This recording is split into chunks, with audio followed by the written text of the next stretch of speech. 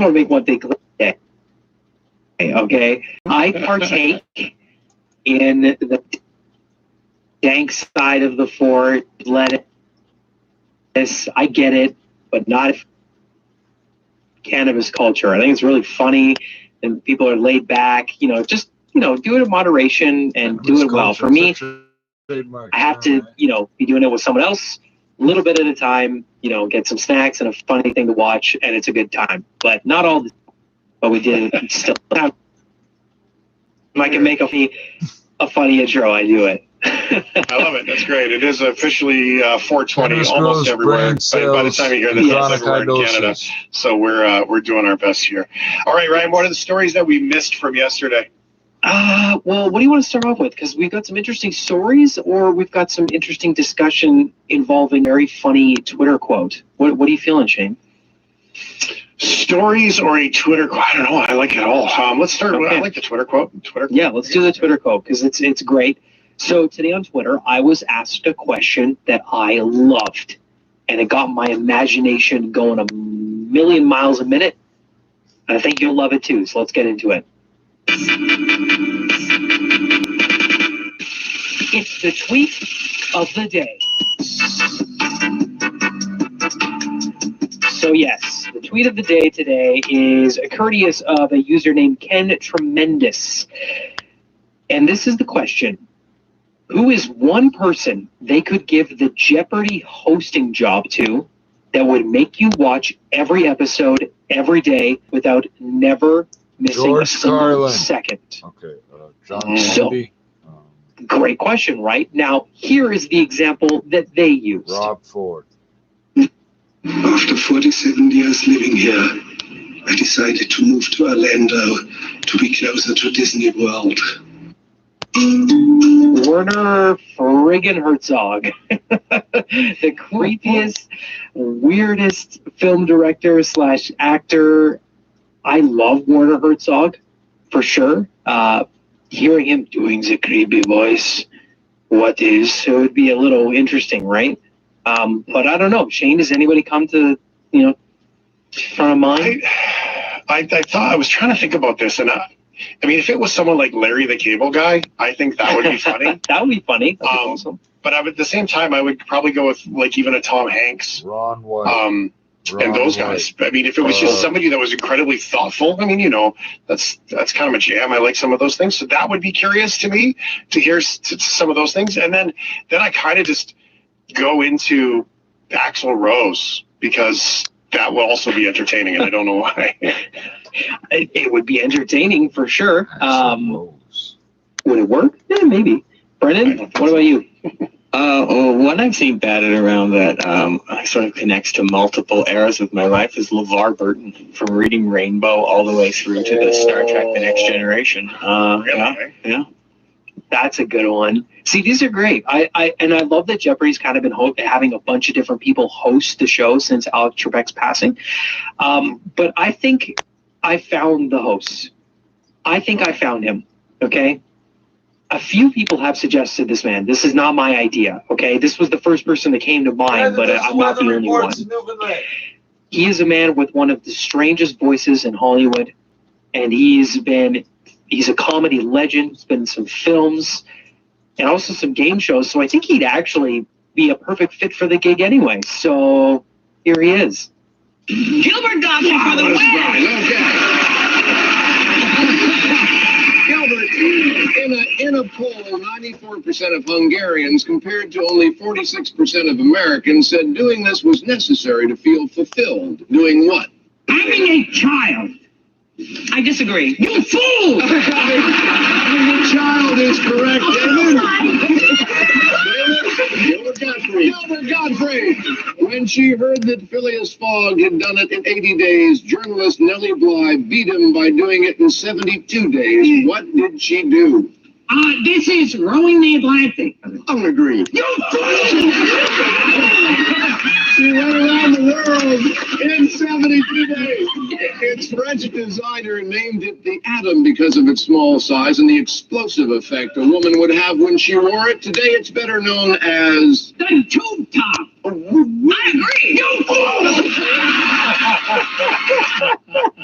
Can you imagine watching an episode of Jeopardy and somebody says, what is, I don't know, Nike? And he just goes, you fool! I sign him up. Please, just at least one episode. We had a couple of text messages that come in. Trucker Kevin says, how about Jim Carrey for hosting Jeopardy? Great idea. Another text from Northern Alberta says Picard for Jeopardy. And that's it right now. That's good. Well, so yeah, let me know. Who do you think should be the full-time host? My vote is Gilbert Gottfried with his ridiculously weird voice that I can't get enough of. I like it. That's Now, not a good reason. here's a story. This is a weird one.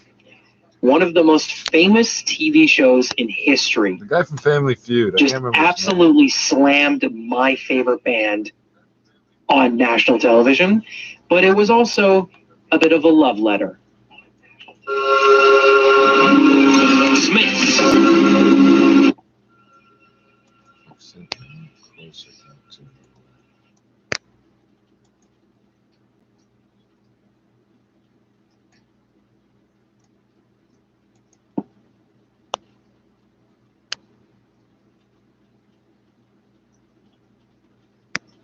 Willoughby. Sounds a lot like Morrissey, frontman of the Smiths. Collections of African artifacts, a film collection in particular that is irreplaceable. And the head of Russian President Vladimir Putin's State of the Nation speech tomorrow will hear about the public mood in the heart of the country. The fall and Mary won't be here tomorrow. Well, you know what the doctors say. Mary has to stay in bed for a few more days. Perfectly right. There's no sense in taking chances after the speech she's been through. I'll have her down here for a party on her birthday. And now, do you have everything? There's candy? Well, here. Cookies? Here. And here's a doll. Be careful of her. You can bet I will. And be careful of yourself, too. It's a dangerous trail up there in the woods. Especially after you hit the creek. Well, what the trigger for this is, because it's been going on for several weeks. Yes, indeed. Amhara is the second most populous state in Ethiopia among the 10 states. And it has, within the state, there are 12 administrative units. They are called zones here. So the violence is witnessed in 2 of these zones among the ethnic Amhara community and ethnic Oromo community. One of these zones is called the Oromo Special Zone. It's called special because even if it's within the Amhara state, it's predominantly the residents are ethnic Oromos. That is one of the areas that's witnessing this violence in the past few weeks. And the most recent one is called North Shawa, close to the capital, Addis Ababa.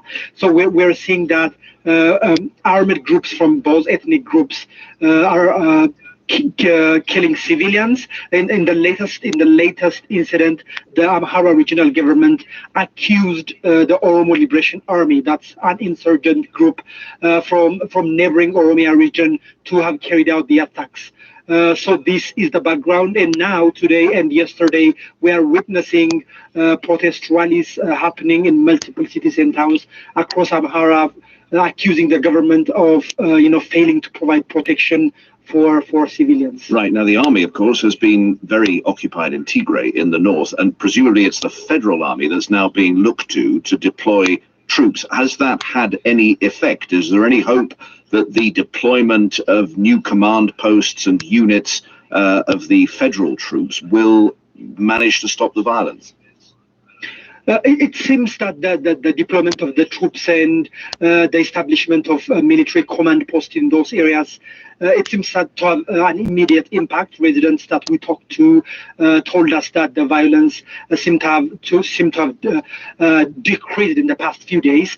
But if history is an indication, short history of the past few years, there have been different violent incidents in multiple areas across the country, and the government deploys the army, and for a short period of time, peace returns, but after that, violence resurfaces. So we have to wait and see how. He's out on stage, and he's like 200 pounds overweight, and It's Sergeant Trippz on his way back from Lost River. cash grab. I'm only here because I lost my fortune suing other people for saying things about me that were completely true. He then says veganism was invented by foreigners. That's right. I hate the foreign coming to this country and taking our jobs, sleeping with our men, which is like, sheesh.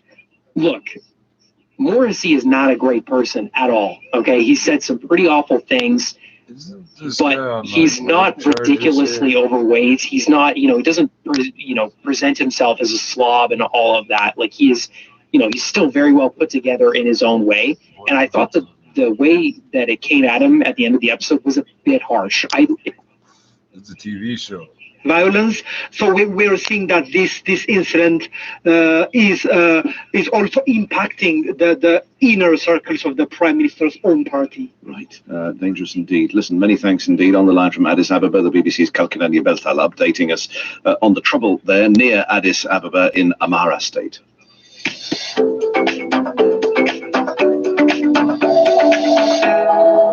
Newsday, BBC World Service. In the last hour, we were talking about the recent wildfires, which engulfed several buildings at the University of Cape Town and destroyed a very important library which housed priceless African studies and collections. Unique manuscripts, books, papers from across the African continent were burnt or destroyed by water. We ran out of time, and so we thought it's such an important story. We were just getting the details from Executive Director of the University of Cape Town Libraries, Ujala Sadgor. We thought we'd get Ujala back on the line because we were just getting into the details, Ujala. So thank you so much for joining us again. And I'm looking at pictures online. I mean, what was lost was, plant collections, irreplaceable film collections, college books about ecology and politics. I mean, it was pretty devastating, wasn't it?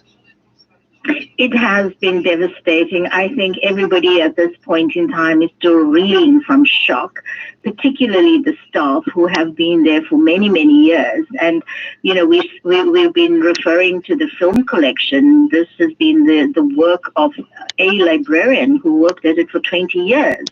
And she's retiring this year. So you can imagine how devastated she is. But also, I think the academic community at the University of Cape Town, on the continent, and so many other partner institutions who've benefited from this collection, which was first started in 1953. We've had people, librarians, who traveled through the continent and who bought materials and acquired materials through gifts and donations by individuals. So yes, the human cost attached to these collections cannot be underestimated. I think that the value of this collection goes really deep and its loss is being felt. But on the other hand, we are hopeful that because we had part of the collection housed in another space as well and other spaces, we're hoping that it hasn't been damaged by water because the fire did not breach the fire shutters or curtains that we call them. And so the amount of water that was flooded into this building to douse the fires will undoubtedly have had to seep somewhere. And so we're hoping that it did not seep into the basement stores where most of our rare materials are kept, and antiquarian maps, etc. Yeah. Well, let's hope so on that one. And as you pointed out, these are collections that have been gathered down the years since the 1950s, going out, and especially the indigenous languages, people going across the continent to record and and bring back a record of these languages. So what do we know about that? How much is left? Well, in terms of the materials, gosh, that's a painful one because all the materials in the Jagger reading room have been destroyed. And so the full scale of it is still to be determined. The staff are currently doing a mapping exercise based on their familiarity of the space and the schematics that we have in place, the collections where they were housed in the different areas. So the building itself hasn't been declared a stable building as yet, so we cannot get on site. So we're hoping that will happen tomorrow, and at least we will be able to see what could be salvaged and what not. But as we are getting snippets of information that, you know what, there are little pockets of areas that have not been damaged. And so there is a glimmer of hope in all of that. And so, yeah, we will be able to see what could be salvaged and how we are going to be able to manage that, because it will be the 72-hour window period for waterlogged materials is fast coming to an end, and we wouldn't want that to be to further, discard or destroy materials because of the lack of time. What does that mean, the 72-hour period? Just briefly, if you wouldn't mind, what does that mean, the 72-hour period? So that you don't get mold beginning to emerge from waterlogged and wet materials. So if anything that is salvageable, we'll have to do it over the next 2 days. And I don't Thank you for the update. Well, listen, yeah, we will check back in with you, no doubt, to see how it's going, and you can update us on the progress. Sujala Satpur there, Executive Director of the University of Cape Town Libraries. It's 18 minutes to the hour. This is Newsday with Lawrence and Claire. Sport on the way with James, but we're going to talk about vaccination, particularly vaccination on the African continent. Nigeria, the most populous country, has been vaccinating frontline workers and people over 70 in the past month. It's expecting 84 million doses of vaccines, but it's unclear when it's going to receive those and more, partly because the Serum Institute of India, that manufactures many of the vaccines, says it's going to focus on supplying India first, as we heard a little earlier in the program from Rajini Vaijanathan. India, of course, suffering an appalling spike in infections at the moment. You know what's crazy about this thing? What's crazy about this thing? This little thing, what's crazy about it is this tiny little drone, which is smaller than a drone that you could buy at Walmart, cost $85 million. Oh my. A lot of money. It only weighs 1.2 kilograms, so 4 pounds. It's tiny. And yet this thing is a marvel of technology. And I can't wait to see the more pictures it takes while it's in the air on another planet. And you're nervous to fly a $250 drone. yeah, practice makes perfect. I think it's good that there's so many drone operators in Canada working, or so many Canadians working on this project, because you have to be talented to fly a drone in Canada, because we got some rough terrain you got to traverse around, right? Yeah, that could be the secret. In case you missed it, Ryan O'Donnell, there's a couple of text messages with some suggestions for hosts of your Jeopardy. There is Ryan had a typo. Sorry. The slap chop guy, which would be like the slap chop guy is the same. He's the what do you call it? The ShamWow guy. Yep, that'd be funny. Ryan Reynolds would be a great Jeopardy host. Ryan Reynolds, we put everything on Ryan Reynolds. Like even when they were looking for, compliance around COVID, they're like, everyone needs a message from Ryan Reynolds. Waiting room in Yaba Hospital, you can hear the hum of the air conditioners behind me, and there's about 50 people here all waiting to be vaccinated. Some of them are sitting in chairs, others are talking to nurses or writing. South Korean head coach Colin Bell spoke highly of Wong's performance, saying that his team couldn't afford to let such a world-class player take over the match. Despite the disappointing result, Bell was pleased with the progress his players made during the process. You're listening to Special English. I'm Tony Reed in Beijing. 58-year-old Evander Holyfield is returning to the ring to fight retired Kevin McBride at an exhibition event on June 5th. Triller Fight Club's Peter Kahn has confirmed the news to ESPN. But there's been an antibody survey released that suggested as many as 4 million people in Lagos alone may have had the virus in the first wave. That's more than has been recorded in the whole of Africa. The problem is misinformation is hindering the vaccination progress. Lagos residents George and Francisca, who were so keen to get the vaccine that they waited 6 hours, are worried others might not because of the misinformation they say is being spread by some.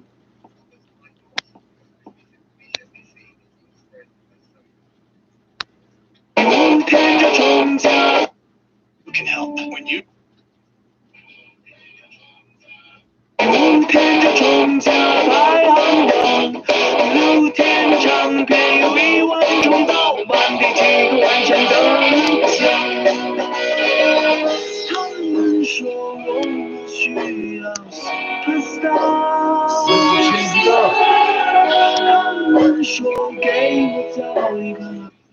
one individual Remax agent in the world. The fact that there's a lot of fear mongering going out there, you know, the ease of getting information that is not vetted is very high. So a lot of people just get these short clips and telling them about the consequences, the health risk and all that. Now, the reality here is that authorities are pushing for vaccinations because they simply cannot afford another lockdown. The first one in March of 2020 had a huge effect on the country's economy. Food inflation is the highest it's been in 12 years, and unemployment is rising. So authorities here are desperate for more vaccines. BBC's Nigeria correspondent Mayani Jones reporting for us. Newsday BBC World Service headlines today. President Xi Jinping of China has condemned countries that seek to impose their rules on the rest of the world, he says, in what appears to be a thinly veiled attack on the United States. The jury in the George Floyd murder trial has adjourned for the night as America braces for the verdict in a case that forced a national debate on race and policing. And the International Energy Agency is predicting a big surge in carbon emissions as the global economy rebounds from the coronavirus pandemic. Let's get you updated on all the sports news now. Here's James Craig. The president of UEFA, Alexander Shefferin, including the beloved ArcLight Theaters and the historic Cinerama Dome in Hollywood, said on April 12th that it will not be reopening.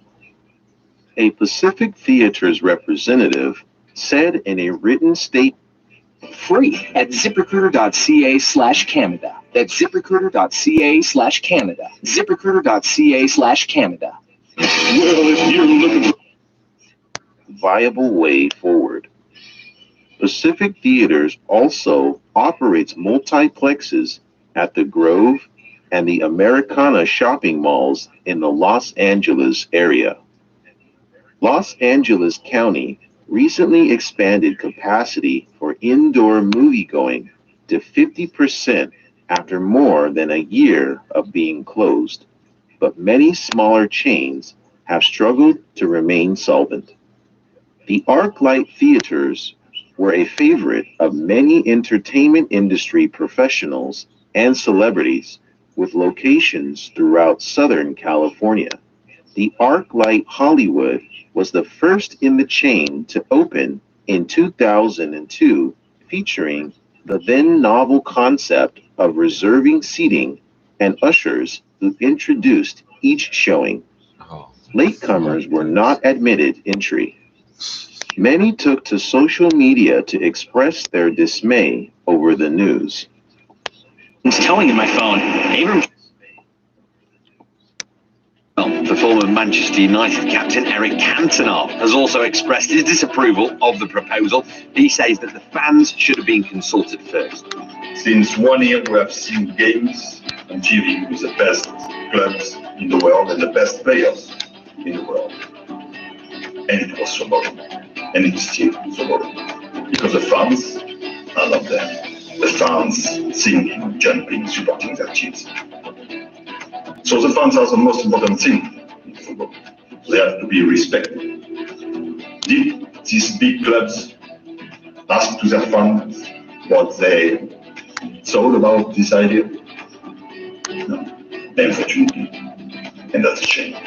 Good to hear from Eric Cantona. Chelsea are one of the 6 so-called big English clubs involved in the European Super League. Thomas Tuchel, their manager, says he doesn't get involved in sports politics and that nothing will change between me and my team.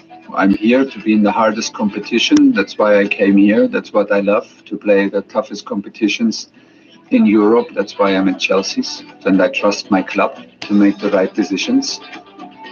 Now, the 14 Premier League clubs who aren't involved in that ESL will meet today to discuss the Premier League's proposed response to the situation. The English Football League and the Scottish Professional Football League both condemn the proposal strongly. Yes, across the country on Hockey Night in Canada.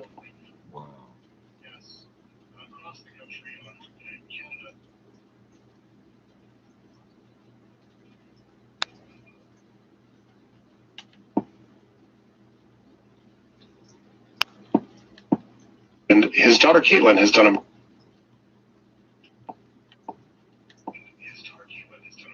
before Spurs play against Manchester City in the English League Cup final at Wembley. We heard from Benny McCarthy here on Newsday. He won the Champions League under Mourinho at Porto. The results hasn't been going a little bit their way, but I still think Spurs being in seventh position in the Premier League is respectable. 5 points off Champions League places. So yeah, it's sad for Mourinho. I am a great fan, and I know his capabilities, and I know he could have done special things with Spurs if given a little bit more time. And in the NBA, Golden State Warriors' Steph Curry poured in 49 points in a massive 107-96 victory over the Philadelphia 76ers last night.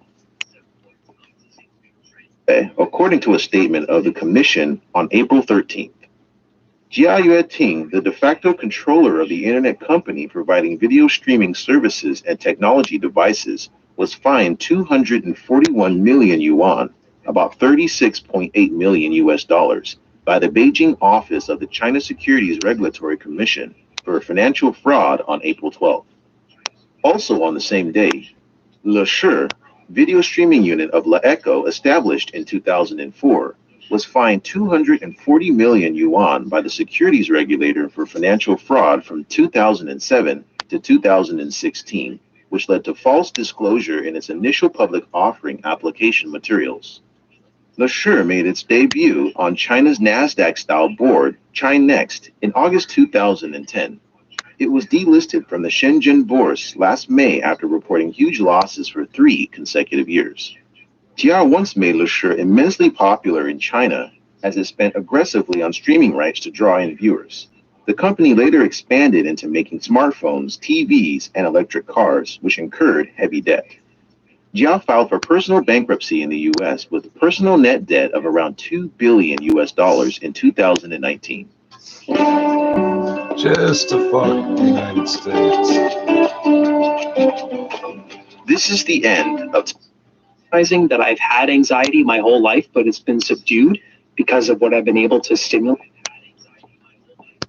Groups building up in very large numbers on the border with Ukraine. The question for everyone, what is President Putin thinking? Well, he's preparing.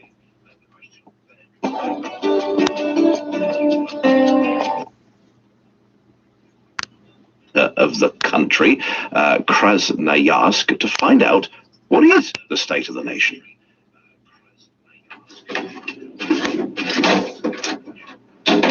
Vasily Slonov is performing the most delicate operation. He's inserting a fluorescent tube into Vladimir Putin's head.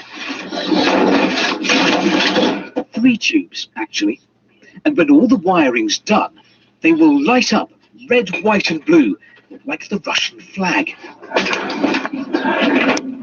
Vasily is a Siberian artist, and he works a lot with the president's head. There's another Putin bust here, decorated with little hypersonic missiles and skull and crossbones. Chilling, but so is Vasily's take on where Russia is heading under Vladimir Putin. Ну, сценария 2. Либо к мировому доминированию. There are 2 scenarios, Vasily tells me. Either Russia is on the path to world domination, or it will decay, disintegrate, and disappear. then there'll be trouble.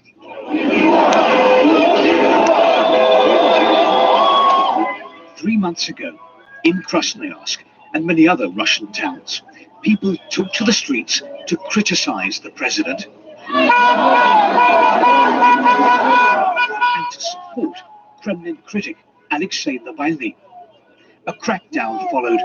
Across Russia, police detained thousands of protesters. Mr. Navalny is now in prison on hunger strike and in poor health. His political movement looks set to be liquidated.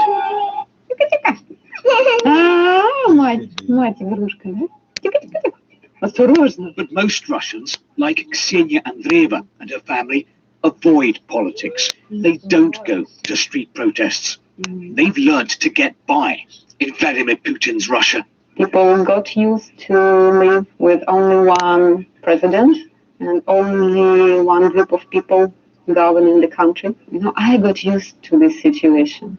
They don't want to fight for their rights. They just need work, salary, stability.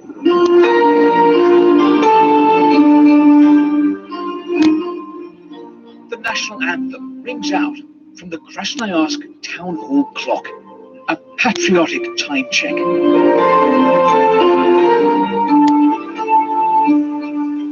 For decades, under communism, Russians were told a brighter future was just over the horizon. The message from Vladimir Putin's Kremlin is different. Bright future? Can't promise that. But if you want stability, then don't rock the boat. Don't go out and protest. Support the president.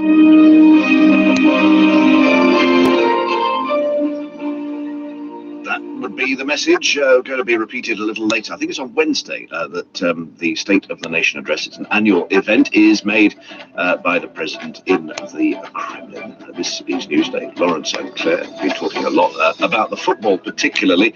One thing that caught my eye was a sign that was attached to the gates of Old Trafford, which quite amusingly refers to the Big Six. Now, the Big Six, so-called, we assume is the Big Six clubs, but this fan put a poster up saying the Big Six are 1, cash, 2, dough, 3, wedge, 4, dosh, 5, wonga, and 6, bread. Can't say we agree or disagree, but it's fun. Powered by Intel vPro platform. Call an advisor at 310-TEL. Some see challenges, we see opportunities. Some see doubt. Hard to stop. Be careful with your sleds. Never coast or ride them on streets open to traffic. And never hitch a ride on the back of a truck or car. Don't take chances. Not even a little chance. Now, more than ever, be extra careful. These radio dramas, a feature of the Challenge of the Yukon Incorporated. These days, I'm really concerned about sanitizing my CPAP machine. Chinese film industry. Join me, Yuan Ren, to find out. After Hugo.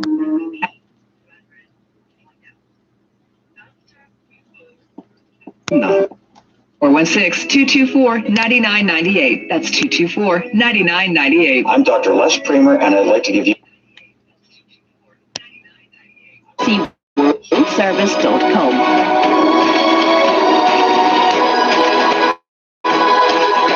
On air, online, and on smartphone. This is the BBC World Service, the world's radio station.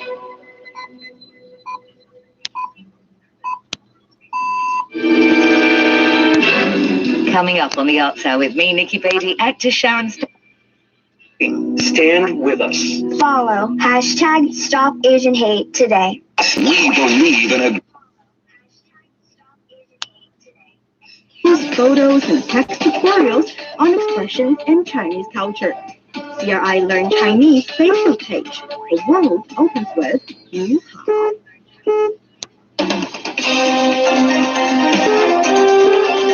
You're listening to China Plus Radio, connecting you with China and the world.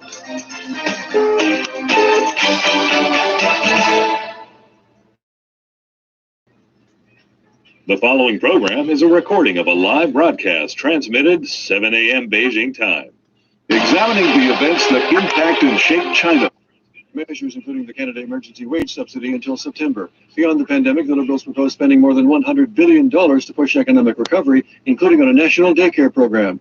There are, of course, tax measures as well, including a digital tax and a luxury tax. The budget also proposes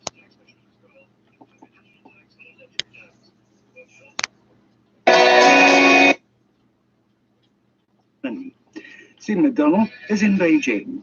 In a video link presentation to the Boao Business Forum, Xi Jinping said there's been no change in the trend towards a multipolar world. However, China's leader then went on to teacher due to COVID-19 has increased pressure on Saskatchewan's government to the economy. In sports, opposition to European football's breakaway Super League. In culture and entertainment, student designers are recreating scenes from ancient paintings.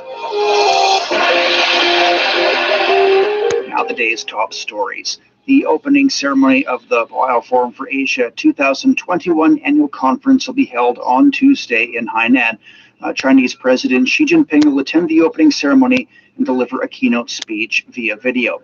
More on this, we're joined by Wang Lei. Good morning, first of all. And this year marks the 20th anniversary of the Boao Forum for Asia. How different is this year's event from previous ones?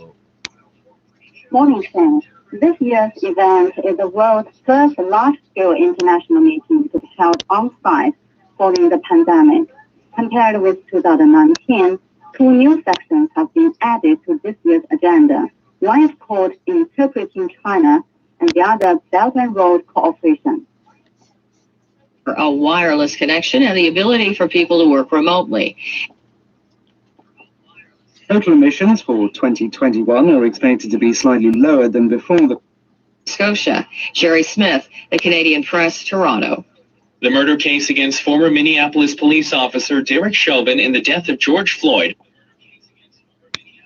Their discussions are focused on the cooperation among Asian countries and the reshaping of global growth in the post-pandemic era. Over the past 2 days, participants have had discussions on a slew of topics, including survival strategies for small and medium-sized firms. Digital payments and digital currency have also been hot topics. So have poverty reduction and rural sustainable development. Against the backdrop of the COVID-19 pandemic, issues such as speeding up trade connection in times of pandemic isolation have been important, as well as statement. I'm Ed Donahue. In sports, a couple of matchups in the Estamos pasando una situación todos muy mala. The venture has triggered widespread condemnation across football and society. News from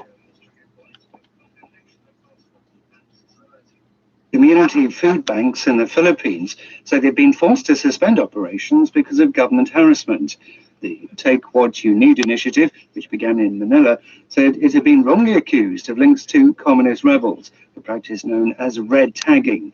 The United Nations has called on the Philippine government to stop the practice after activists who were red tagged were subsequently killed by masked gunmen or by state forces during official raids. The Pakistani government will present a resolution in Parliament today on whether to expel the French ambassador after a week of violent protests by an Islamist party, the TLP. The party is furious at President Emmanuel Macron for supporting a French satirical magazine's right to publish cartoons depicting the Prophet Muhammad. The U.S. State Department says its ambassador to Moscow will return home this week to visit his family and meet members of the new administration. The announcement follows a wave of tit-for-tat expulsions by the United States and Russia. Moscow recalled its own ambassador to the U.S. for consultations after an interview in which President Biden said he believed Vladimir Putin was a killer. The former U.S. Vice President Walter Mondale has died at his home in Minneapolis at the age of 9. Director of the National Administration for Rural Revitalization, an agency. I've really tried to look into the people around me and be really grateful for some of those people. Friends in the city, Miss Banner, anyone we could contact them. The same purposes. They are closely connected. The victory in the fight against absolute poverty laid a firm foundation and created conditions for rural revitalization. A major target of overall rural vitalization is to consolidate the outcomes of poverty alleviation. China has said it will roll out over 30 policies to ensure the resources leveraged for intensive poverty elimination are redirected toward an extensive drive for rural vitalization. Through the drive, the country wants to infuse its rural areas with thriving businesses, pleasant living environments, social etiquette and civility, effective governance, and prosperity. Chen Xiaohua's Daojia Group has long been engaged in China's poverty alleviation effort. He called for efforts to develop the service industry in rural areas. Rural vitalization is to accomplish rural modernization, enabling rural people to enjoy better services after local infrastructure is improved and the basic needs are met. Services such as healthcare, education, and elderly care should be universal. This requires greater efforts than meeting their needs, such as food and housing. Former U.S. Ambassador to China, Terry Branstad, was also in attendance via video link. He shared his experience in agricultural development when he served as governor of Iowa, a major agricultural state, before coming to China. Our focus was harnessing technology for teaching and learning. An adequate budget and top leadership's commitment to facilitated connections between research technology and farming communities. He also highlighted the importance of government support for rural enterprises, while his compatriot Jeffrey Sachs, who authored End of Poverty, called on authorities to give food play to bring in digital development. So I believe that the next phase will be a green and digital development in rural areas, one that is technology-based, as Governor Branstad has emphasized as well, one that will draw on China's technological strengths and its experiences of large-scale, ambitious, goal-oriented investment. China is expecting to make decisive progress in rural vitalization by 2035 and completely realize the strategy by 2050. Attendees at the discussion also suggested that international cooperation is necessary during the process to fulfill this goal. For the Beijing Hour, this is Su Yi. China is home to nearly 1/5 of the world's population and has brought close to 100 million people out of absolute poverty in the last 8 years. Official data shows that nearly half of the people that have been lifted from extreme poverty are women.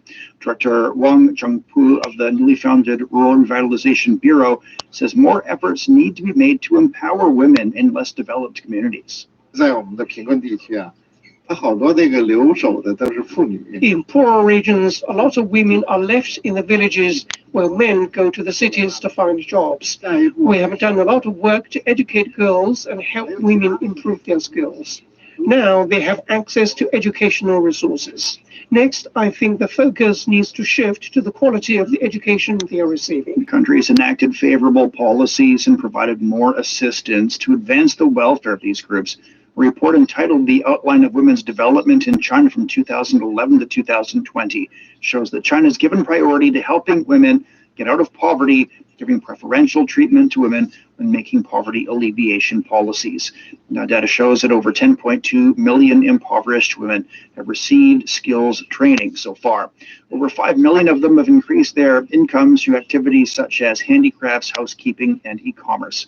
Small sum guaranteed loans and microcredit amounting to more than 450 billion yuan have been provided to impoverished women, helping 8.7 million of them to start businesses and increase their incomes. Over 4 billion yuan is being invested in campaigns to provide 50 million impoverished mothers in poorer areas with amenities and healthcare benefits, as well as daily necessities. With more on this, Guoyan spoke with Siddharth Chatterjee, the UN resident coordinator in China, on the sidelines of the Boao Forum for Asia. What do you make of the progress in women's welfare and empowerment in China? Of the 18 women who are billionaires in the world, most are Chinese today. It just shows how China has progressed remarkably. But women bear the brunt of poverty everywhere in the world. They are the ones that are used as free labor on farms, in communities, everywhere. And what we have to make sure is a particular focus is kept on women. So again, on that, I commend China that it is putting that particular focus on women. It has been able to overcome a lot of the barriers that hold women back. I recently co-authored an article with the UAE ambassador and compared UAE and China and how investment in girls' education, investment in science, technology, education, and mathematics has advanced, both UAE and China in an exponential way. For example, did you know the touchscreen on your phone was made by a migrant Chinese woman who's now a billionaire in this country? The touchscreen on Apple or Samsung would not have happened without this Chinese woman who was sitting as a migrant laborer in a company, who was fed up with the way she was treated and decided to open her own company. It is important that we invest in women. Educate a girl, you educate a family, a community, and a nation. And that is precisely what China has done. China has been encouraging women to become more educated and to gain higher skills in workplaces as the country moves into quality growth. Although the proportion of high-skilled female workers keeps rising over the past few years in big cities, it's still comparatively low. What can be done to help female workers gain higher skills and thus get higher payments? Excellent. And that is why the rural revitalization is so important, because we have to take education and skills to the remotest parts of China, where we have to make a very strong message that the girl and the boy are equal at the household level. And I think this is where an affirmative action and investment has to be made. And this is where I'm fully committed to work with the government of China, with UNESCO, with UNICEF, with UNFPA, to make sure that we've got that focus on the girl child so that they get all those opportunities that their counterparts in urban areas are getting, so they also don't get left behind. Well, I noticed that you've been dedicated to motivating girls to pursue their dreams in STEM, science, technology, engineering, and math. What are the major factors that hold back women from pursuing higher goals in this regard, especially in Asia? Biases. Parents think that boys are better at science rather than girls, and they feel that girls are meant to be married and have families. Those biases have to be overcome. Today, girls are actually outperforming boys in STEM, far outperforming. In fact, in China alone, you can see in the urban areas, many more girls are in STEM and those activities than boys, and actually are performing grade-wise much better. I think this is a message that we have to provide, that kind of education and literacy all the way down to the villages in terms of revitalization. That was Siddharth Chatterjee, the UN resident coordinator in China. While Forum for Asia chairperson Ban Ki-moon has described the annual conference as a major platform for top officials and industry pacemakers to interact and brainstorm, which helps to formulate specific policies in participating countries. Jung Yoon has details. Chairperson Ban Ki-moon says the focus of the Boao Forum for Asia has gone beyond Asia-related topics after 20 years of development. The past 20 years of Boao Forum coincides with China's miraculous growth. I have been urging that Boao Forum for Asia should go beyond Asia. This is my idea. There are some 5 new fronts in the years to come. They are first innovation, health, culture, education, and media. In celebrating the 20th anniversary of the Boao Forum for Asia,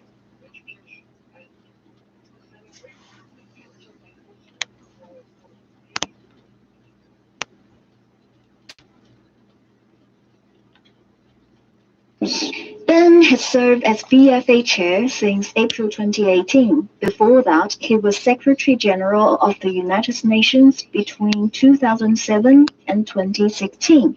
He says the two institutions share many similarities. As can be found from both the charters of the United Nations and the Boao Forum, the values and the founding principles are very much alike. For instance, consensus building, policy coordination, solution seeking, endeavors and cooperation are shared values of the two organizations. During the past 3 years as chairman of the Boao Forum for Asia, I have contributed with my experience accumulated during my 10 years as a Secretary General of the United Nations. I will do my best to perform my duties as mandated by the General Members Meeting and members of the Boao family. This year's annual conference, which runs from April 18th to 21st, is mainly being held offline with the addition of online features as part of ongoing COVID-19 prevention and control efforts. Ben believes that the forum provides a good platform for champions from different arenas to discuss major international issues. This year's Boao Forum offers a rare opportunity for leaders to meet face to face on the most pressing issues today, from economic recovery to vaccine accessibility, to poverty eradication, to climate change, to sustainable future. We cannot afford any more delays in tackling these challenges. Looking forward, the former UN chief says the forum will expand its footprint and cover a wider range of agendas in the next 2 decades due to its progressive nature. For the Beijing Hour, I'm Zhang Yun. Coming up, the U.S. and China found some common ground in the fight against climate change. History is made up of stories. Put down that lengthy book spanning thousands of years and instead follow the Makers and Shakers of Chinese History podcast, which presents the biographies of 20 historic figures who shaped the course of ancient China. Meet the most renowned ancient Chinese rulers, ministers, thinkers, scientists, poets, and rebels, and find out how they continue to influence the Chinese to this day. Subscribe to Makers and Shakers of Chinese History for free on your favorite podcast app. 16 minutes past the hour. United Nations Secretary General Antonio Guterres is raising the alarm over a report on climate that shows 2020 was one of the 3 hottest years on record. 2020 was 1.2 degrees Celsius hotter than pre-industrial times. We are getting dangerously close to the 1.5 degrees Celsius limit that was set by the scientific community. We are on the verge of the abyss. The 6 years since 2015 have been the hottest on record. In June, temperatures reached 38 degrees Celsius at Verkhoyansk in Russia, the highest recorded temperature anywhere north of the Arctic Circle. Guterres says the state of the temperature's been rising every year, the same amount for 10,000 years. And human folly. The UN chief adds that carbon dioxide concentrations rose to a new high, 148% above pre-industrial levels. He also called on developed countries to deliver on climate finance for the developing world, particularly the promise of $100 billion a year. He says the cooperation between China and the United States is important and express hope that big countries will commit to net zero emissions of greenhouse gases by the middle of the century. The Paris Agreement on climate change promised to limit temperature rise to as close to 1.5 degrees Celsius as possible. U.S. President Joe Biden last month invited 40 world leaders to attend a virtual summit on climate change happening later on this week. Chinese and Russian leaders have been invited to the summit. Foreign Ministry spokesman Wang Wenbin says China and the United States have agreed to restart dialogue and cooperation on climate change. It comes just days after U.S. envoy John Kerry's visit to Shanghai, where China and the U.S. issued a joint statement regarding the climate crisis. The two sides agreed that they will maintain dialogue and communication and further strengthen exchanges and cooperation on implementing policies and measures, promoting green and low-carbon transition, supporting the development of low-carbon energy in developing countries and other areas. The spokesman says the two sides made positive progress on cooperation on climate change, the Leaders' Climate Summit, the United Nations Framework Convention on Climate Change, the 26th UN Climate Change Conference of the Parties, and other issues. He says both sides will strengthen cooperation and work with other parties to address the climate crisis and fully implement the principles and provisions of the UN framework and the Paris Agreement to contribute to the global climate governance. Data shows that residents in Beijing have been properly sorting their garbage, recycling, and compost since a mandatory regulation took effect in the Chinese capital nearly a year ago. Wen Jia has more. The compulsory citywide trash sorting policy in Beijing went into effect on May 1st last year to address the pollution caused by household waste. It categorizes all garbage as either kitchen waste, hazardous waste, recyclables, or other waste, requiring that residents discard different kinds of trash into corresponding bins. Many residential communities in the Chinese capital have established facilities to help sort household waste. One of them in Shunyi district is working with enterprises that recycle household waste to further handle recyclable trash. An official in charge of the facility says the move aims to better deal with low-valued recyclable waste, such as plastic foam, glass, or worn-out clothes, so that they can be recycled just as high-valued ones, including paper boxes, plastic bottles, and pop-top cans. Before our facility was set up, many people had no idea how to cope with their low-value recyclable trash, especially since recycling centers often refused to accept them. But after our facility was established, all kinds of recyclable garbage can be accepted here, no matter whether it's high-valued or low-valued. The facility has also introduced incentives to encourage residents to sort their garbage. Those who correctly classify their trash can earn points and then exchange the points for daily necessities. Party branch secretary Wang Xiaojuan of the community says they will install more of these facilities in the future. Although our community is an old urban residential area, the establishment of the garbage sorting facility has brought our residents a lot of convenience in terms of reducing the amount of household waste. The enthusiasm of residents in taking part in garbage sorting can be significantly aroused through the incentives. In another residential community in Chaoyang district, volunteers have been hired to help raise awareness of garbage sorting and teach people how to do it. Most residents here can properly sort their garbage at home.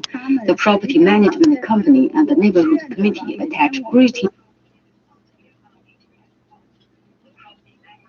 words I can say, oh, it's not real, it didn't happen, so don't feel so bad about the situation. Whereas with a documentary, there's often not a happy ending. These are true stories, and they don't just tie up nicely at the end. Elizabeth, the technical part of that discussion about zoom shots and the Dutch angle is obviously all familiar stuff to you. You shot your latest documentary. You have to love that NorthTorontoAuction.com.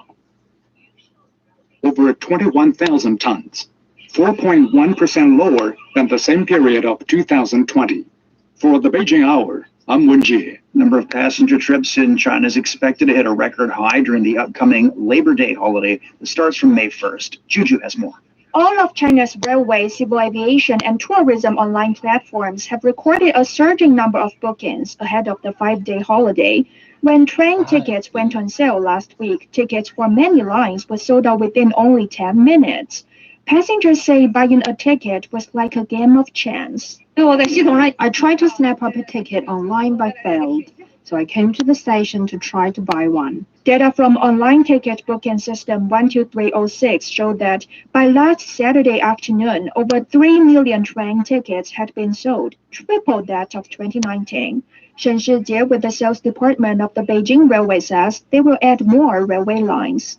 From the afternoon of April 30th to the morning of May 1st, tickets for nearly all directions and all lines are in very short supply. We'll release the list of newly added lines in the following days. Airline bookings are also in great demand. Data from several online tourism platforms shows the number of searches for airline tickets have surged more than 5-fold compared to the same period last year. Ticket prices have also jumped. For example, a ticket from Xiamen to Xi'an was around 500 yuan before April 29th, but doubled to over 1,000 yuan on May 1st. From April 30th to May 5th, the number of passenger trips in China is expected to reach a record high of over 250 million. The passenger volume of civil aviation is expected to surpass 10 million, higher than that of the same period in 2019. Rail tickets may reach around 160 million, which is about 80% of the Labor Day holiday period in 2019, when the country was not hit by the COVID-19 pandemic. For the Beijing Hour, I'm Zhu. Coming up, Britain's added India to the travel red list. The Beijing Hour. The Beijing Hour. The Beijing Hour brings you an hour of comprehensive news and information from both China and the rest of the world. A mix of news, sports, and entertainment. In-depth analysis of the day's big stories, as well as the most comprehensive business of the day. The Beijing Hour. Your very own window to China and the rest of the world. Britain has added India to the travel red list after detecting over 100 cases of a coronavirus variant first identified in India. British Health Minister Matt Hancock says the rules will come into effect at 4 a.m. local time on Friday. We've made the difficult but vital decision to add India to the red list. This means anyone who is not a UK or Irish resident or a British citizen cannot enter the UK if they've been in India in the previous 10 days. UK and Irish residents, as well as British citizens who arrive from India, will have to quarantine for 10 days upon arrival. On Monday, India recorded about 274,000 new daily infections and more than 1,600 deaths. The country's coronavirus cases have now topped 50 million, second only to the United States. Britain has so far given nearly 33 million people their first dose of a coronavirus vaccine. The World Health Organization says global COVID-19 cases have increased for the 8th week in a row. WHO Director General Tedros Adhanom Ghebreyesus expressed concern over the alarming rate at which COVID-19 is spreading in those aged 25 to 59 worldwide, and possibly due to new variants. Last week, new cases of COVID-19 increased for the 8th week in a row, with more than 5.2 million cases reported, the most in a single week so far. Deaths rose for the 5th straight week, and more than 3 million deaths have now been reported to WHO. It says the pandemic can be brought under control in the coming months if necessary resources are distributed fairly. The WHO chief was speaking at an event also attended by climate change activist Greta Thunberg, who made an address virtually from Sweden. Thunberg called on world leaders to tackle the inequality in COVID-19 vaccine distribution and inoculations worldwide.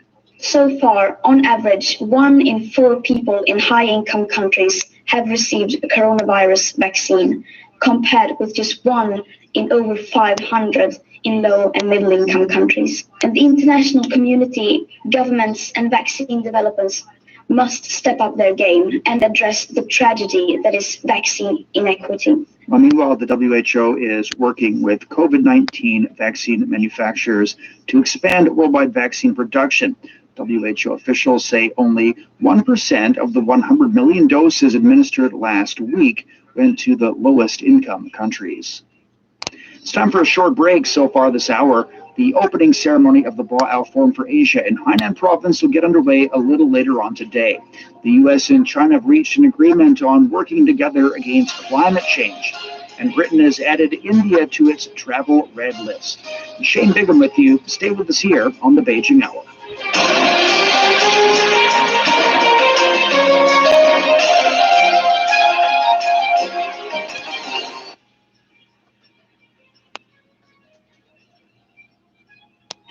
William, I think you're more of a cat guy, aren't you? You know, I've got 2 cats. Behind-the-scenes stories from the Beijing Hour. Follow us on Twitter at the Beijing Hour or on Facebook at the Beijing Hour Official.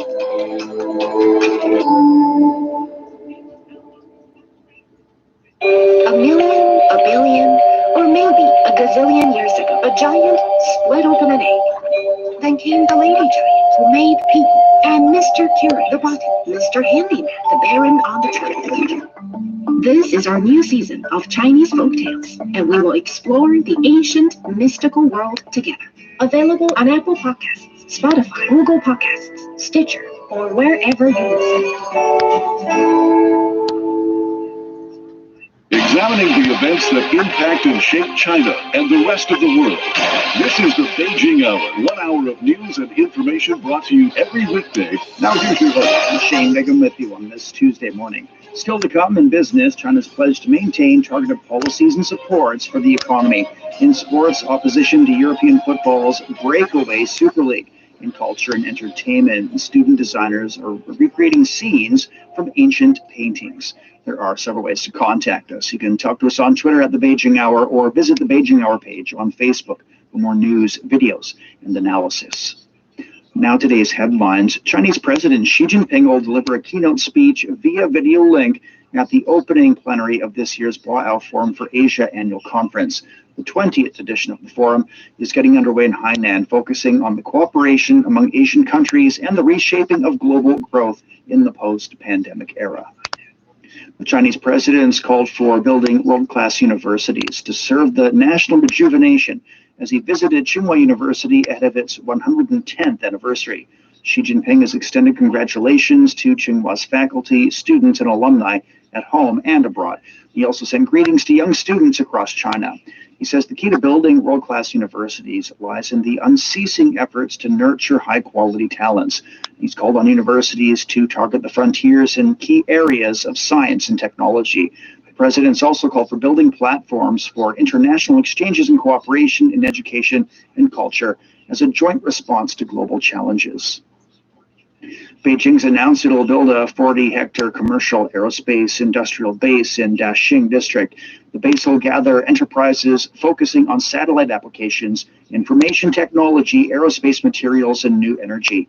These enterprises will enjoy preferential policies in many aspects, including skills, technologies, and finance. China's launched its first regular cargo air route to Athens from Henan province. The route will have 2 air cargo flights every week and is expected to expand its service to 4 per week, according to market changes in the future. Britain has added India to the travel red list after detecting over 100 cases of a coronavirus variant first identified in India. British Health Minister Matt Hancock says the rules will come into effect at 4 in the morning local time on Friday. We've made the difficult but vital decision to add India to the red list. This means anyone who is not a UK or Irish resident or a British citizen cannot enter the UK if they've been in India in the previous 10 days. UK and Irish residents, as well as British citizens who arrive from India, will have to quarantine for 10 days upon arrival. On Monday, India recorded around 274,000 new daily infections and more than 1,600 deaths. The country's coronavirus cases have now topped 15 million, second only to the United States. The Russian military says about 200 militants have been killed in an airstrike on a terrorist training base in Syria. It says the training base destroyed by the Russian Aerospace Force northeast of Palmyra was used by illegal armed groups to plan attacks. Russia says the groups were planning attacks on government agencies in major cities in order to further destabilize Syria ahead of presidential elections. Russian aircraft reportedly killed the 200 militants and destroyed shelters and weapons during the airstrike. The Russian Defense Ministry says a Russian fighter jet has intercepted U.S. and Norwegian patrol planes above the Barents Sea. The ministry says a MiG-13 jet responded on Monday when radar detected 2 air targets approaching the Russian border over the Barents. The Russian crew identified the targets as a U.S. Navy patrol plane and a Norwegian patrol plane. The Russian Defense Ministry says the Russian fighter jet strictly complied with international rules for the use of aerospace during the flight. NASA has launched its Ingenuity Mars helicopter from the surface of the red planet, marking the first powered flight by an aircraft on another planet. Havard Grip is the chief Ingenuity pilot. Yeah, this flight was all about proving that it is possible to fly on Mars. So to that end, what we had instructed Ingenuity to do was to climb to an altitude of 3 meters, hover there for a little bit, about 5 seconds, then make a turn of about 96 degrees, hover for another 20 seconds, and then go to land again in the same place that it took off from. The Ingenuity team confirmed the flight succeeded after receiving data from the helicopter via NASA's Perseverance Mars rover. It then descended, touching back down on the surface of Mars after logging 39 seconds of flight. The helicopter arrived at Mars in February, attached to the belly of NASA's Perseverance rover. Ingenuity is currently on the 16th Martian day of its 30 Martian day flight testing window. Cuban President Miguel Diaz-Canel has been elected the new first secretary of the Central Committee of the Communist Party of Cuba. The announcement was made during the final session of the 8th Congress of the PCC. The rest of the members of the new political bureau, secretariat, and Central Committee were also elected during the session. This is Shane Bigham, live from the Chinese capital. Coming up in business, China's pledged to maintain targeted policies and supports for the economy. You're listening to the Beijing Hour, 60 minutes of comprehensive news. Your window on at Mars, not on Mars.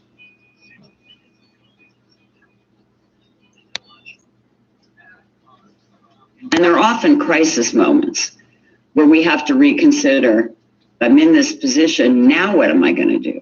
With regards to the Me Too movement, now we're a couple of years on from that, do you actually think, because the other thing we talk about is being the only woman on set, you know, men were doing your hair, men would... Yeah, boy. Huh, you'd have to fly up north to get it this fast. Airlines don't ask for recommendations when they sell a ticket. Just a minute. This Friday. Who's this? Okay, if that's the way you want it. Yeah. Give me that address. All right, let me read that back to you. 1657 Garfield Place, apartment 408. Is that right? Okay. Why don't you tell us your name? I won't do anything. Hello. Hello. All right, hang up. I'll have the business office get on it, see if they can come up with a number. You got the address? Yeah, I got that here. The way he put it, job might be tougher than we figured. What do you mean? Well, I asked him his name. I told him it wouldn't make any difference if he told us. Yeah. He said make a lot of difference. Said they'd kill him if they found out that he faked on them. He figures. Said that when he reads in the papers that they're dead, then he'll come in. When they're dead? Yeah. Says we won't take him alive. 10 days previously, on Thursday, May 26th, 3 men had stopped an armored truck on its way to the Federal Reserve Bank. The truck had stopped for collection on Wilshire Boulevard. My sights on, but here's how the genesis of the clothing company came to be. More good days. So, as I mentioned, Kate was really struggling. Speak truthfully and say it how it is. On the other side, in terms of consumption, they see this kind of virtuous cycle where they create jobs, efficiency, and disposable income. And this is the main driver of this element. So they're trying to push these two things together, so you see a lot more targeted development, as you mentioned in your initial lead-in. There's this issue about a two-speed recovery, especially in the rural areas that they want to address. Well, China's economy extended an improving trend in the first quarter, but how long do you expect China to maintain its many economic supports before the economy can maintain stable growth without them?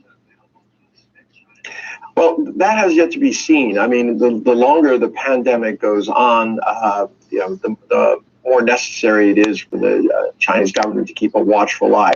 Now, put this in context. In 2015, there was a peak of $2 trillion in investment in manufacturing worldwide. It went down to 1.5 trillion in 2019, but in 2020, it dropped by 40% to below $1 trillion.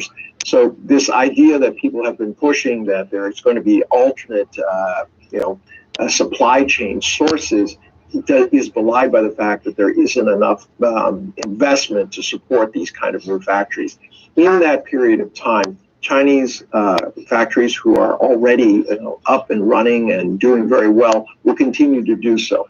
The real drag on this is overall global demand once the pandemic is finished and how that kind of recovers. But right now it's looking very good, but they don't want to take any chances. As I said earlier, it's uneven. Small, medium-sized enterprises have suffered tremendously. They lost capital. They didn't have the kind of reserves that these big companies had. They couldn't go to the banks in the same way.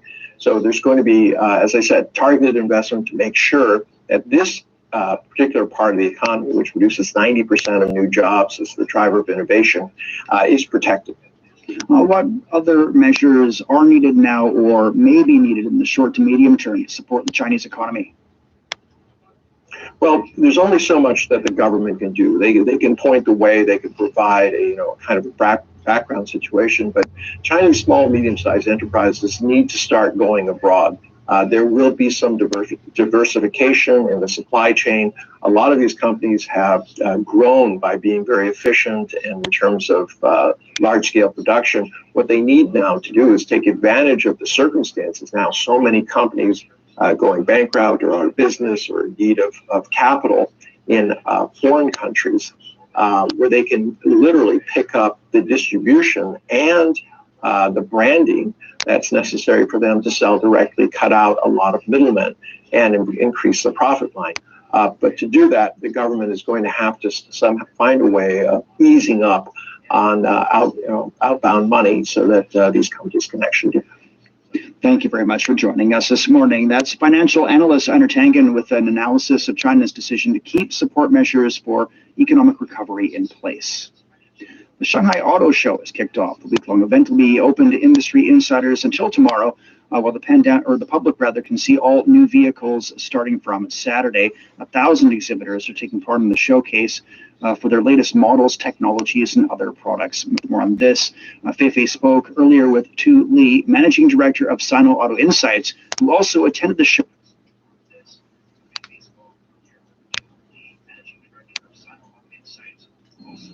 Anything outside of that, I don't know. If you got trouble with loot, I got no part of the action. I don't want any. What about the gun? Hmm? The gun you had on you. I tried to explain that. I meant to get a permit for it. I didn't get around to it yet. What about the ones in the closet? Well, talk to Lou. They belong to him. Maybe he's going to open a museum. All right, let's get out of here. Come on, let's go. Look what you did to the door, breaking it up like that. No reason. All you had to do was knock. Landlady's going to be pretty sore about it. I'd have let you in if you'd have knocked. Breaking up a door like that, she's going to be real sore. Probably won't talk to me. Well, it's going to be a while before she's got the chance.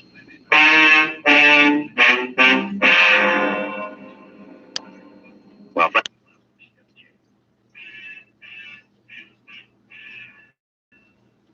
Who are they referring to?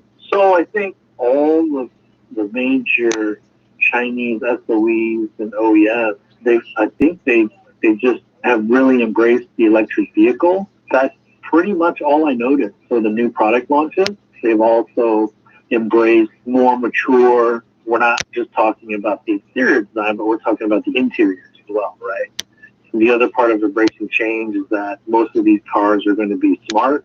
They're going to also have ADAS capabilities or advanced driving assist systems that will help, whether it's parking assist, whether it's active cruise control. This is kind of the coming out party for quite a few of those Chinese brands to reintroduce themselves to the world with these bold and confident products. So from the launches you just saw, what's your evaluation of the legacy automakers' efforts to keep up with all the changes? I think it's a balance for the legacy automakers, right? Because let's just make a general statement by saying that the legacy automakers tend to sell more volume here than some of the EV makers for sure, right? Some of the older SOEs. You know, I think the smaller companies, the more nimble companies can really address specific target market, be a bit bolder with their features, with the design. In terms of the technologies this year, I think that there's a lot of talks about new driving technologies, you know, involving 5G, involving automated driving.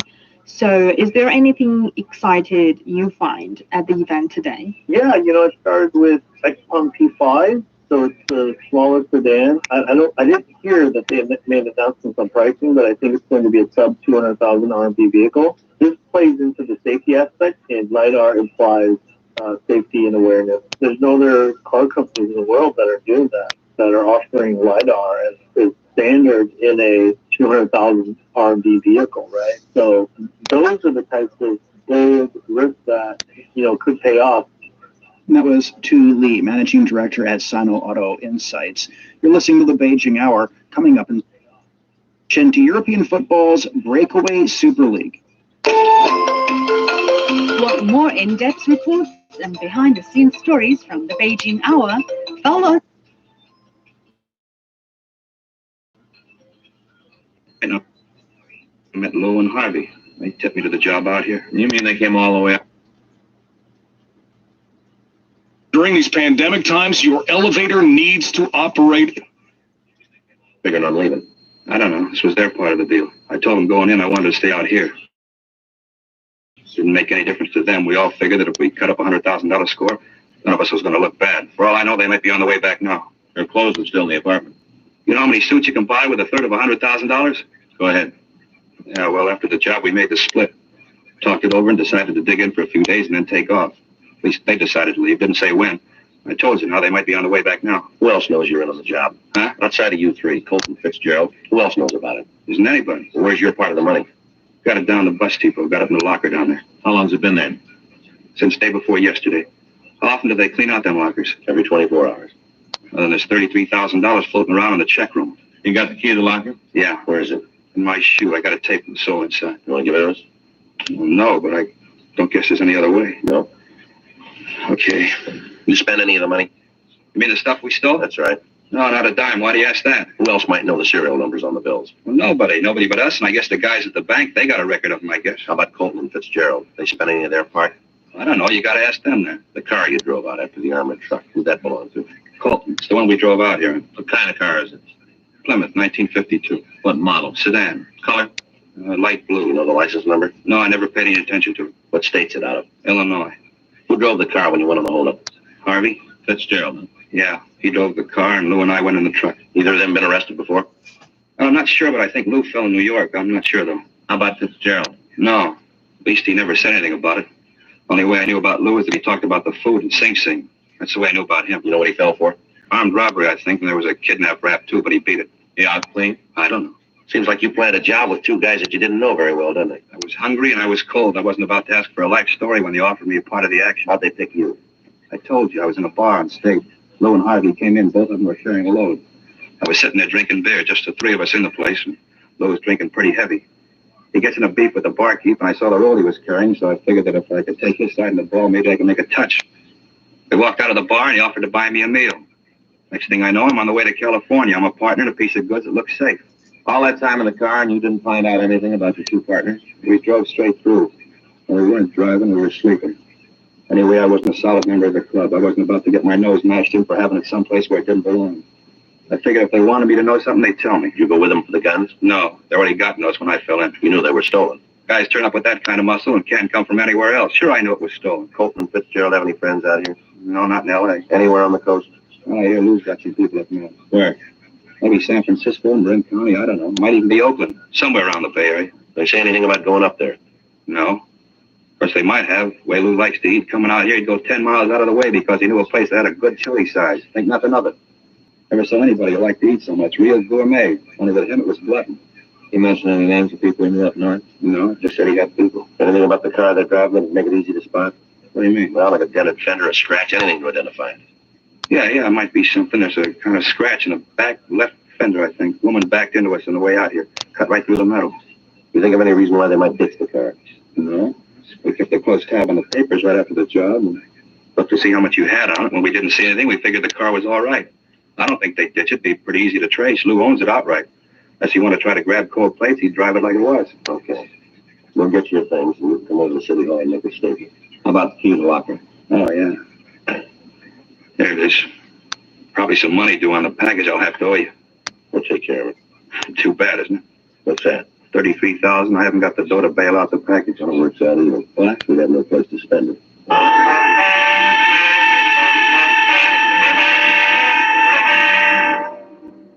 An immediate APB was gotten off carrying the names and descriptions of the two suspects. Also a description of the car. A radiogram was sent to DMV at Illinois, requesting the license and description of any car registered to a Lewis Colton. While Elmer Eastlack took Peterson's statement, Frank got in touch with the telephone company. They finished checking the phone call we'd gotten from San Francisco, but the information they gave led us no farther toward apprehending the suspects. The call had been made from a pay booth in the ferry terminal building. We got in touch with the FBI and filled them in on the developments. As a result of Peterson's statement, the number of men maintaining the surveillance of the apartment on Garfield Place was cut to one team working days and one team working the night watch. We put a call in to San Francisco and talked to Chief of Inspectors James English. We filled him in on what had happened. He assigned Inspectors Sutton and Zimmerman to work with us on the case. 5:46 p.m. We checked out a trip car and we left for San Francisco. It took us a little under 10 hours to drive the 405 miles between the two cities. At 4:03 a.m., we stopped in Oakland and put in a call to the San Francisco Police Department. How much? Yeah, just a minute. Frank, you got a quarter? Yeah. Thanks. Here you are. 264, please.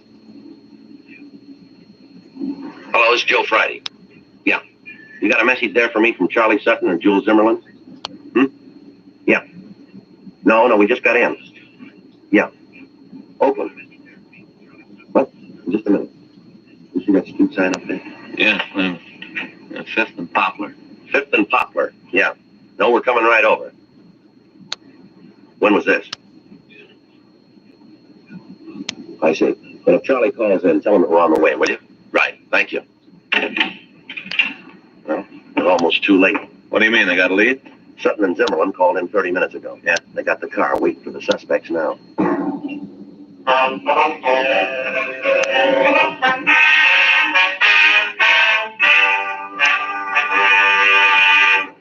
are listening to Dragnet, the authentic story of your police force in action. There are good reasons why thousands of people are changing to Chesterfield every day. Why Chesterfield is the largest selling two-way cigarette in America.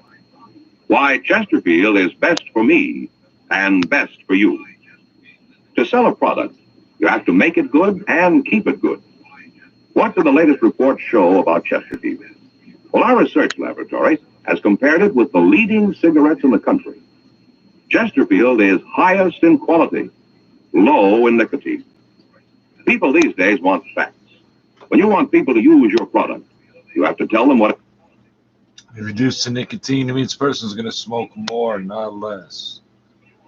It's like reducing the alcohol content. They're going to drink more of it, not less. Yeah, Joe Biden wants to regulate the nicotine content of cigarettes. You put all the polonium and gasoline you want, but the nicotine has to be regulated.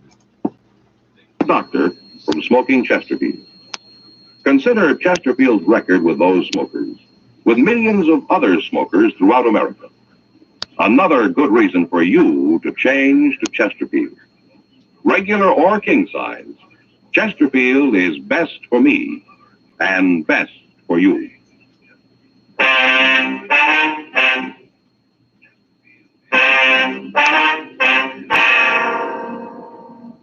The address the business office had given me on the phone was a large garage located at the corner of Union Avenue and Lynch Streets.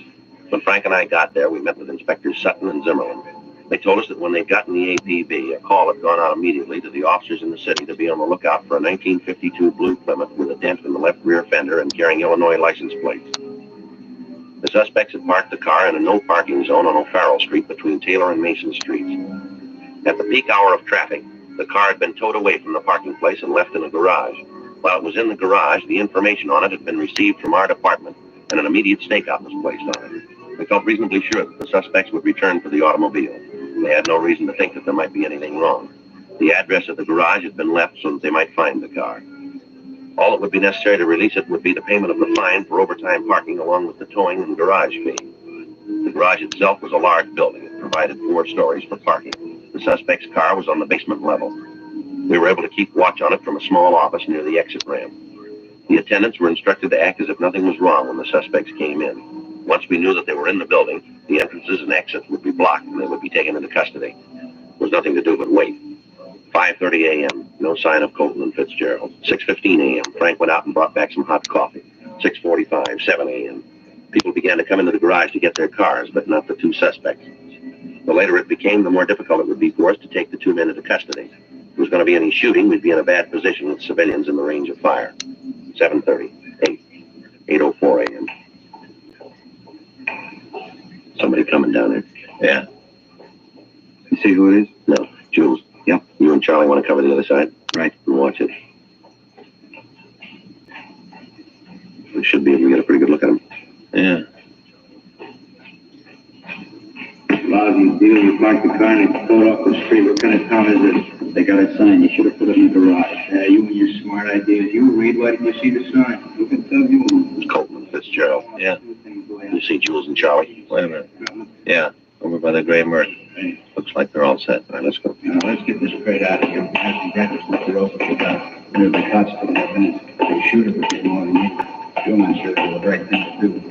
But you don't have to think. If I wanted somebody for that, you'd still be that easy. You know, one of these days you're going to open that mouth just a little too wide.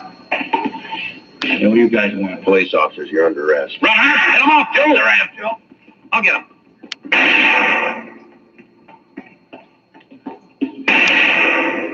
Colton, this isn't the way out. You follow your own, man. The doors are blocked, Colton. You're in here for good. You're wearing your wrong pants. I'll get out. Now look, we got you for robbery. Don't make it any more. Joe? Yeah. Joe in the corner. How about Fitzgerald? Sutton and Zimmerman got 2 of their guns in their lap. Want no part of trouble. Colton doesn't figure it that way. I'll try to get around him. But watch yourself. Keep those people back out of the doorway. Go on, Frank. I'll cover you. You come near me, I'll kill you. There's 3 more, Colton. You aren't going to get by all of us. Your partner quit. Why not be smart like him? Ain't not smart as scared. All right, Colton, I'm coming to you. You do it, you'll be dead when you get here. Throw down that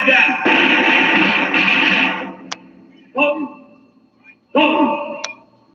See him, Joe? No. Take it easy, Joe. Colton. How about it? He's hit. I can't tell how bad. He's still got the gun. Colton! You can hear me? Throw that gun out here.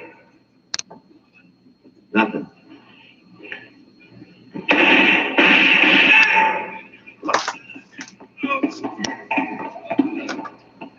Better call an ambulance. Right. Never should have taken us. Better take it easy, Colton. You're getting where it shows. Never should have taken us. Two of you, two of us. You got it wrong, mister. Huh? You were outnumbered going in.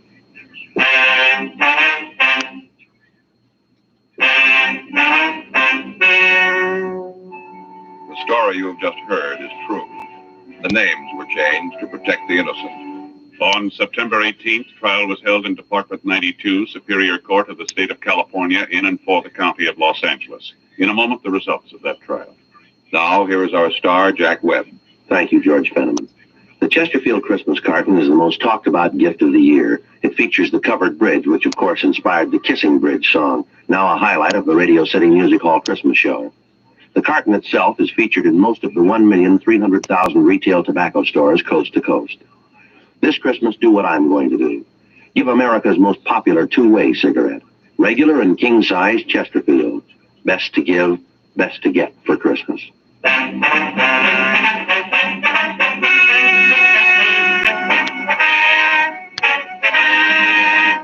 Harvey Ned Fitzgerald and Louis Jeffrey Colton were tried and convicted of kidnapping, robbery in the first degree, and violation of the Dangerous Weapons Control Act. They were found guilty and sentenced as prescribed by law. Kidnapping is punishable by imprisonment for a period of from 1 to 25 years in the state penitentiary. Robbery in the first degree by imprisonment for a term of not less than 5 years. Violation of the Dangerous Weapons Control Act by imprisonment in the state prison for a period of not less than 5 years. Henry Vincent Peterson was remanded to the authorities of New Jersey for completion of his sentence. A hold was placed on him by the state of California in the event he is paroled. Be sure to read the current issue of Photography Workshop for an interesting and informative look behind the scenes with Dragnet. That's Photography Workshop, the current issue.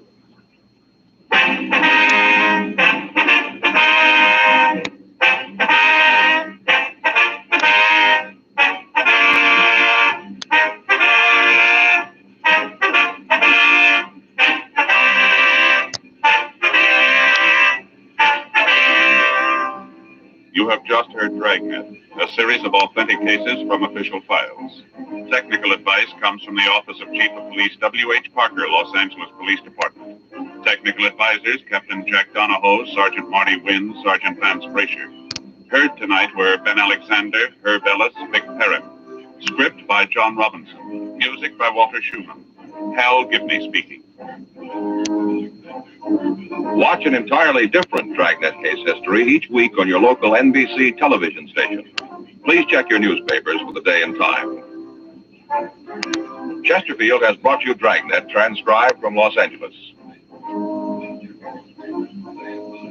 My new Fatima, the smooth smoke with Fatima tips of perfect cork. King size for longer filtering, and Fatima quality for a much better flavor and aroma. This Christmas, approved instantly, up to $1,000 with no documents or credit checks, and payback over 3 to 5 months. Relieve some stress.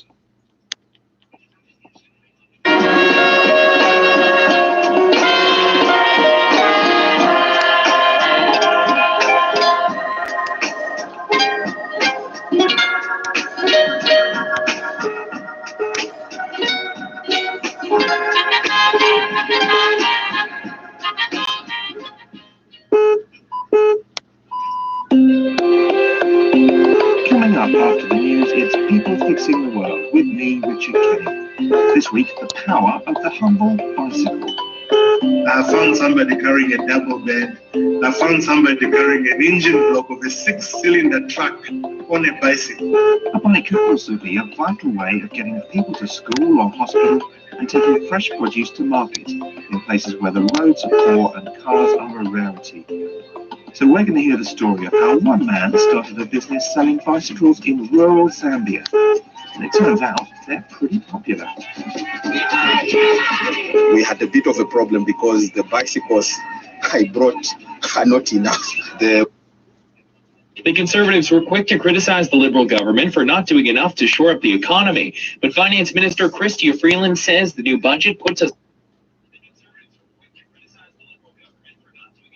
of the Boao Forum for Asia Annual Conference 2021. World affairs should be handled through extensive consultation, and the future of the world should be decided by all countries working together. We must not let the rules set by one or a few countries be imposed on others, or allow unilateralism pursued by certain countries to set the pace for the whole world. What we need in today's world is justice, not hegemony. President Xi also reaffirmed the need to safeguard the UN-centered international system, preserve the international water underpinned by international law, and uphold the multilateral trading system with the World Trade Organization at its core. Chinese President Xi Jinping has congratulated Miguel Diaz-Canel on his election as first secretary of the Communist Party of Cuba Central Committee. President Xi, also General Secretary of the Communist Party of China Central Committee, expresses readiness to work with Diaz-Canel to strengthen relations between the two parties and countries, carry forward traditional friendship, and jointly push for the socialist causes of China and Cuba. Australian Prime Minister Scott Morrison has reassured workers that they will not be adversely affected by the country's push towards net zero emissions. In a speech to the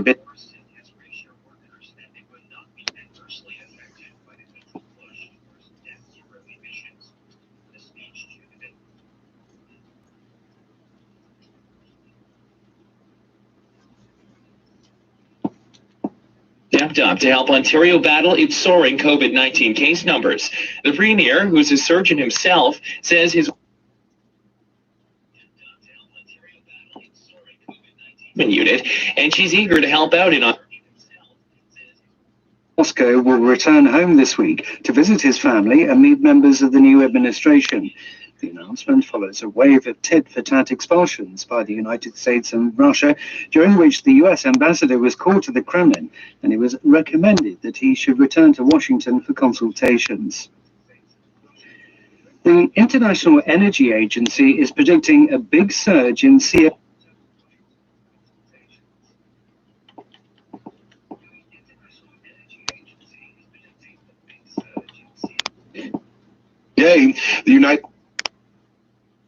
Japan has tightened entry rules for travelers arriving from other countries due to a surge in COVID infections in the country.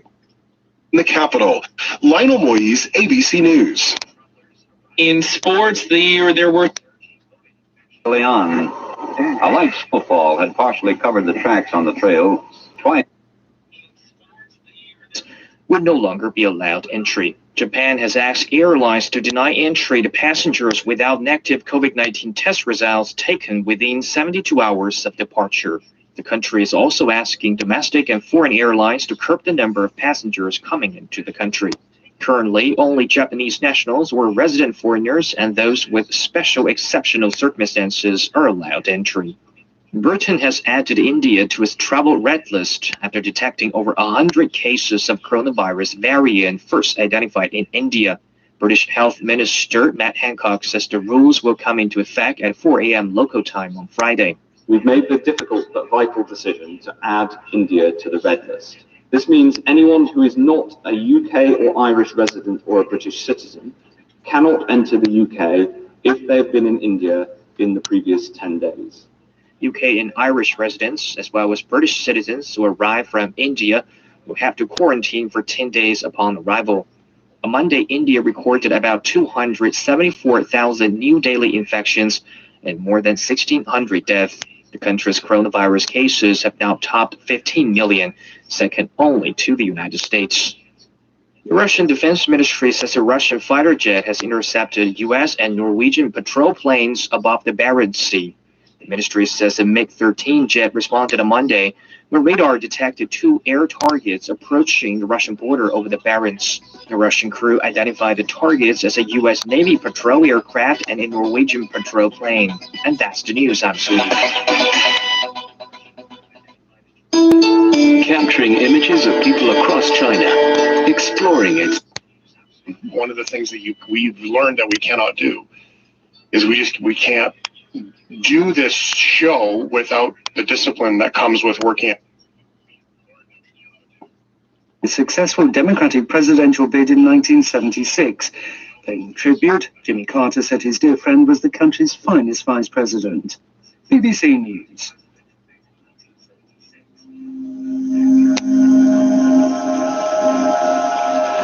A few years ago, when Moisen Lungu was working for a telecoms company, he had to drive through one of the remotest areas of northern Zambia.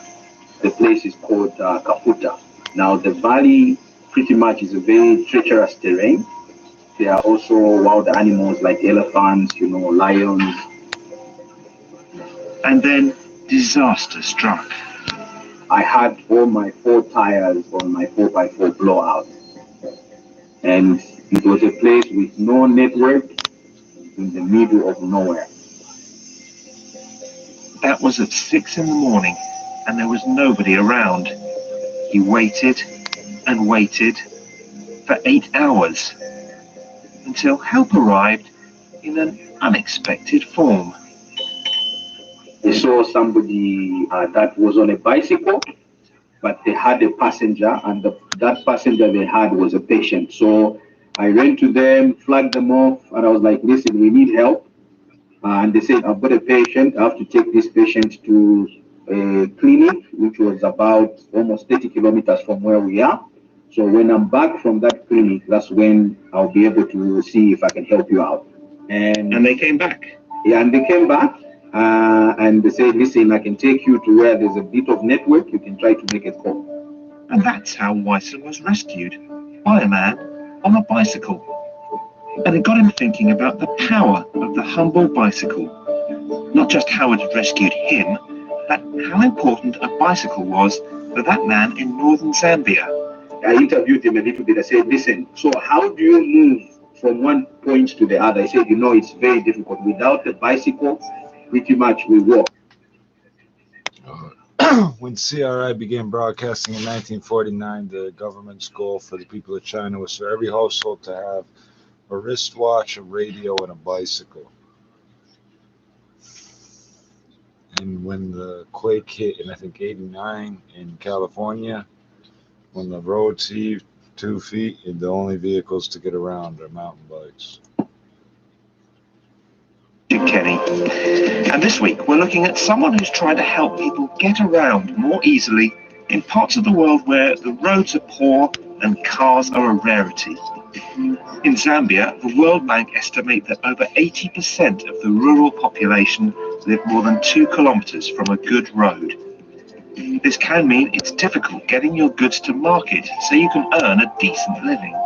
It was so difficult for me taking my vegetables to the market or tomatoes or other things that I sell. So I had to carry the whole road on my head, traveling 7 kilometers, taking the produce to the market. And then there might be other problems like the distance children have to travel to get to school, or how far it is to the nearest health clinic. Life was very hard because when anyone got sick, we had to cover long distances, about 8 kilometers, to take them to the clinic. Even when we could use the oxen cart, sometimes we would face challenges, and patients ended up dying on the way. So those are the sorts of problems Moisen Lungu was trying to solve after he was rescued by a man on a bicycle. Not until I started involving myself in the role of rural did I see the power and transformational effect of a bicycle. A bicycle is a catalyst to unlocking immense potential at the household level. So Moisen's idea was simple. sell bicycles in rural communities where salesmen don't normally go.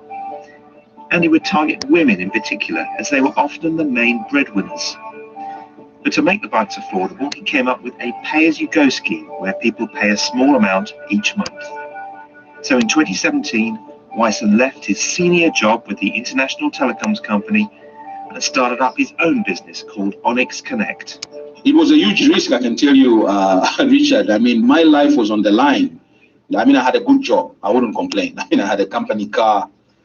I had a good salary, and leaving all that behind because you want to start a business, and it's basically unknown because this is something that we're doing for the first time. I mean, my wife was telling me I'm nuts. I must be joking. And he also had a struggle convincing investors to put money in a business that deals with people on such low incomes. The kind of population we were addressing, I mean, these were women, youth, and in the rural areas, all the players look at the rural areas as being non-viable. They look at the target market that we have as people who earn less than $2, so they're not going to make money. A crucial part of Wyson's plan, of course, was to source some bicycles. But not any old bike would do. These were ones that had to deal with some pretty rough roads. It turned out, though, that somebody was already working on this. This is a bike factory in the Zambian capital, Lusaka. It's where buffalo bikes are assembled. These are bikes that were designed by the charity World Bicycle Relief. It donates some of them, but it also has a commercial arm which sells the bikes too. Brian Munga is in charge of their operation in Zambia, and he told me what's special about the bikes. We insist on a steel frame because that's what works in Africa. Africa probes for weakness. So all these fancy types of bicycles that we use, and I have ridden some in the UK and in the US when I've been there with their fancy aluminium frames and aluminium rims, they don't work in this part of the world. You know, you need something that's more robust, something that is going to stand the test of time. I wish I had pictures to show you, Richard, of what people load on bicycles. Just to give you an example, I have found somebody carrying a double bed. I found somebody carrying an engine block of a 6-cylinder truck on a bicycle. And the bike design is continually evolving. A simple thing like a bell. I think the version of the bell that we have now must be the 10th or 11th version, because everything else we've tried breaks. So we keep trying to source the best. So it's not a cozy, rosy life that the Buffalo bicycle has to live out there. So we are always on our toes with product development to make sure that we are making a machine that is going to continue to provide education, livelihood, and health sustenance in Africa.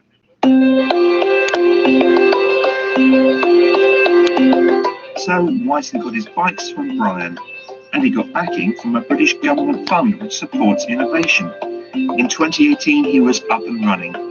One of his first customers was a women's farming cooperative in Southern Province, and in March this year, he drove the 250 kilometers back to deliver a few more bicycles. A large group of colourfully dressed women gathered in the village of Luyaba to welcome Wyson and his bicycles with a song and a dance. This is a thunderous welcome. Yeah. When things had calmed down a bit, I was able to speak to Wyson from London on a video link. So these women come from over 15 cooperatives, and there are 16,000 women in the Kaziwa group. And they're mostly farmers, are they? Yeah, they are mostly farmers. So they do dairy farming. They also grow crops, you know, your tomato, onion, your maize, your sorghum, your millet. The women had gathered under the shade of a tree just outside the village.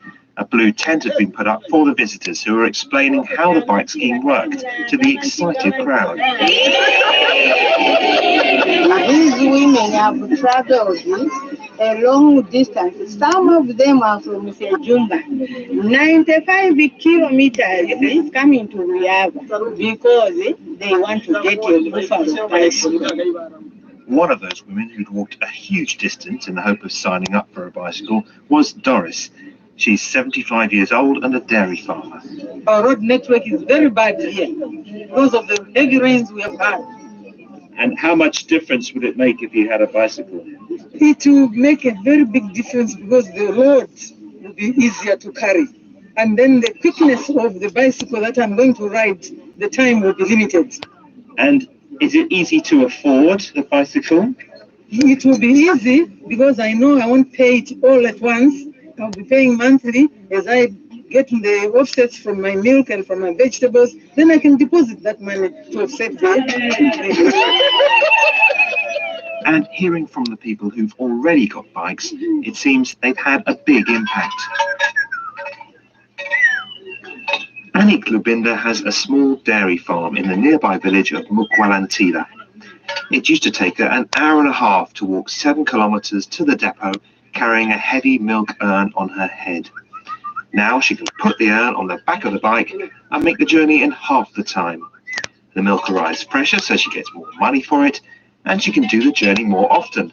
So her earnings have more than doubled. So when I got that bicycle, it was so easy and my life has changed. I have a lot of money.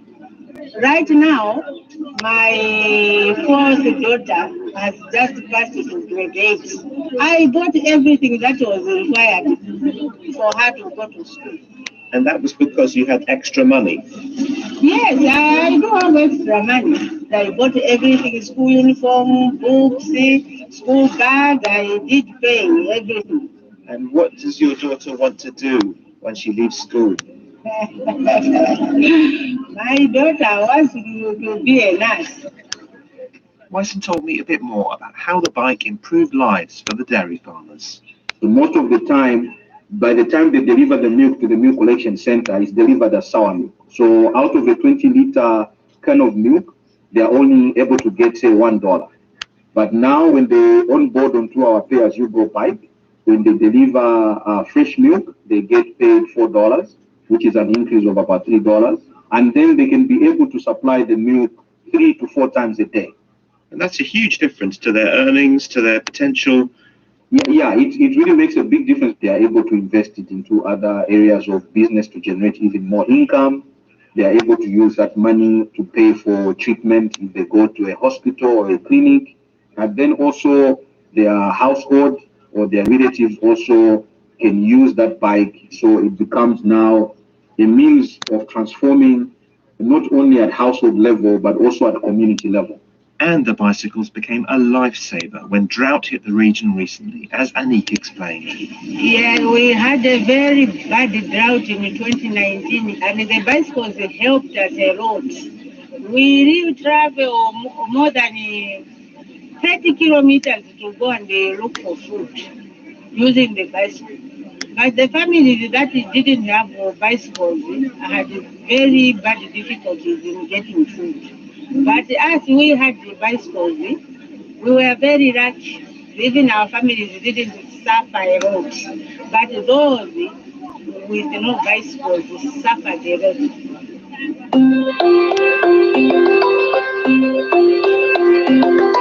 So let's just explain a little about how this pay-as-you-go scheme works. Wyson's customers pay 2,800 kwacha for the bike. That's around $120. Wyson's markup on them is between 30 and 35%. The money he makes goes to cover costs, and he puts some back into the community and runs things like bicycle workshops. But they don't just get a bike when they sign up. They get a package that includes a basic mobile phone. They can then use that phone to pay the small monthly repayments using a mobile money account. It works out at around $10 a month, spread over a year. But is that affordable? That is a very minimal amount, which pretty much any lower income earner in the rural area can be able to afford to pay for it. Some of them were able to extend the payment period, so they even pay a lower monthly payment. Say instead of 200 kwacha, they'll be able to pay, say, 120 kwacha per month, maybe for 18 months or 24 months. With us, we want these bicycles to benefit the people that need them. So unlike people who provide other pay-as-you-go products, where if the person defaults, they repossess the item, with us, we do not do that. Basically, when the individual pays the first installment, the ownership of the bicycle is transferred to them. And you find that if you manage their payment like that they do pay? I mean, have you had examples where people just can't pay? We have had zero default because these people understand the power of the bicycle and they do whatever it takes to make the payment because they know that the bicycle is a matter of life and death. And also in the package, with the bike and the phone, you get a solar-powered lamp. Now they can be able to ride the bike even in the night times and also be able to do business in the night time because they are able to use the solar light for visibility. But why not give the bikes away as a charitable donation? Well, Wyson believes it's far better that people pay for them. Because they are paying for it, there's some form of commitment and some sacrifice that they are making in order for them to own that bicycle. So they become very good stewards of looking after the bicycle. Most of these people, even when they're finished paying for the bicycle looks as if it's as good as new. And the reason for it is that because they know the amount of effort and pain they have gone through just to make sure that they paid for that bicycle. Even when there's something that is getting broken, before it's even broken on the bike, they'll have it fixed because they know that this is something that did not just come on a silver platter.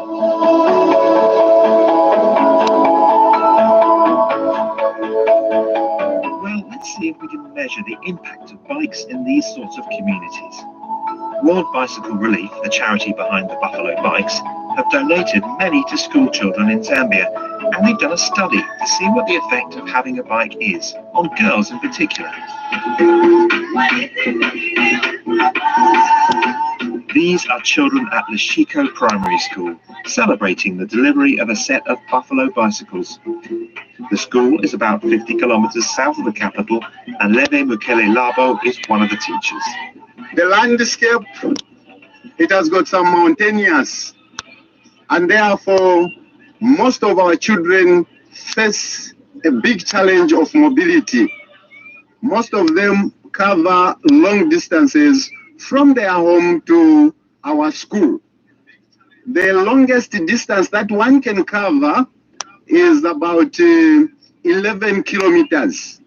And so was it making children late for school or miss school altogether? Yes, there were a lot of absentees. They had the desire to learn, but because of the distance, some of them were being discouraged. Immediately they received the bicycles, the absenteeism issue was a thing of the past. And not only that, children would reach the school premises with a fresh mind, where they're not tired because of the bicycles. So this is working for Levy, but let's put some figures on it. This school were part of a randomized controlled trial, where some girls were given bikes, they were the lucky ones, and the effect of them was measured against other girls that didn't receive bikes. Ana Garcia Hernandez is one of the researchers behind the study. First, they spend less time traveling to school, on average 35 minutes less per way per day, so that sums up to a bit more than an hour per day less going to school. And then we also find that they feel safer, and also they're less likely to be teased on their way going to school, and they are also less likely to miss school because of safety concerns. And then we see that girls feel more empowered. So we ask them about their bargaining power, fertility choices. We ask them about how they see themselves, aspirations. And we see that this index of empowerment increases in those girls that receive bicycles compared to the ones that don't. And what about the effects on their education? We find that girls that receive the bicycles attend more days of school, so they miss less days of school, the equivalent to 5 days per schooling year. And they also perform slightly better at a math test that we give them. Anna is hoping to follow up the study to find the long-term impact the bikes might have on the girls' lives. But Levy has already seen a big change at the school. From the time we received the bicycles, our enrollment has increased. It used to be 500 plus, but now 749, which is not a joke.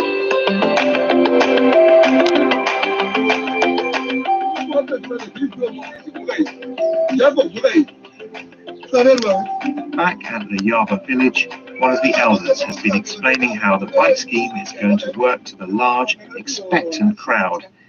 But for Wyson, all is not well.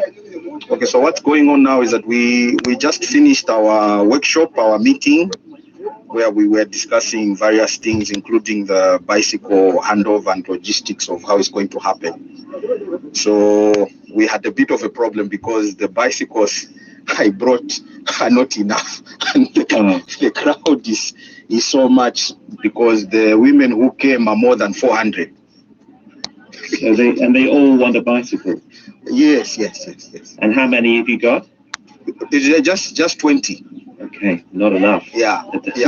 So Wyson was laughing about it at the time, but it was a tricky situation. When he returned to the capital, Osaka, I caught up with him again. Were you surprised when there were so many people there? Were you expecting that there were going to be such a huge crowd when you turned up? We just communicated to them that I was going to come. I know I was going to bring 20 bikes. And to my shock, I mean, there were more than 600 women. So we reached a point where even the 20 bikes I took, I had to hide them so they couldn't see them, because otherwise I'll cause chaos, you know? So a riot. Yeah, a riot.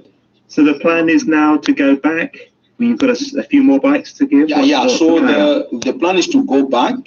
They are looking at getting us about 300 bicycles, which we hope we can take to Luyaba for those women. It's a drop in the ocean, but at least it calms the waters down, you know?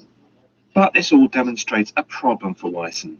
At the moment, Onyx Connect is a small operation with just 10 staff, and he's reliant on funders to put up cash so he can get enough stock. So far, he's sold around 650 bikes, and as well as rural customers, he's also started selling them to low-paid workers in the city. But he's ambitious to increase that number significantly. Once we hit the threshold of 2,000, then we'll be able to be, self-sustaining. Pretty much we can cover our operational costs. We can also have profit, which we can use to buy more bicycle and plow into the ecosystem.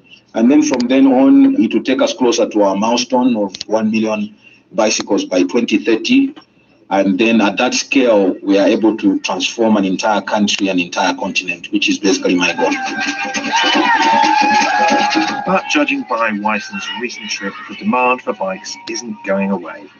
I mean, did it make you realise how important your bikes were to the community, seeing that crowd there and all wanting bikes? Oh yeah, that's what keeps me do what I do every day. I mean, every day is a new experience. In fact, when we're arriving with the car, they start running to the car. You know, they surround the car. Then, they are chanting, they are singing. It's just amazing. And then you realize what a bicycle can do. It's a catalyst for unlocking so much potential. So that's it for today's edition of People Fixing the World. Thanks also to unfoldstories.co.uk for help with some of the recording. Let us know what you think of Wyson.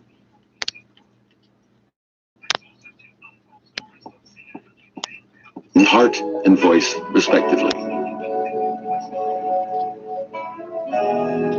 Listen to the voice of your heart, and you'll be able to fully express what you see and your inner thoughts when you arrange flowers.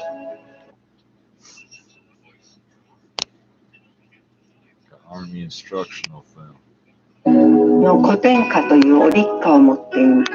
生き延び Streets. COVID-19 has left far too many people homeless, but you can help. When you donate your unwanted vehicle to Homeless Cars, you'll receive a minimum $400 tax receipt, and Homeless Cars can continue their fight against homelessness and food insecurity. Donate a car, change a life. A single donation can provide shelter for at least 10 nights, or 150 bagged meals.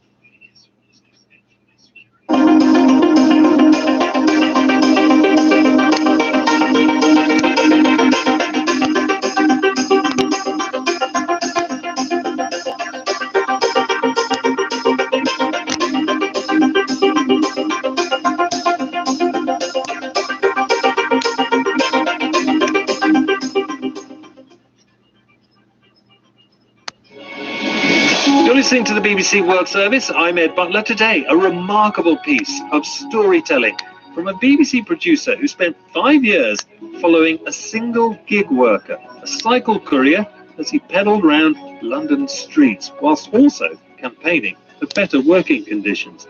Can he make it in one of the world's financial capitals as a full-time gig Messenger worker? boy in London. That's Business Daily after the...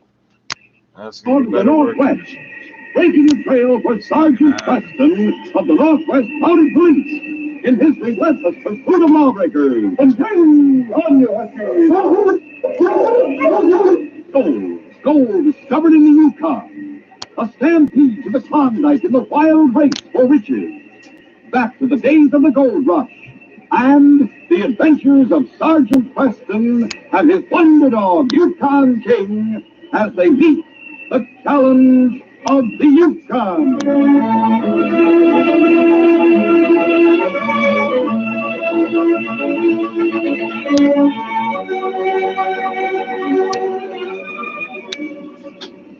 Our adventure will begin in just a moment.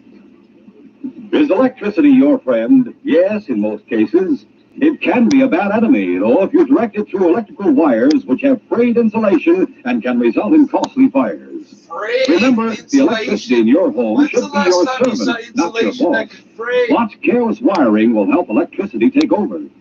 Check the wires on your electrical appliances, lamp cords, and the other items in your home that have electric wires to make sure that the insulation is in good condition and is capable of preventing short circuits and fires. Defective wiring isn't the only way a fire can start in your home either. Don't permit rubbish or waste paper to accumulate. Clean out your cellar, attic, and closets and eliminate possible starting places for fires. Almost 1,000 fires daily take place in homes across the country, due in most cases to carelessness. Be sure your home isn't one of them. Check up and clean up. Don't gamble with fire. The odds are against you. This message is brought to you as a public service.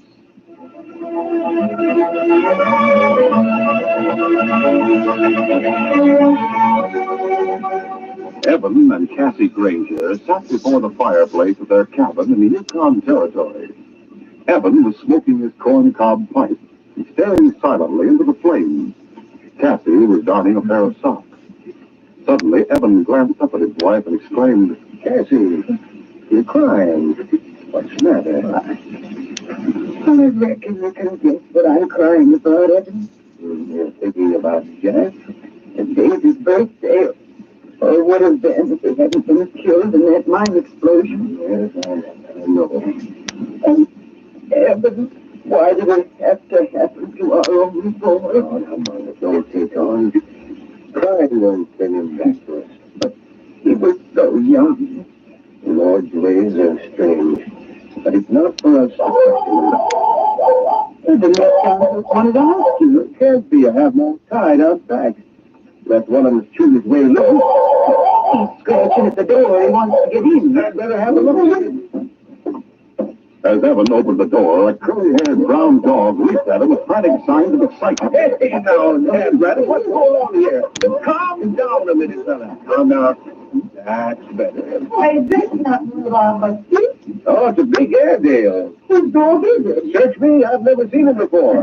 Look at him. How did you Evan, he wants you to go with him. Maybe his master's in trouble somewhere. Evan, it must be him. How about it, boy? You want me to come with you? All right, I have it. No, take it easy. I'll be right back as soon as I get my parka. Maybe you'd better take the sled. It's just what I was thinking. I'll hitch the team. Evan Granger harnessed his sled dogs and drove into the night, guided by the frantic barks of the Airedale. Cassie waited anxiously for his return. It was nearly an hour later when she finally heard his team stop outside the cabin. Lame fish, you found his master. I found him all right.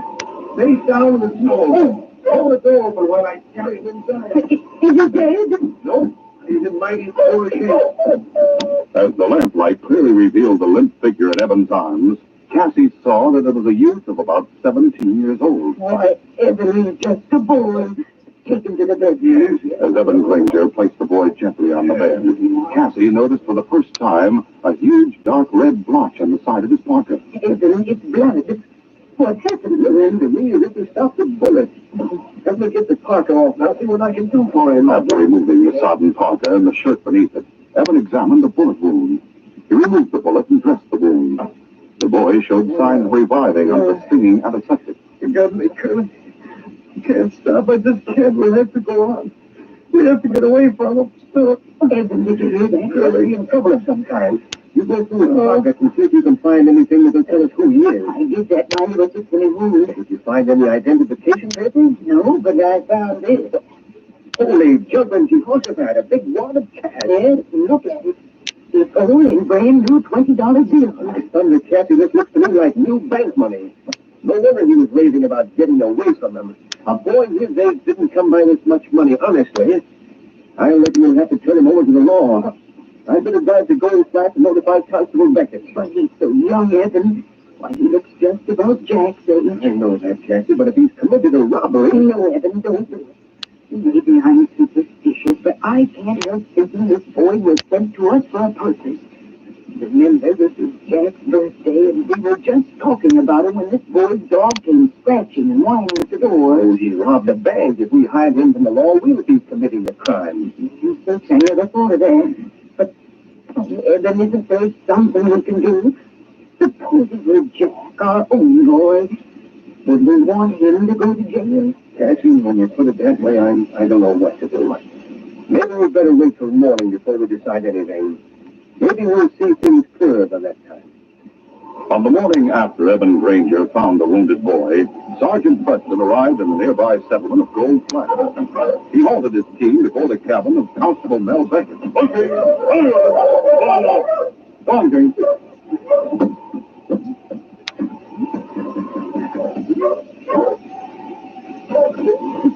Sergeant Preston and King. Hello, Constable. Come on in. Are you passing through on patrol? No, I'm looking for 3 bank robbers. Oh? When did it happen? Well, left the bank in Selkirk day before yesterday. Got away with $60,000 in currency. Quite a haul. The King have their fence? They did, huh? They lost their trail in that snowstorm yesterday morning.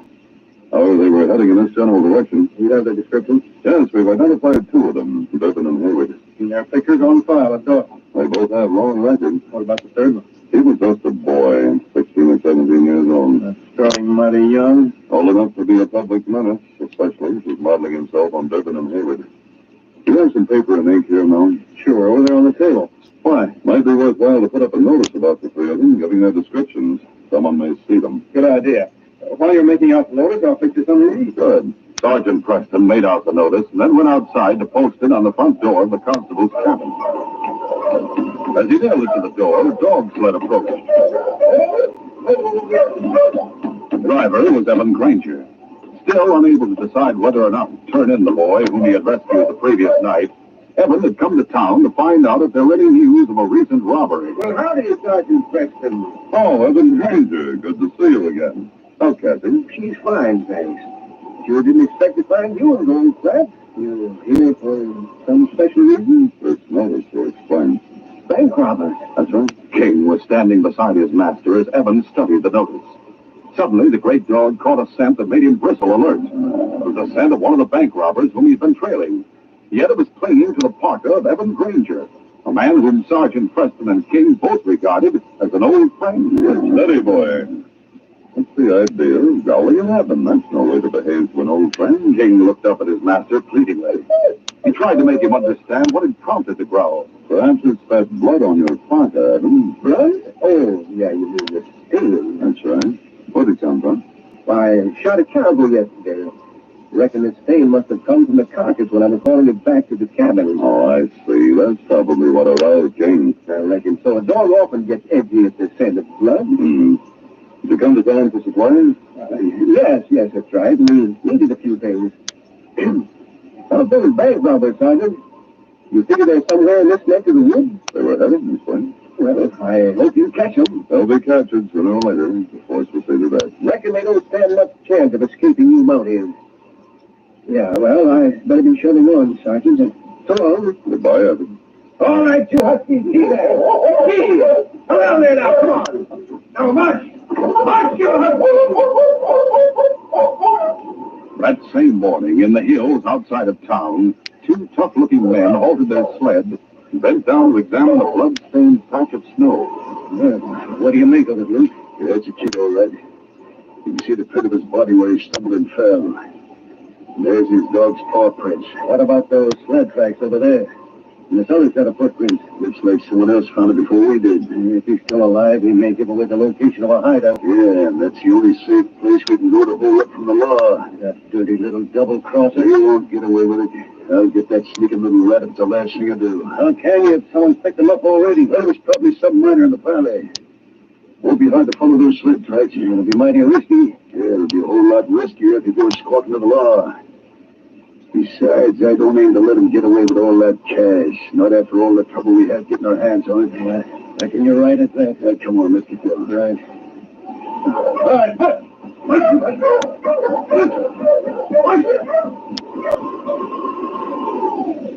When Sergeant Preston finished eating a meal which Constable Beckett had prepared for him, he pushed back his chair and walked to the cabin window.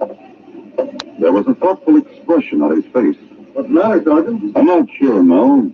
I have a strange feeling that I'm overlooking a lead in this case, but I can't figure out what it is. From what I've heard, your hunches are usually right. I don't know that I'd call this a hunch. Well, I can't quite put my finger on it. Well, maybe it'll come to you later. Stop thinking about it. Probably good advice. What do you plan? I'll search the hills and see if I can pick up their trail. There's a lot of ground to be covered. You better split up and each take a different route. All right. Harness your team and we'll get started.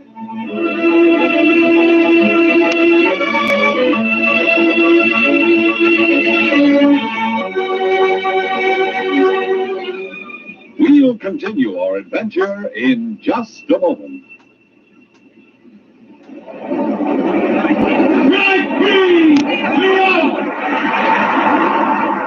Say, kids, wouldn't you like to be in the ballpark and see how a star pitcher makes the ball curve right over home plate? Golly, everything about a major or minor league game is exciting. Get in on that excitement. Come out to the ball game as guest of a major or minor league team. Walk right through the gate free if you are 12 years or younger and have mom or pop with you or another paying adult relative. It's as easy to get a free baseball ticket as going to the grocery store. Get it right inside packages of Quaker Puffed wheat and Quaker Puffed rice and Muffet shredded wheat. You get 2 free tickets inside Quaker Paco 10. Names of teams and dates are on every ticket. Golly, why wait? When Mom buys breakfast cereal, be sure she gets the kind with a free baseball ticket inside. That's Quaker Puffed wheat or rice, Muffet shredded wheat, or Quaker Paco 10.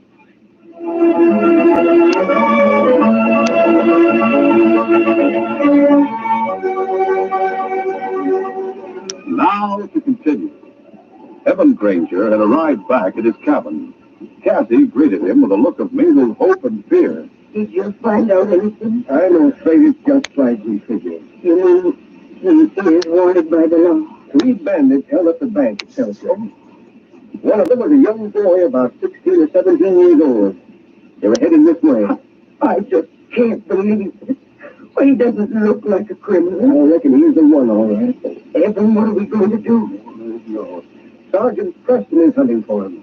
I saw him in town. You didn't have... No, Dad. I just didn't have the heart to see that young one go to jail. Evan, maybe there's some way we can straighten him out. Has he shown any signs of coming to? Yes, he was moving a little just before we came in. We better take another look at him. All right. Oh, he's waking up. Where am I? Take it easy, son. Everything is all right. This cabin. How'd I get here? My husband found you lying in the snow, son. He brought you here. Golly. Now I remember. I was wounded. The bullet's out. I reckon it'll heal fast enough. What's your name, son? Jack. Jack. That's right. Jack Abbott. Why, we used to have a boy of our own by that name. Oh, I see. I suppose you're wondering how I happened to be wounded. Well, the fact is that I'm in trouble. Would you like to tell us about it? When I do, you'll be sorry you took me in. Well, maybe not. Well, I may as well tell you and get it over with. I helped rob a bank. I no need to tell you that's a mighty serious crime. Gosh, you don't seem very surprised. When we found money in your pocket, we figured it was stolen. Maybe you'd better tell us the whole story, Jack. There were two others beside me. Two men, Luke Durbin and Jeb Hayward. They were the ones that planned the robbery. And they got you to come with them? Yes, sir. They said they needed someone to keep the customers covered. I was broken, and I couldn't get a job, and... what's the use of making excuses? I thought it'd be smart to go in with them. I wanted to be tough and slick and have plenty of cash to spend just like they did. Now I know different. Reckon I know what you mean. I helped them hold up the bank in Selkirk. After we made our getaway, I got scared. I knew I'd done wrong. I wanted to go back and give myself up. Did you tell them? Or if they could see how I felt. They have a hideout all fixed up on the Pelly River. That's where we were heading. Last night I waited till they were asleep, and then I sneaked away. I wanted to find the nearest mounting post and surrender myself and return the cash. I told you he was no criminal, Evan. Go ahead with your story, son. I guess I must have made too much noise getting away. They woke up and came chasing after me. They started shooting. One of the bullets hit me, but it was dark, and I managed to get away from them. I said, even heaven, they didn't kill you. I reckon this changes everything, Captain. What do you mean? We didn't want to turn you into the law because you made us think of our own boy. But now if you realize your mistake and you're ready to face the music, maybe we better go ahead. Evan, are you sure? It's the best way, Cassie. I'll do anything you say. Whatever happens, we'll stand by you. You say it's the right thing. Do you suppose it's Sergeant Trippz? You stay here. I'll go answer. Oh, then. As Evan opened the door, she saw two tough-looking strangers. They were Luke Durbin and Jeb Hayward. Howdy, old timer. What can I do for you? We're looking for Pala, young fella. He got hurt last night. We have an idea you might have picked him up and brought him here to your cabin. Don't tell me there's no one here but me and my wife. Lying, Luke. That right in his cabin. I don't know what you're talking about. Curly, the Airedale, had sensed danger. At that moment, he advanced toward the doorway with his fur bristling. Evan tried to block him from the view of the two crooks, but it was too late. There's the kid's dog. Yes, so I see. So he's not here, old timer. This gun seems different. Now, hold on, Nick. Hurry up and grab that much collar. Then start back in his side. Either you make a force move that's going to go off. Come on. Back. They probably got him in the back room. Lead the way, old timer, and keep a tight hold on that pooch. All right. Cassie and Jack stared wide-eyed and helpless at the intruders as they entered the back room. Well. There's our little pal, all fixed up in a feather bed. Thought you'd run out on us, eh? Dirty little rat. I'm through with both of you. Well, the trouble is, we're not through with you. Not yet, anyway. What do you want? First of all, we want the cash. Hey, there it is, Luke. Over there on the table. I'll go get it. Yeah. Looks like it's all here. All right. You have the money, now go away and let us alone. Let you go squeal into the money's a better hideout. Not on your life. You know too much, kid. What's more, I don't like double crosses. What are you aiming to do? What do you think? How about the others? We'll have to get rid of them, too. But there's no hurry about it. What do you mean, no hurry? How'd you like to have some real home cooking for a change? I could use some grub right now. Okay, lady, you're elected. I'll not cook for any murdering polecats like you. You'll do what we tell you. Or would you rather have a bullet right now? At the same time, the two crooks arrived at Evan Granger's cabin. Sergeant Preston and Constable Beckett were heading their teams into the hills. Suddenly, the sergeant called a halt. Hold it, man! Hold on, Sergeant. You want to split up now? No, that's not why I stopped. I just figured out that lead I was groping for. Here. When I was nailing up that notice, Evan Granger came along. His presence seemed to arouse King, made him growl. How so? There was a blood stain on Evan's parka. He said it came from a caribou he'd killed, and the scent was making King edgy. Sounds possible, at least it does to me. It did to me, too, until I remembered something just now. What's that? Evan claimed he'd come to town for supplies. Yet as soon as he'd talked to me and read that notice, he turned his team around and headed back out of town. I don't get it, Sergeant. Surely you don't suspect Evan of being mixed up with those bank robbers. That's exactly what I suspect. What's more, I think King noticed a trace of their scent on his parka. Come on, we'll go to Evan's cabin and check. King! All right, on thing!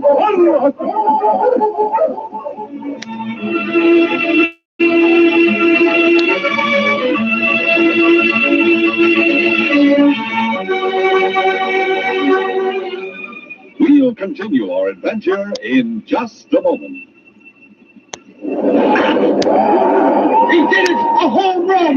And the home team wins the game! Are you kids there? Are you seeing the exciting homers that your home team makes? Win or lose, there's nothing like the fun of a baseball game. The hot dogs, the popcorn, seeing star players in person. Come out to the ball game now as guest of a major or minor league team. Your free ticket is waiting for you right inside packages of Quaker Puff wheat, Quaker Puff rice, Muffet shredded wheat, Quaker Packle 10, which has 2 free baseball tickets.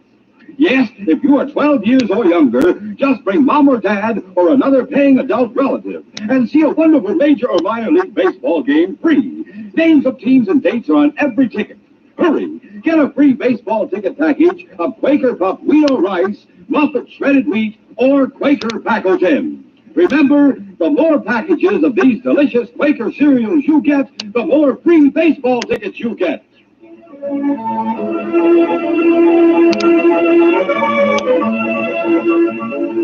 Now to continue.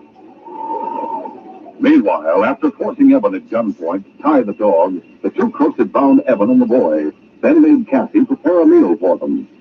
When they were through eating, Luke laid down his fork with a sigh of satisfaction. Yeah, by Sunday, that's what I call a real good feed.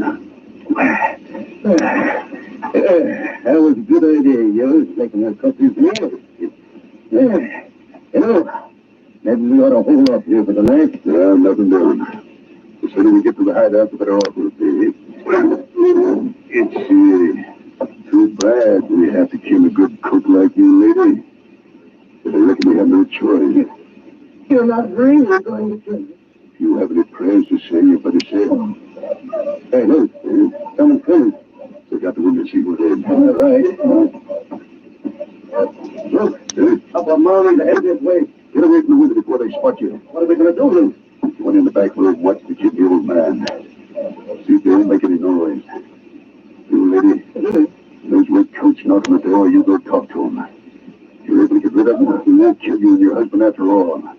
But I'll have you covered all the time. You make one false move and I'll plug you on the money's too. And my partner will shoot your husband. Go on, Jeb. Rigid with fear, Cassie prepared to obey Luke's order as Jeb hurried into the back room. A moment later, there was a knock at the door. Go on, answer it. All right. Hello, Cassie. Hello, Sergeant Jackson. Nothing, Jane. We're looking for 3 bank robbers, Cassie. Maybe Evan told you about it. Have you seen any strangers around here today? Well, no, we haven't, Sergeant. All right, thanks. Sorry to trouble you. Come on, Jim. Oh, by the way, Cassie, did you know there's a rope hanging down from your roof?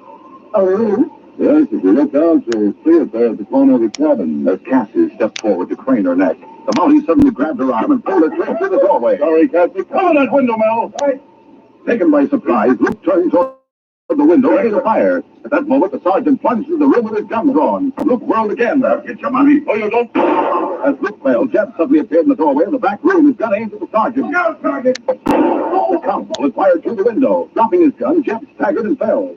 Still one more. You see in the back room, Cassie? Yes, he's all right, Sergeant. He's tied. All right, then. Come on inside. You too, Mel. Call over. A short time later, the Mounties had attended to the wounded outlaws and released the 2 prisoners. Cassie, though still upset, had recovered from the worst of her fright. How in the world did you know they were here, Sergeant? It's a long story, Cassie. But the hunch that brought me here, and when you answered the door, I knew my hunch was correct. Fear was stamped all over your face. So you sure saved our lives, huh? Better tell me the whole story, Evan. Yeah, I reckon I'd better. It all started last night. Sergeant Preston listened without comment as Evan told him everything that had happened prior to the capture of the 2 crooks. But although he had said nothing, the Mountie's expression was sympathetic. When Evan finished, the sergeant turned to Jack and said, "So you were going to give yourself up and turn in the money, eh, son?" Oh, it's the truth, Sergeant. He realized he'd made a mistake. I'm willing to believe it, Cassie. The circumstances bear out what Evans told me. I'm not making any excuses. I'm ready to take whatever's coming to me. Glad to hear you say that, Jack. think what's happened has shown you clearly enough to try and make him pay. Do you have any parents? No, sir. I came to the Yukon with my father, but he died 2 months ago. Oh? My mother's been dead for 10 years. I see. Well, son, you'll have to stand trial, but in view of everything, I believe the judge will be lenient. Sergeant, I hope and pray that you're right. If Evan and Kathy would be willing to act as your guardian... We'll do more than that, Sergeant. We'll adopt him legally as our own boy. Oh, golly. Do you really mean that? Son, it's what we'd like more than anything else in the world. In that case, I'll ask Inspector Conrad to recommend Jack be released into your custody. By thunder, Sergeant, I don't know how we can ever thank you. If it hadn't been for you, things sure would have ended a whole lot differently. What might have happened doesn't matter, Evan. What's important is the future, when you and Jack and Cassie embark on your new life together. When that's settled and these coats are behind bars, I'll say that this case is closed.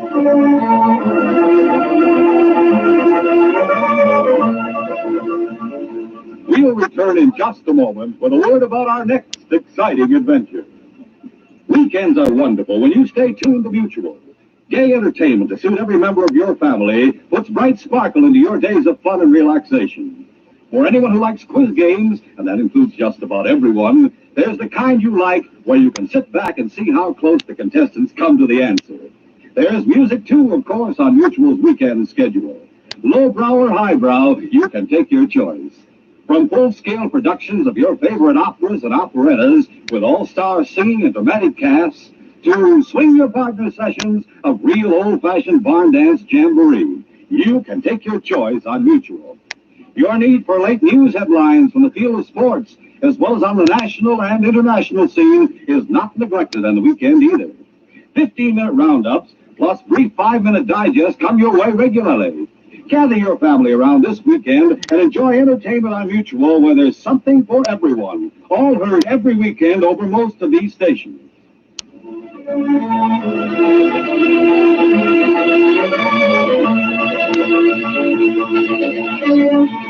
A diamond of fabulous size with a fatal history has brought violence and death to the Yukon. As the sergeant and King start on their search for the killers, every move they make is being watched. Don't miss this next exciting adventure.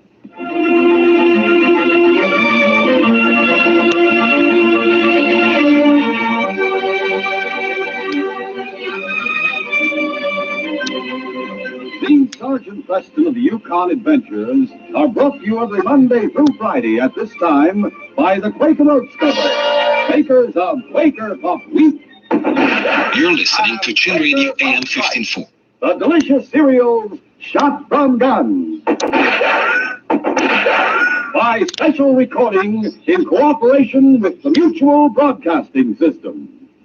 They are a copyrighted feature of Sergeant Preston of the Yukon Incorporated. Created by George W. Trendle, produced by Trendle Campbell Muir Incorporated, and directed by Fred Flowerday. The part of Sergeant Preston is played by Paul Sutton.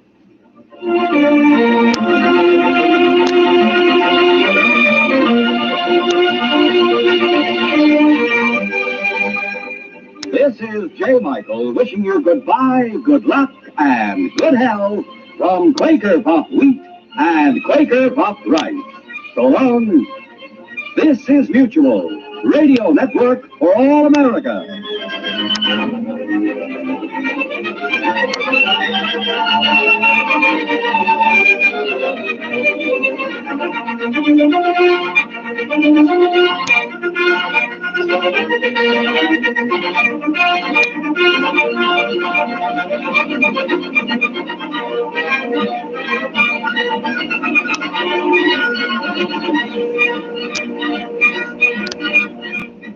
You're listening to Chin Radio AM 1540, the voice of multicultural Toronto, bringing you the latest updates on COVID-19. Stay informed, stay safe, and stay tuned to Chin Radio AM 1540. Now, as gunshots echo across the windswept, snow-covered reaches of the wild Northwest, Quaker Puff Wheat and Quaker Puff Rice, the breakfast cereal shot from guns, presents the challenge of the Yukon.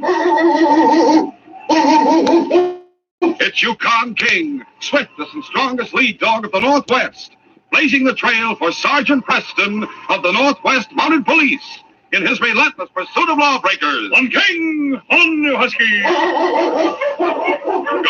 Gold discovered in the Yukon. A stampede to the Klondike in the wild race for riches.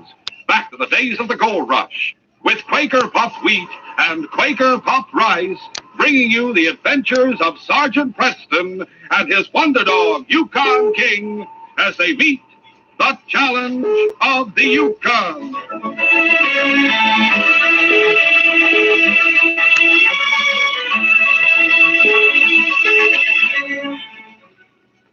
Tasting. 1, 2, 3, tasting. Tasting is the test. Pour out a heaping bowl full of delicious, crisp Quaker puffed wheat or Quaker puffed rice. Top it with milk or cream and fruit. Your mouth waters at the sight. Then take a big spoonful, and what a taste delight. Those crisp king-size kernels of Quaker puffed wheat or rice are so deliciously tender, so nut-like in flavor, you want more and more. Taste them tomorrow morning for sure. Crisp, fresh, Quaker puffed wheat and Quaker puffed rice. Shot from guns.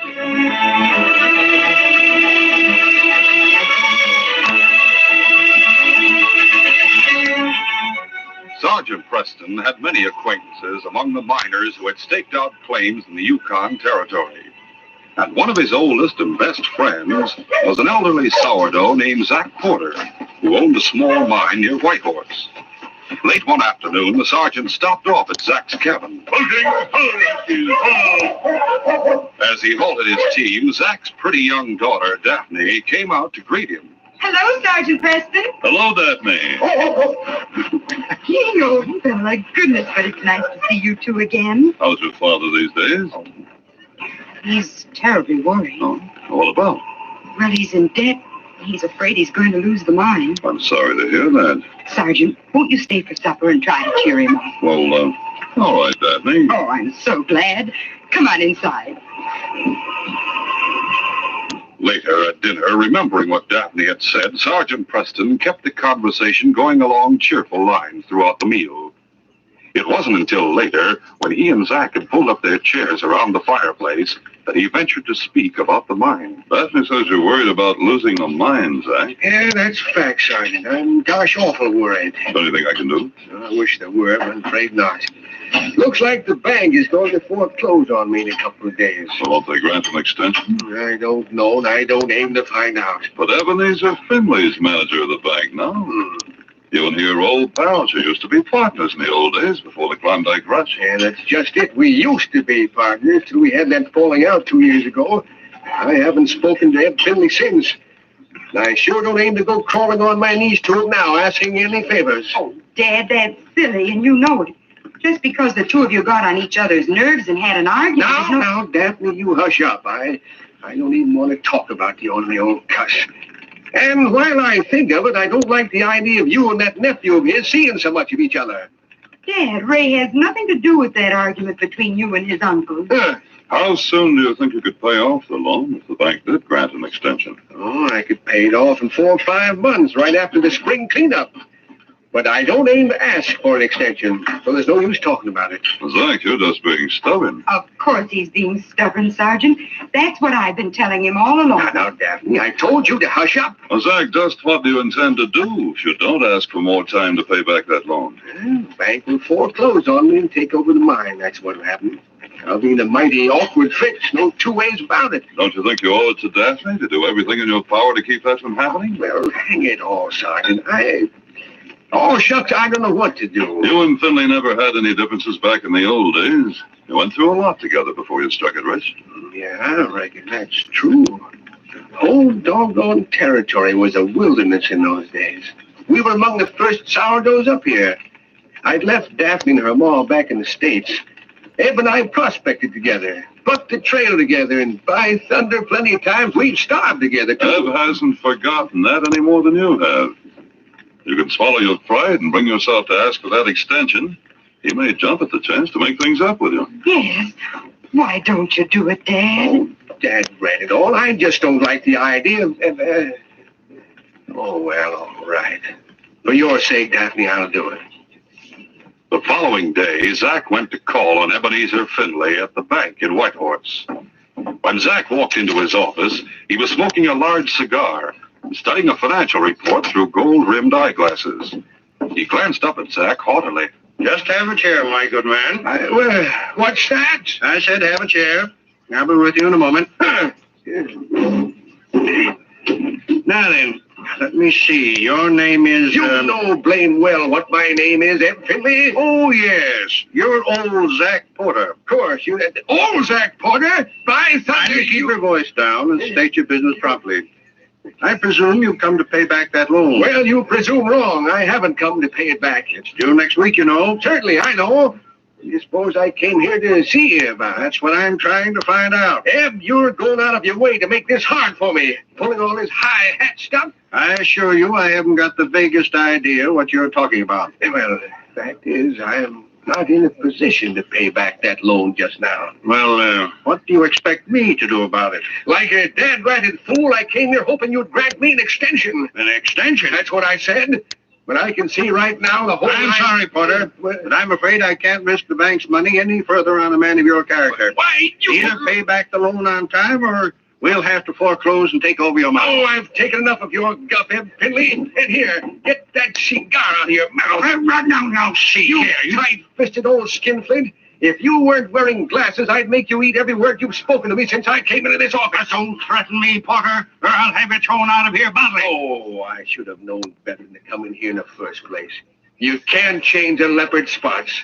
And by thunder, you can't change a polecat smell. Why, you confounded old buzzard, get out of my office. Don't worry, the sooner I get out of here, the better I'll like it. I need a change of air. As Zach opened the door to leave, he collided with Eb's nephew, young Ray Finley, who was just entering the office. I beg your pardon, Mr. Porter. Oh, so it's you, eh? Yes, sir, and I'm glad I bumped into you this way. You? I mean, I'm glad we met. Well, that's a dang sight more than I can say. I wanted to talk to you. Talk to me? About what? About Daphne. You see, I just proposed to her and she accepted. Well, that's not... She what? She accepted my proposal, so... Now I wanted to ask you for your consent. Why, you young whippersnapper, if you think I'd ever let Daphne marry anyone by the name of Finley, you've got another thing coming. But sir, don't put me. I not only refuse my consent to the marriage, but from now on I forbid you to see my daughter again. Is that clear? Yes, sir. Now, if you'll stand out of my way, I'll clear out of this skunk's den. Yes, sir. At that same moment, a man in a fur parka with a muffler drawn across the lower half of his face was knocking on the door of a cabin at the outskirts of town. Yeah, what do you want? Wait till I pull down this muffler. There. Help. Yeah. It's me, all right, Ronco. Let me inside, huh? Yeah. Come on, hurry up. How in blazes did you get loose? Thought the constable was taking you to jail up in Dawson City. He was, but I managed to slug him and break away night before last. Oh, you fool. What'd you come here for? He's probably on your trail right now. Don't worry. I knocked him out and swiped his team. It'll be at least 24 hours before he can hope to get back here to Whitehorse. Yeah? And then what happens? By the time he gets here, I'll be on my way back to the border with a fortune on my sled. A fortune on your sled? That's right. I'm willing to cut you in on the deal. Wait till I get off this parka and I'll tell you all about it. A few moments later, after Calmore had removed his parka and mucklucks, the two men pulled up chairs around the crude pine plank table. All right. Now let's hear this deal you're talking about. When Ebenezer Finley had me arrested for embezzling money at the bank, I swore I'd get even with him. Yeah. So what about it? Well, I figured out a way to get revenge on him and rob the bank in the bargain. And just how do you figure on doing all that? Listen, Finley has a key to the bank, and he knows the combination of the vault. So? So we'll go to his house tonight, pull a gun on the old buzzard. We'll throw a scare into him and force him to tell us the combination of the vault. Keep talking. As soon as we get the combination, we'll tie him up, take the key, go clean out the bank. Then we'll go back to Finley's house and kill him. That way I'll have my revenge and there'll be no witnesses left to connect you with the crime. It's a mighty slick scheme, Gilmore. There's one thing you've forgotten. Such as what? Finley don't live alone. His nephew lives with him. Or were you planning on killing him, too? There's no need of that. I know a thing or two about that nephew of Finley's. I've got it all figured out how we can get him out of the way. Now, here's what I've got in mind. We'll continue our adventure in just a moment.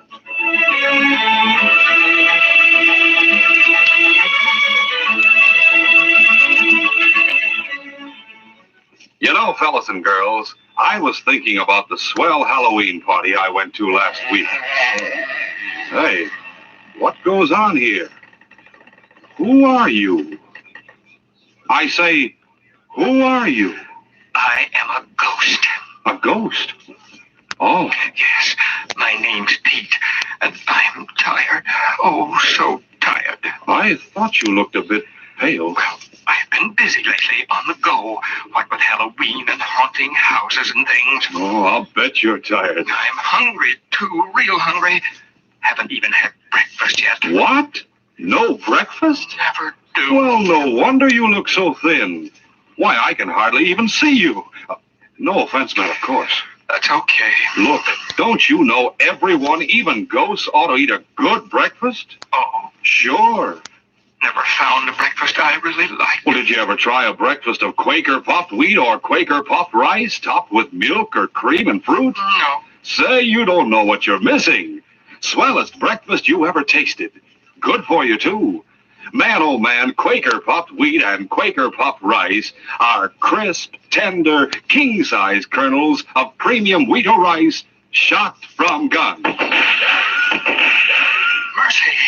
Guns, did you say? Yup. Quaker puffed wheat and Quaker puffed rice are shot from guns to make them bigger and better tasting. That's a terrific idea. Why don't you try them? I'm going to. Well, sir, fellas and girls, at least Pete the Ghost is on the right track. And don't you forget to stow away those delicious, nourishing breakfasts of Quaker puffed wheat or Quaker puffed rice topped with milk or cream and fruit. Ask Mom to keep a good supply of both delicious kinds on hand at all times. You'll go for rice or wheat shot from guns. That's the original, the one and only Quaker puffed rice and Quaker puffed wheat. Shot from guns.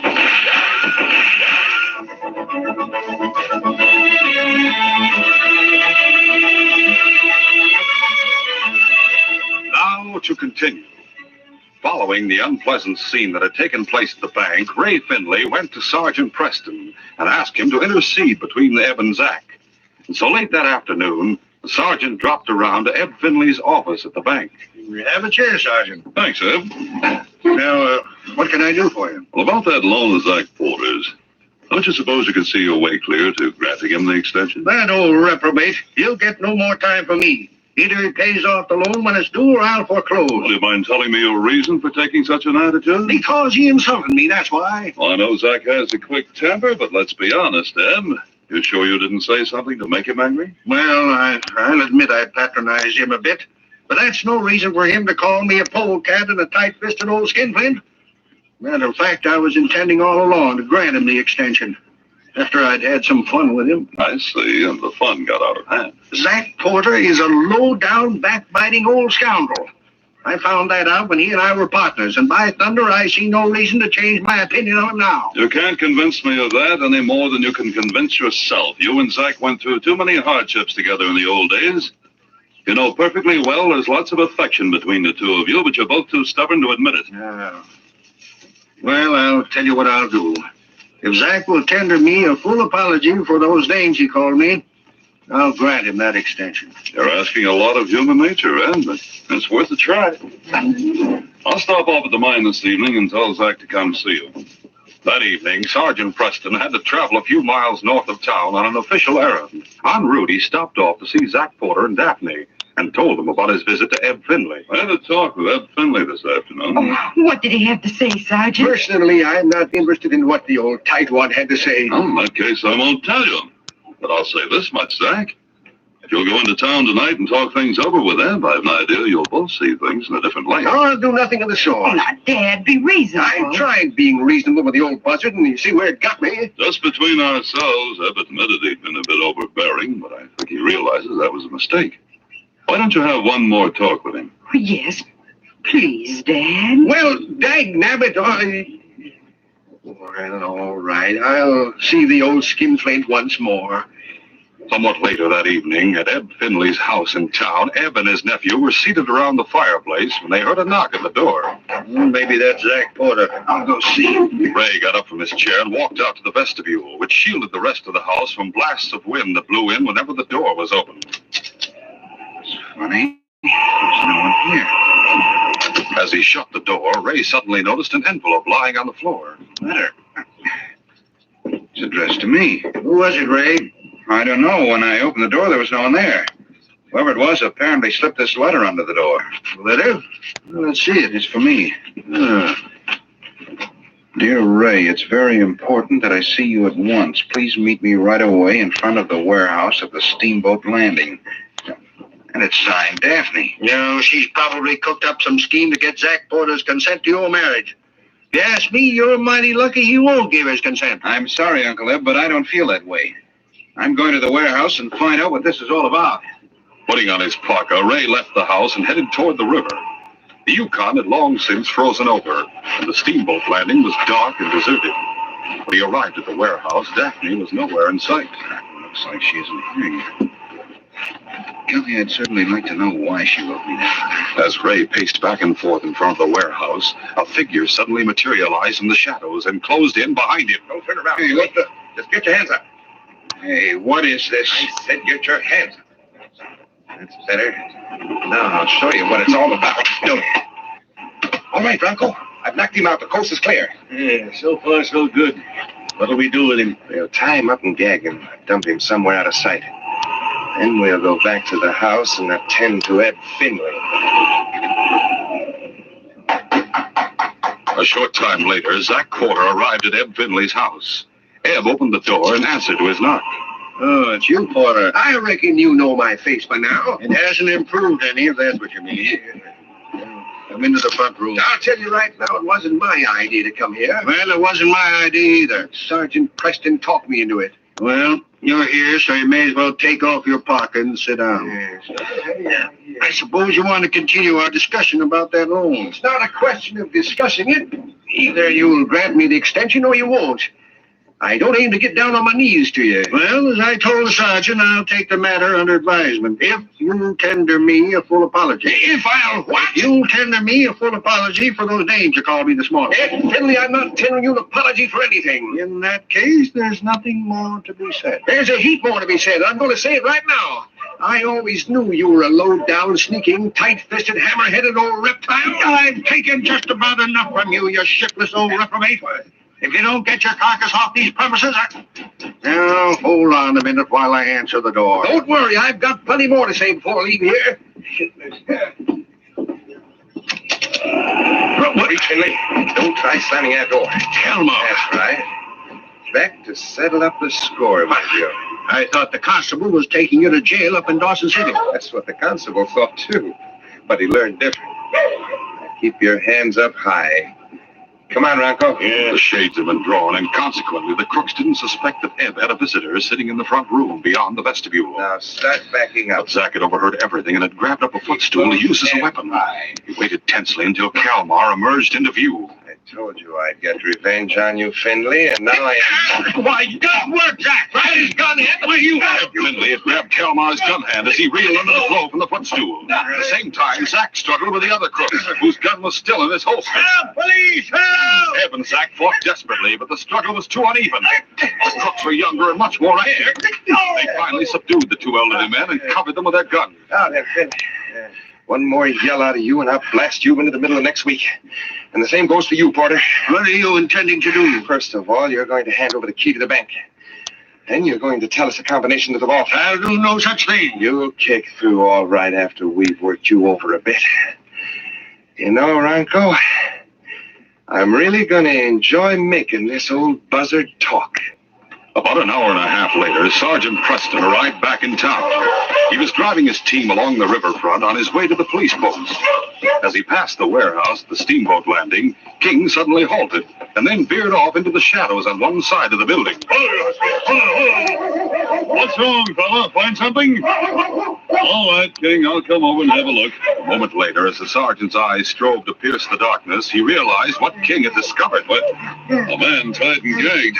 Better carry you out into the moonlight, fella, where I can see you better. Ray Finley, wait a second. I'll have this gag off you.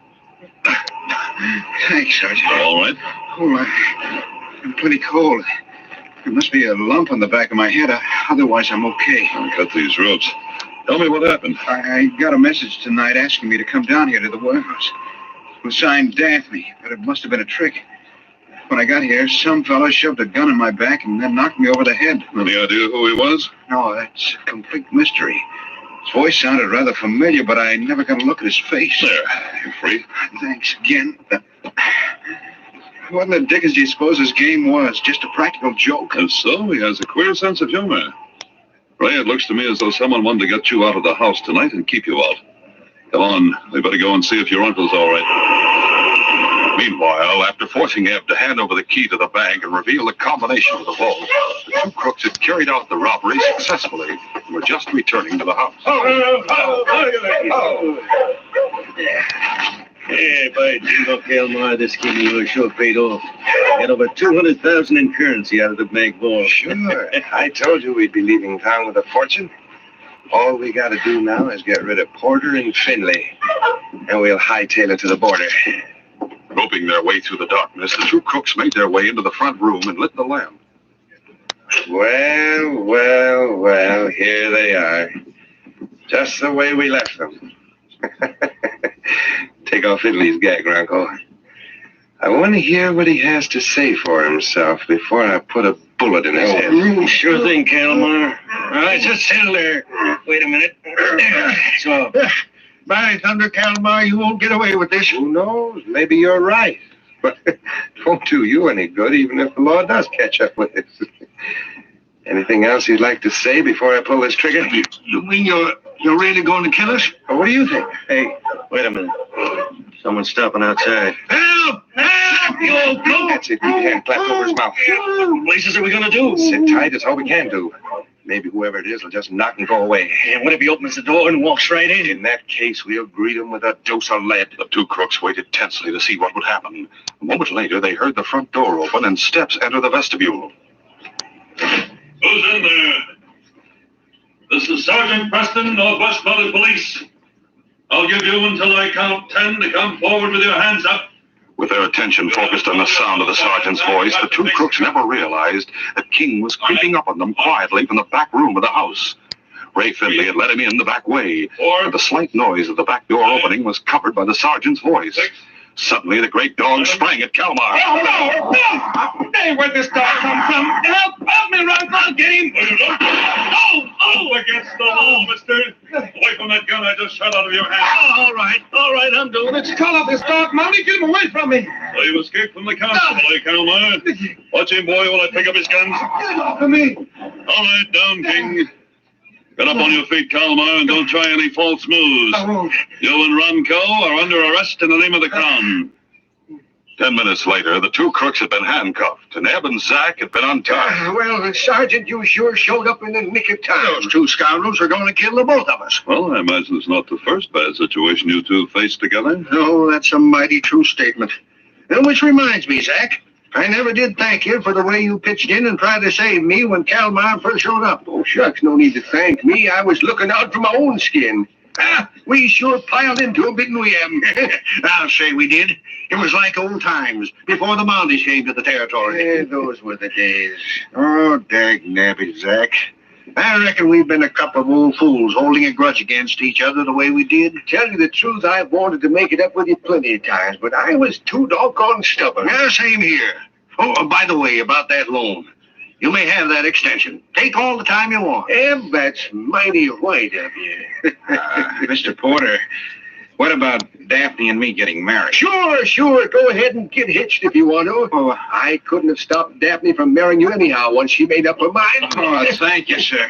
Say, while we're passing out thanks, I reckon we all owe a big debt of gratitude to Sergeant Preston and King. We sure do. We've already had our thanks, hearing what's just been said, haven't we, King?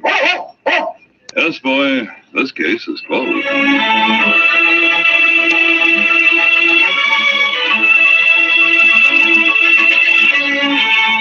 In just a moment, Sergeant Preston will give you a preview of Wednesday's adventure, the Ghost Riders.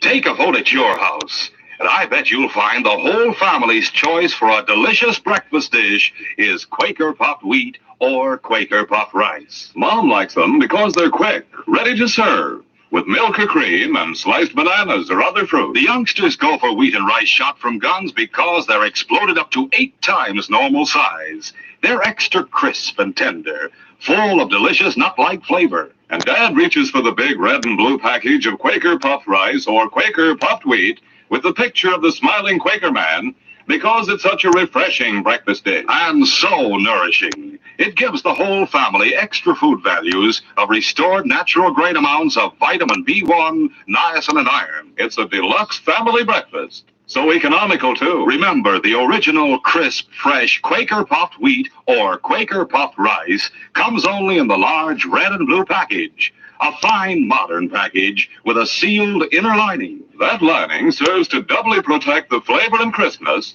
until the moment you pour it into a bowl. For that reason, Quaker puffed wheat or Quaker puffed rice is never sold in bags or bulk. Buy both delicious kinds tomorrow. And now, here is Sergeant Preston. Sergeant Preston reporting, sir. Well, Sergeant, I see you got my message. Yes, sir. I came right over. I'm glad you did, Sergeant. A strange and vicious gang is operating in the vicinity of Selkirk. I want you to go down there as soon as possible. You say strange gang.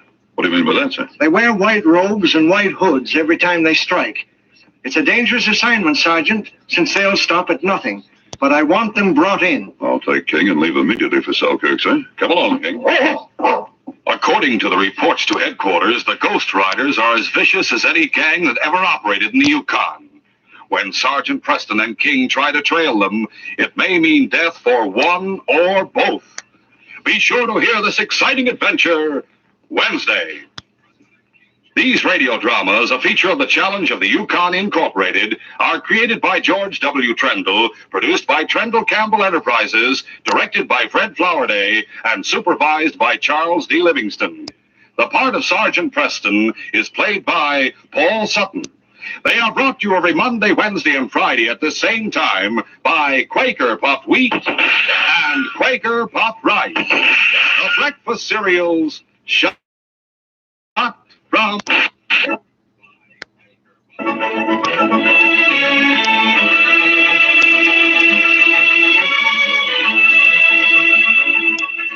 Your best bet for hot breakfast is Quaker Oats. The giant of the cereals is Quaker Oats. Delicious, nutritious, makes you feel ambitious. The giant of the cereals is Quaker Oats.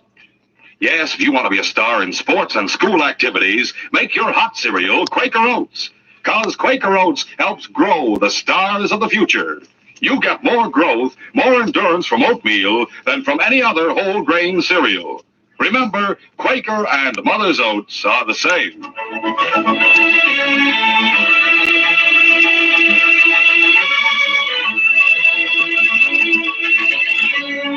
This is J. Michael wishing you goodbye, good luck, and good health from Quaker puffed wheat and Quaker puffed rice.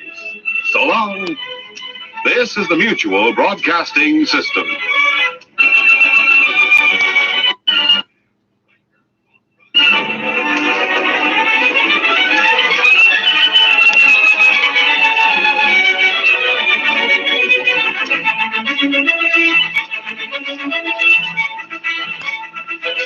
You're listening to Chin Radio AM 1540, the voice of multicultural Toronto, bringing you the latest updates on COVID-19.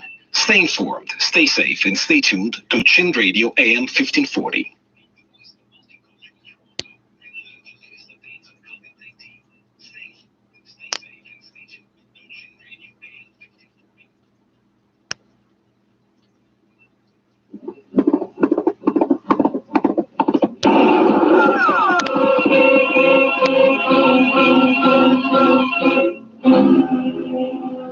Around Dodge City and in the territory out west, there's just one way to handle the killers and the spoilers. And that's with the U.S. Marshal and the smell of gun smoke.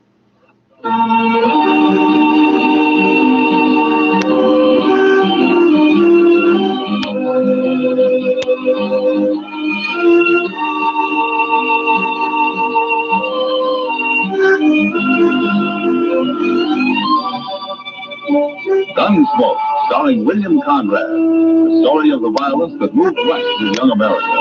The story of a man who moved with it. Matt Dillon, United States Marshal.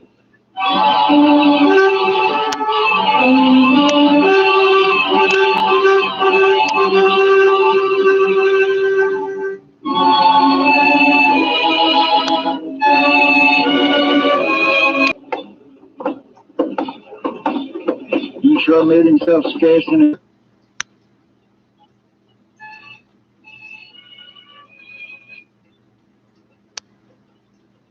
Hey, Mr. Dillon. Yeah, it looks that way. The plaza seems pretty quiet. Maybe he got the wind up and rode right on out of town. You're giving him credit for too much sense, Chester. Yes. The only time that mallard bunch stops is when somebody stops.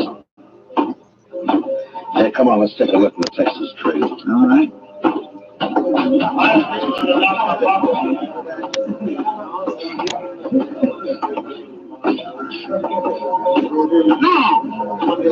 Coming home? Kitty, I'm looking for Billy Mallard. You been around? Take a look at the mirror back of the bar. He's shot up half the town already and passed the word out that he's going to shoot up the rest of it before midnight. When was he here? Half an hour ago, Matt. Drunk, mean. I can't stand him or his father. Maybe they do own half of Texas, but I hate them. Well, they're Texans, Miss Kitty, and that means they've always got to be trying to... I told the Millers when they brought their cattle up here last year that they'd have to act civilized. Come on, Chester. Sounded like it's up at the west end of the plaza. Yeah. It's probably accidental. Oh, just a second, Marshal. What? How what is that, Mr. Covey? About those pistol shots, Marshal. I reckon that's young Billy Miller kicking up his heels. Well, in about 5 minutes, he's going to be kicking him up in jail. No. Let's not be hasty, Marshal Dillon. We have to think of the best interests of Dodge City in a situation like this. What? Those Mallers are mighty important people, you know. Own one of the biggest ranches in Texas. Always throw a lot of money around when they come up here with a herd. Well, as far as I'm concerned, he gets the same treatment as any other drunken cowboy. I'm sorry, Mr. Covey. Now, wait a minute. All you're going to do is antagonize him. They'll turn their drives east from now on. They'll ship their stock out of Hayes City or Abilene. And you can't arrest Billy anyways. He's got that gunman, Tom Wayne, and 30, 40 Mallard Ranch riders back. Look, I'll argue with you later. I got a job to do. Dillon, you can't do that. Chester, let's go pick him up.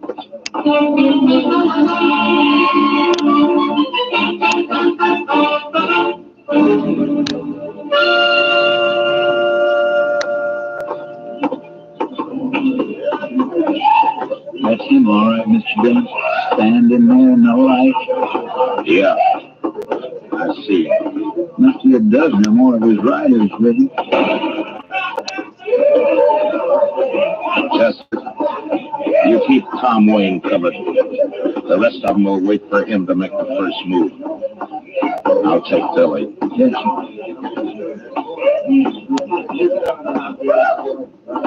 Mallard!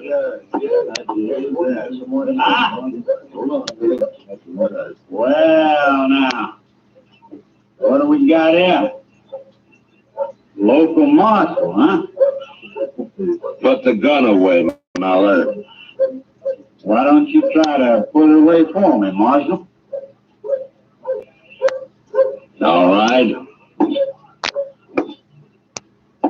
Mr. Wayne, to keep your hands still and in plain sight. I said put the gun away, Billy.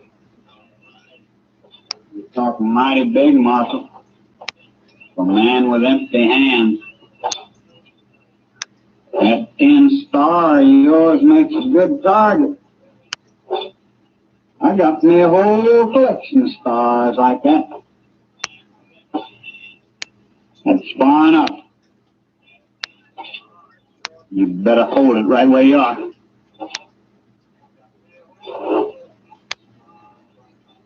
I gave you 2 warnings, Billy. That's one more than I usually give a man. Now you hand over that gun. I told you to take it if you think you can. No!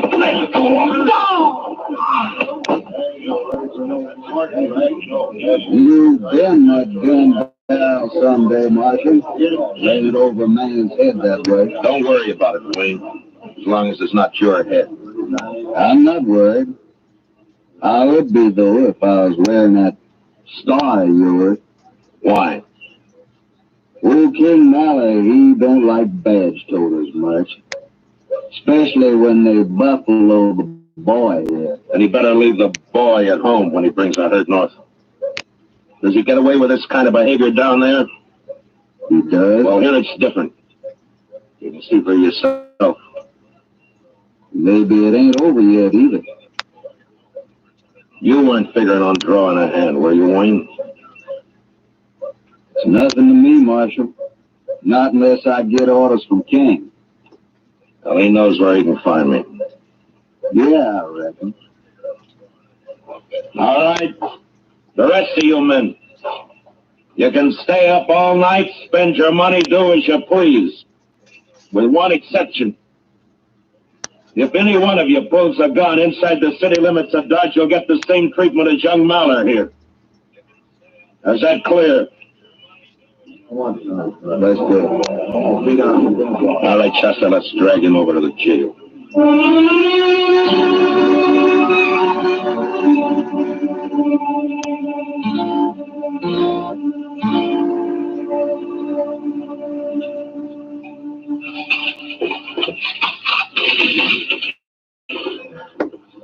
There you are, Mr. Dillon.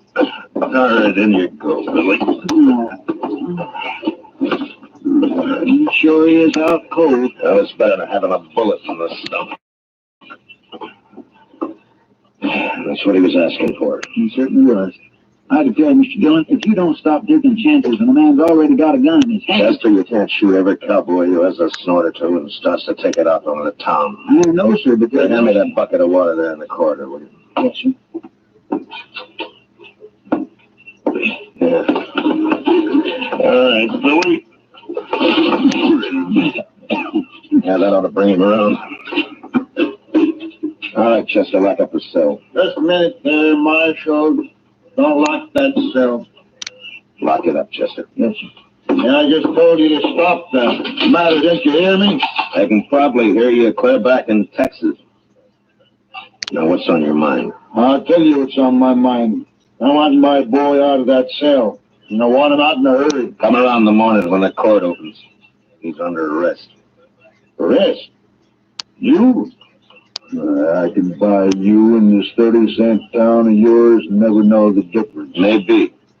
But we'd know it. Now you shut up and get out of here. I've argued about this long enough. Either you'll open that cell or hand over the key. I'm sorry. You there, come on, hand him over. Here now, Mr. Mallard. What Ain't you gone far enough? Give him some tin horn, he's going to... I said leave him alone. Let go of me, Dylan. Chester, unlock the cell. Yes, I'm warning you, Marshal, for the last time. You don't get your hands off me. Sure, King. Now lock it up, Chester. Yes, sir.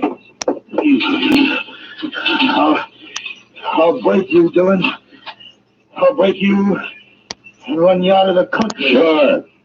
Sure, I know. But you'll have to wait till tomorrow morning.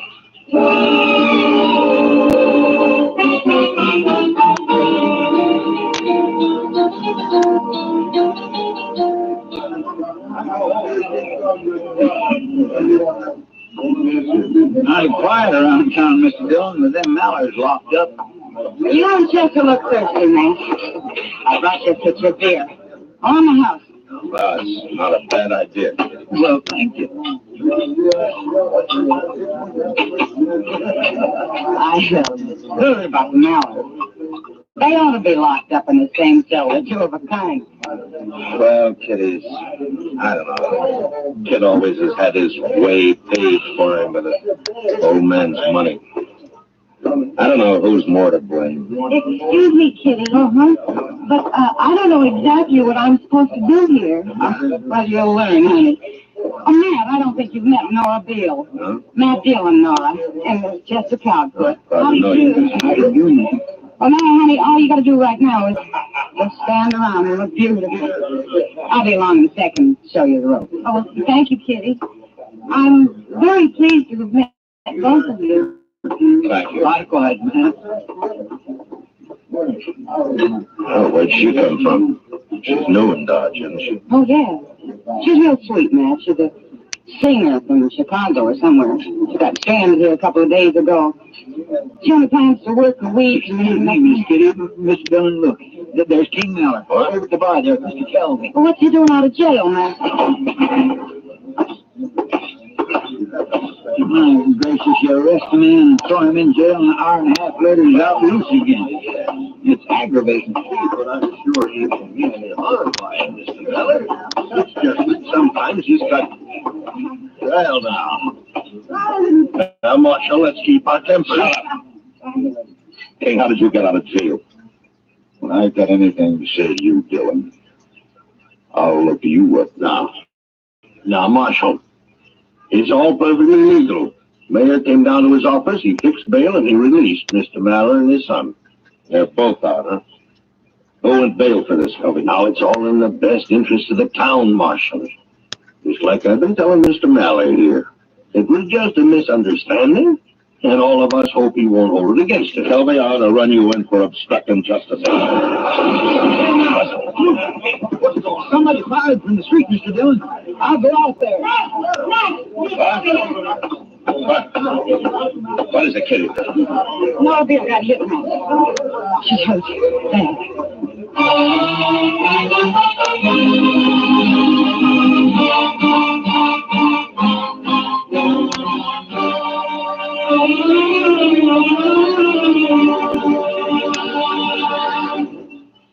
We will return for the second act of Gunsmoke in just a moment. But first, giving medical and welfare assistance to our armed forces and veterans, collecting much-needed blood, training our citizens for service in case of a national emergency, and always on the spot first with disaster relief, these are some of the many services of the American Red Cross. But this all costs money, $85 million this year.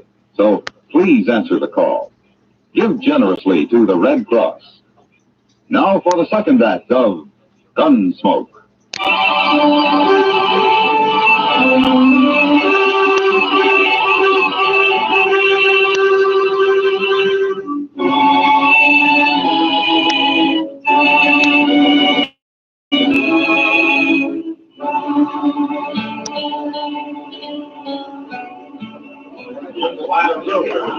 Over here, Matt.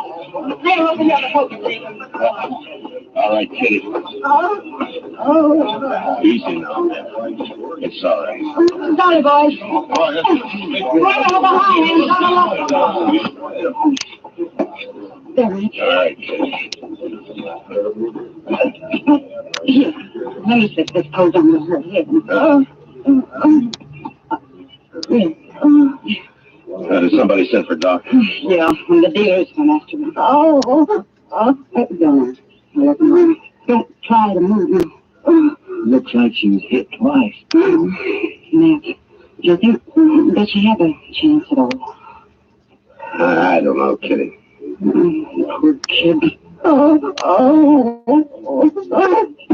It's all right, honey.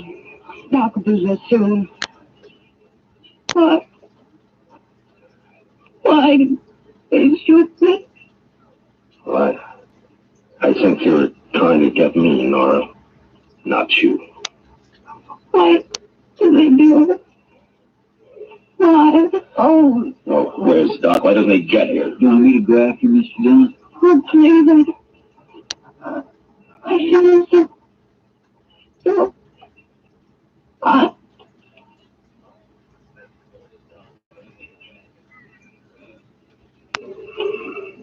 No, Chester, there's no need for Doc to hurry now. Matt. So. Yeah. Well, Doc can take care of it when he gets here.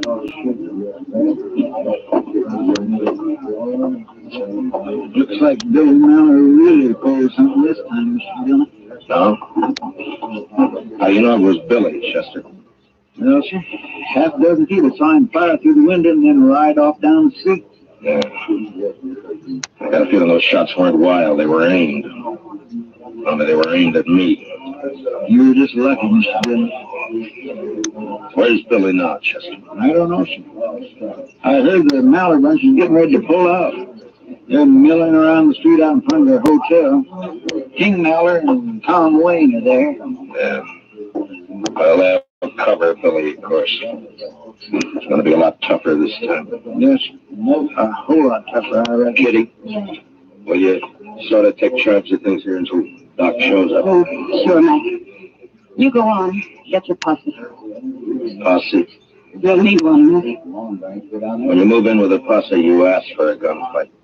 Works on a man like an out-and-out challenge. I'm going to handle it alone. But then it's his sister up on Mac. Only 3 that count. As long as we can control the Mallards and Tom Wayne, the others don't matter. Marshal! Huh? Oh, Kelby. You got another suggestion for the best interests of the town? Now listen here. You can't go up there, Marshal. That'll just lead to more killing. It won't do anybody any good. This wouldn't have happened, you know, if you'd taken my advice, not thrown that boy in jail. And it wouldn't have happened if you'd have stayed out of it and left him in jail, Kelby. Tomorrow morning, he'd have sobered up and cooled off. Well, what's done's done. But they're getting ready to leave now. You can pass the word for King not to bring the boy along when he comes up next year and let it go at that. Don't make it any worse now, Marshal. Let it go at that, huh? Don't antagonize them, huh? Look the other way. It's just Billy Mallard kicking up his heels, so let's stay real quiet. And maybe he won't commit another murder. Murder? It wasn't murder, that was an accident. It was murder. He meant to kill somebody, and he did. The only accident about it was the fact that he didn't kill me. Well, just a common dance hall girl. Nobody's going to pay any mind. I mind, Kelby. And the law minds. And you stay out of this from now on. You understand me. Now, Dillon, you're not talking to some saddlebum. Yeah. Chester. Yes, sir. Mac, Yeah, Kitty. it's not going to help to go get yourself killed. It seems to me I'm being sold awful short around here. They outnumber you 20 to 1.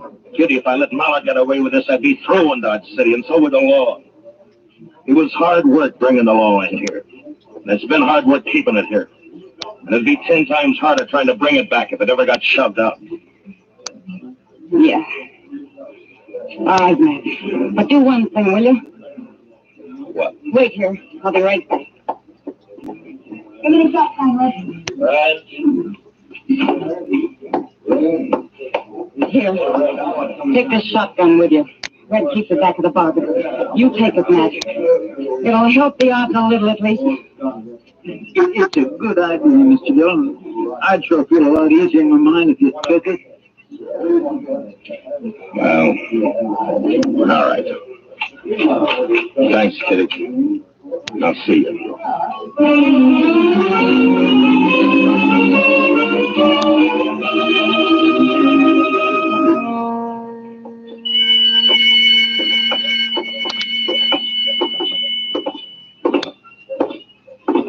She's a pretty little thing. Yeah. Seems a shame.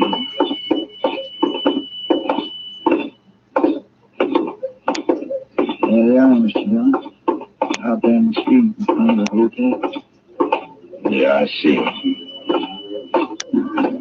Looks like the whole Mallard mob. This ain't gonna be very easy. King and Wayne are there, but I don't see Billy. No, I don't either. Those two are the ones to watch, Chester. Don't let them start a play. Yes, Mr. Dillon, I understand. Here comes Marshal, Mr. Mallard.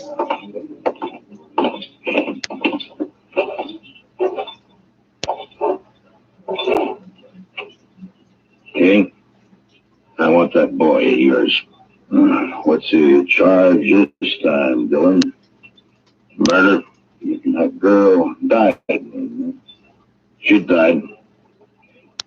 Now, where's Billy? Where'd you get the idea he had anything to do with it? Half a dozen people saw him fire the shots from the street. Yeah? I say he wasn't near that. Well, don't say it to me. Say it in court. Now, where is he, King? Marshal, there's 40 of my riders standing here in the street. Every one of them packing a gun. I suppose you just turn around and start walking. I said, where's Billy? All I got to do is give the word, Dylan. These boys will drop you right in your trap. You're not giving anybody the word, King. Huh? Buckshot's got a pretty fair spread. Now, at the first sign of any move by this bunch, and I'll get you and Wayne with one blast. Now, you better warn him, King. Dylan, you're barking up the wrong tree here. Billy rode out of town and headed south. That's his horse tied there to the rail, isn't it? All right, where is he, King? Inside the hotel? Nah, look, Marshal, there's no call for all this. Maybe Billy did get a little bit out of line. He's always been a high-spirited youngin', but there's no reason for us to lose our heads. You know you got no case against him. Every one of my men here will swear he wasn't anywhere near that shoot. They'll get their chance at the trial. Well, now, that's just the trouble. We can't hang around here waiting for a trial. It costs me money, but I'm willing to spend quite a bit, Marshal, to avoid the inconvenience. Never mind, King. Don't be a fool, Marshal. Shut up. Wayne, move over a little closer to him here. All right, that's it right there. All right. The rest of you men fish your guns out and drop them on the ground. Now, slow and easy. No sudden moves.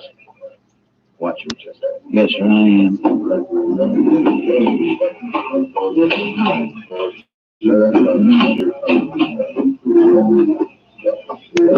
All right. Back up now, out into the street, away from those guns. A whole bunch of you. Move!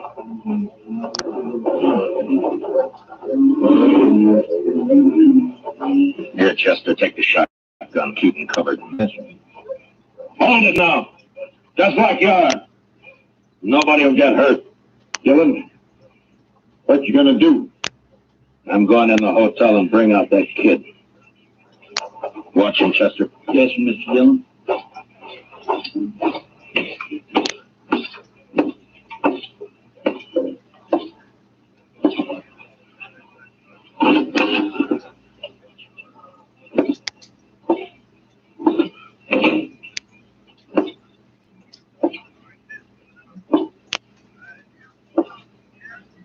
Boss? Yeah. Upstairs somewhere. Alone? Yes, sir. Everybody else cleared out. Well, now's your time. Go ahead if you want. The Mallers won't bother you. Thank you, Marshal. And the best of luck to you,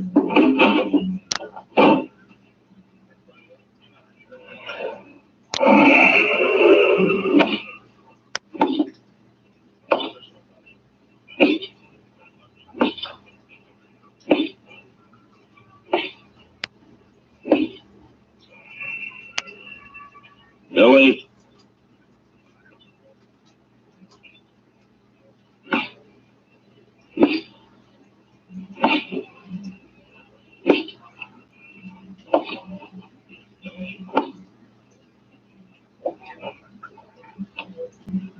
Billy? You better give up.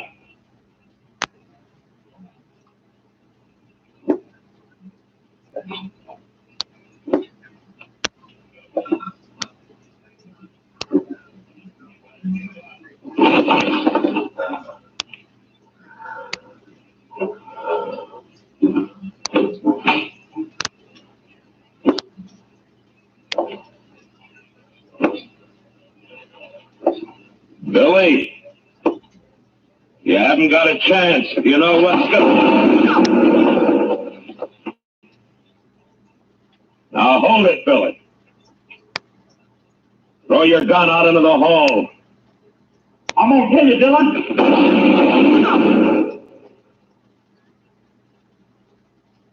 It's your last chance, Billy. Now come out into the hall and give yourself up. I'll kill you, so help me.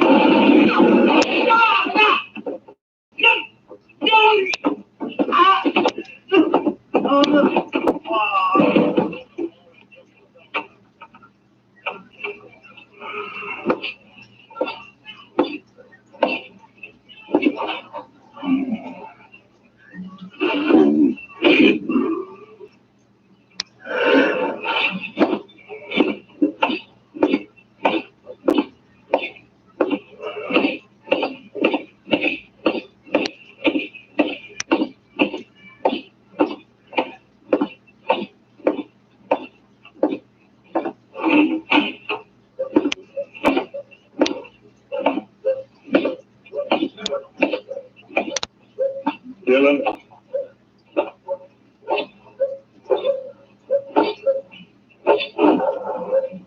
Dylan, was that?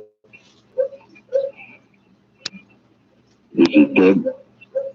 Yeah.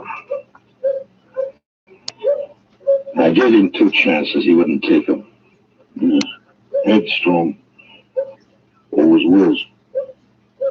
Just maybe I didn't bring him up right.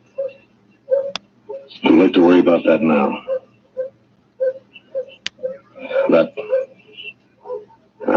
I'm sorry, King. For Billy and for the girl both. He had it coming. I knew that one. I tried to stop it. Too late. The only way I knew. But you wouldn't budge. Tom, go get him. We'll have to bury him in Kansas. All right, King.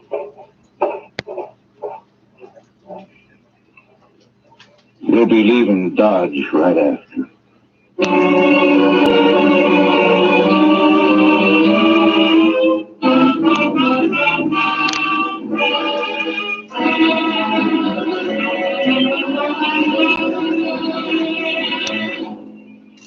Gunsmoke, under the direction of Norman Macdonald, stars William Conrad as Matt Dillon, U.S. Marshal. Tonight's story was specially written for Gunsmoke by Les Crutchfield, with music composed and conducted by Rex Corey. Featured in the cast were Sam Edwards, John Daner, Lawrence Dobkin, Harry Bartell, Charlotte Lawrence, and Barney Phillips. Wally Bear is Chester, and Georgia Ellis is Kitty. Gunsmoke is heard by our troops overseas through the facilities of the Armed Forces Radio Service. Join us again next week as Matt Dillon, U.S. Marshal, fights to bring law and order out of the wild violence of the West in Gunsmoke. Every Sunday evening, CBS Radio presents My Little Margie, a hilarious comedy show starring Charles Farrell and Gail Storm. It's a worthy addition to the Sunday Fun Day lineup, a program that's packed with laughs from start to finish. Listen for My Little Margie on most of these same stations, tomorrow night presented by CBS Radio. This is the CBS Radio Network.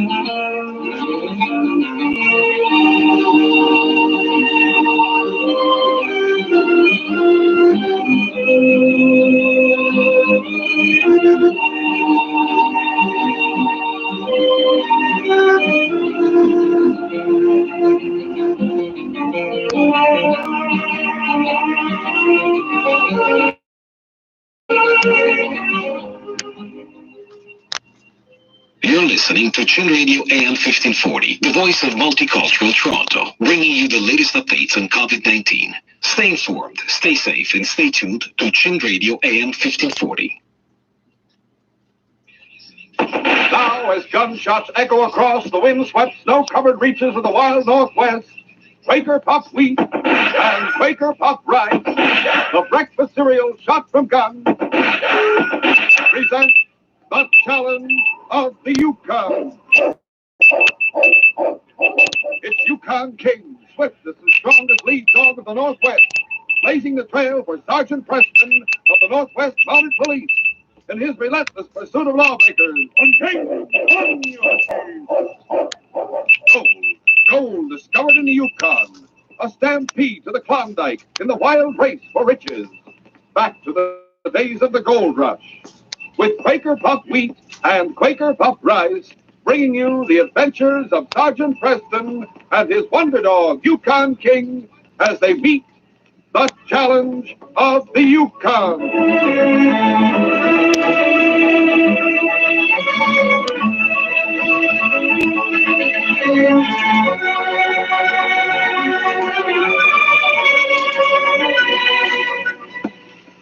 You fellas and girls know a good food when you taste one. And here's what's so good about Quaker Puffed Wheat and Quaker Puffed Rice. They're made from only the premium grains of wheat or rice. And these choice select grains are shot from guns. Actually exploded up to 8 times normal size to make them bigger and better tasting. Yes, they're crisp, tender, delicious. Just see how good they taste tomorrow morning. Treat yourself to Quaker Puffed Rice or Quaker Puffed Wheat.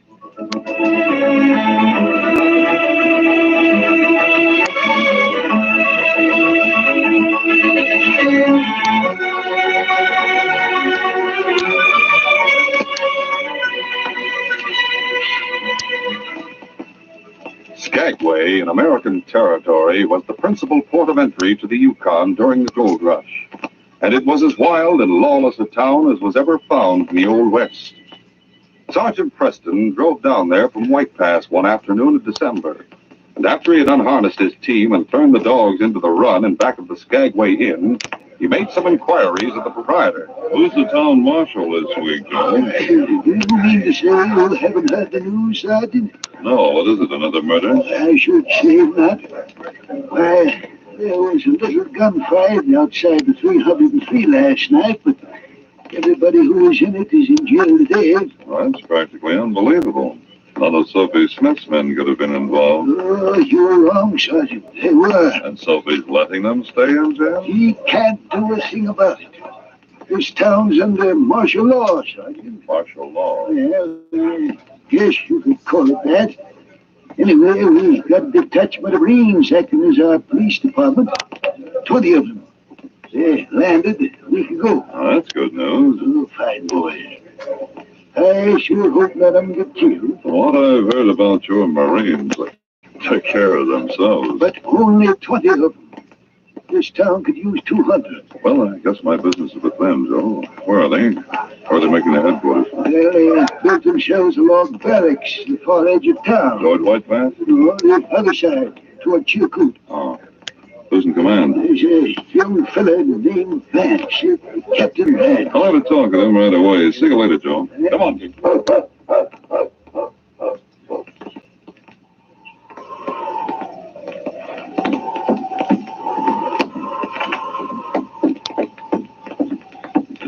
Captain Vance? That's right.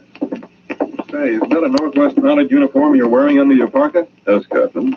Sergeant Preston. Glad to meet you, Sergeant. You've been up here long? About a year now. Since the very beginning of the rush, huh? Yes. Well, they tell me you managed to keep pretty good order in the territory. Most of the time, we do. I'd like to know how you manage it.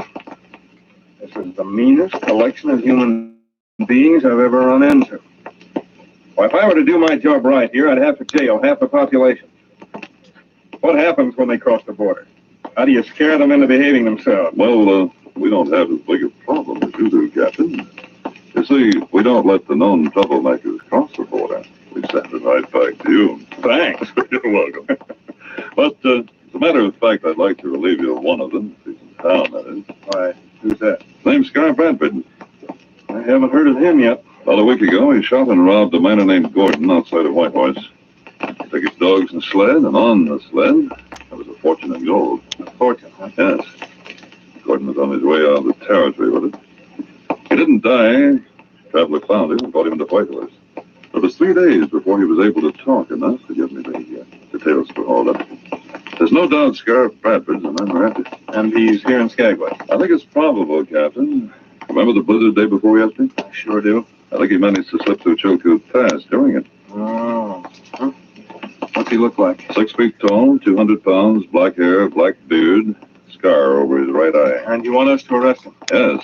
Should be in your authority to grant extradition so I can take him back to Whitehorse for trial. It is. You can have him if you want him. If we can find him for you. Well, he'll be trying to get back to the States. I'd suggest checking with any steamers that are ready to leave. The Portland and the Golden Lady are in port. They're not sailing for another week. Then there's a schooner anchored out in the harbor. I think it's stuck there. Stuck? Most of the crew deserted. The captain was in here yesterday. Wanted his men found and returned to the ship. You can't do that, can you? Certainly not. But this Bradford's different. Do you know him when you see him, Sergeant? Yes, I do. Well, why don't you try to find him yourself? You know Skagway better than I or my men. You find him and we'll arrest him. All right, Captain. We'll be ready to lend you a hand whenever you say so. Hope that'll be tonight. So do I. Good luck. Thanks, Captain. Come on, Kate. The sergeant returned to the inn, and after supper, he went to his room and changed from his uniform into a check shirt and corduroy trousers. King watched him curiously. What's the matter, boy? Don't you like this outfit? Well, I'll tell you why I'm wearing it, King. You see, I have no authority here, and I can't make people answer my questions. But if they think I'm just another prospector, they'll feel more like talking, especially around the 303 and the waterfront cafes. Oh, you don't like them, do you, fella? All that smoke and noise. Well, there's no reason why you have to come along with me. I'll put you out on the run with the rest of the team, and you can go to sleep early tonight, King. Maybe we'll be starting back for Whitehorse first thing in the morning. After the sergeant had turned King into the run, he started on a round of the uproarious Skagway cafes. Scar Bradford was not at the 303, and no one there had seen him. Then the sergeant went down to the waterfront. He talked with the captains of the Portland and the Golden Lady, but Scar hadn't tried to book passage with them. He was heading for one of the waterfront cafes when he saw two burly seamen tying up a dinghy. Hello. How are you, yourself? You from the schooner? What about it? Oh, just wondering. Your captain managed to sign on a new crew yet? Hey, you know a lot about our business, don't you? Maybe you'd like a job. No, thanks. I have one. Oh, come on. Think about it a little. Have a drink with me, of course. No, thanks. What do you want to stay around this icebox for? We're heading for the South Seas. Oh, that sounds interesting. You carrying any passengers? On the Northern Star? You carried them from San Francisco, didn't you? The skipper had enough of it. The sergeant was watching the second sailor. His right hand was thrust deep in the pocket of his pea jacket. And from the expression on the two men's faces, he knew he was in for trouble. He took a step backward. Get him, boy! Right. Butch's hand came out of his pocket. He had a belaying pin in it, but the sergeant ducked aside. The sailor tried to bring it down on his head. He lashed out with a right and caught the man on the jaw. Butch was staggered, but the other sailor moved around in back of the sergeant and grabbed his arm. The sergeant wrenched himself free and landed another right. The two men closed in on him. He kept them at arm's length with his fists, left and right, and then right and left again. He edged back farther from the dock's edge. Then, as he drove home another blow, his foot slipped on a patch of ice. For a second, he was off balance, and in that second, the belaying pin crashed down. Hey, good work, Butch. I'll take his head, you take his feet. Yeah. That's the schooner, huh? Sure. Now we come back for some more. $100 a piece is Hey, you roll. Okay, Nick.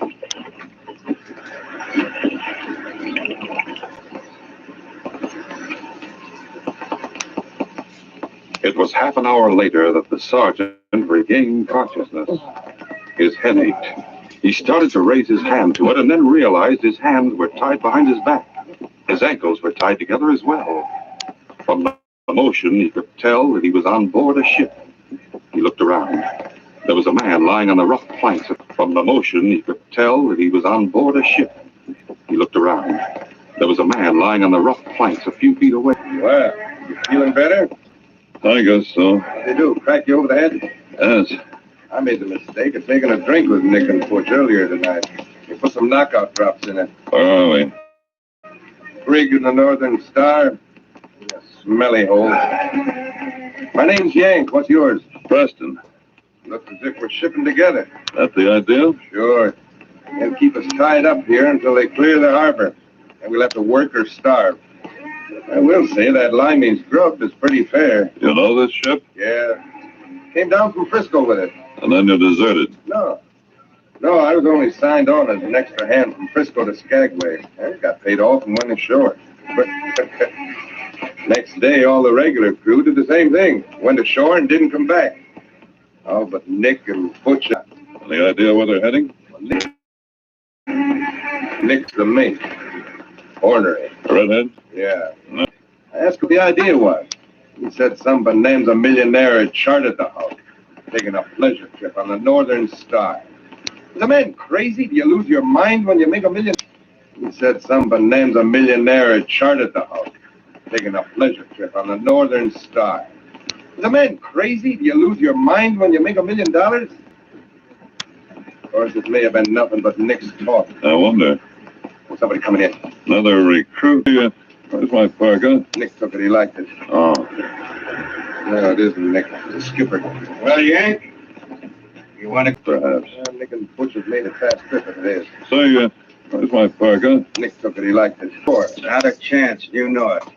Might as well sign on. Not me. When are we sailing, Skipper? When you work? No, I want to be put ashore. Not a chance. You know it. Might as well sign on. Not me. When are we sailing? Signing on means I have the freedom of the ship. Why not?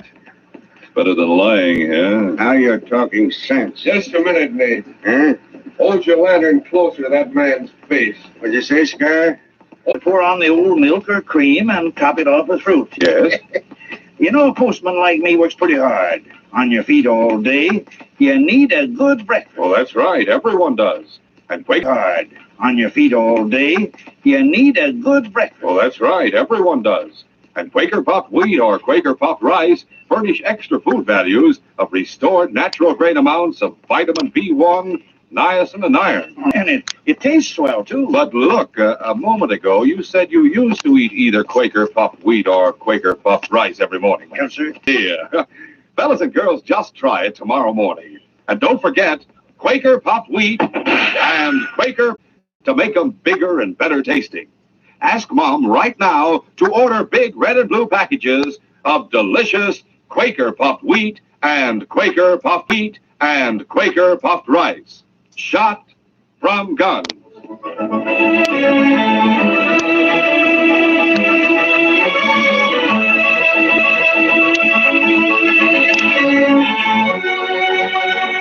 We'll talk it over in my cabin. Come on, Scar. What is it? Sergeant Preston, a mistake. Seems to me I'm the one who did that. I should have been more careful of my turn to Scar. We'll talk it over in my cabin. Come on, Scar. What is it? Sergeant Preston, eh? So he's the bonanza millionaire. That's right, Yank. Nick sure did make a mistake. Seems to me I'm the one who did that. I should have been more careful. If he tries murder once, he won't mind trying it again. I've been thinking of that. You're in seen the height of the fence. He ran and jumped. Motive scrap gauging the height of the fence. He ran and jumped. Motive scrap. For the next 15 minutes, he ran up and down the main street looking for his master. It was down near the waterfront that he saw his first familiar face. The man in uniform the sergeant had talked to that afternoon. Captain Vance and a Marine corporal were running toward one of the waterfront cafes, where loud voices announced that a fight was in progress. King followed close at the captain's heels, and when he and the corporal entered the cafe, King slipped in behind them. All right, stand aside, let us through. I'll teach you to mess around with my drink. Watch your foot scrabble. Nick was slugging it out with a husky young sailor. All right, bring it up. You're both going to jail. No, not me, Captain. Both of you. Will you listen to what this lug tried to do? I'll listen. What's your story? He poured something in my drink. What? Water? No! That's right, Captain. There was nothing but water. Next shoulder.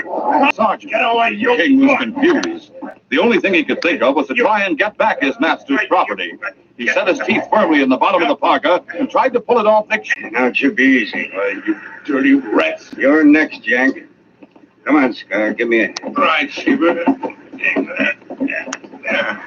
The skipper and Scar struggled out of the brig, carrying the still form of the sergeant. He tested the rope and knew that one more violent effort, he could see the lights of the waterfront hundreds of yards away. And with his heavy shoes and clothing, it was costing him a terrible effort to really keep his head above water. But the shore was his only chance, and he struck out toward it. A few strokes, and his strength started to go.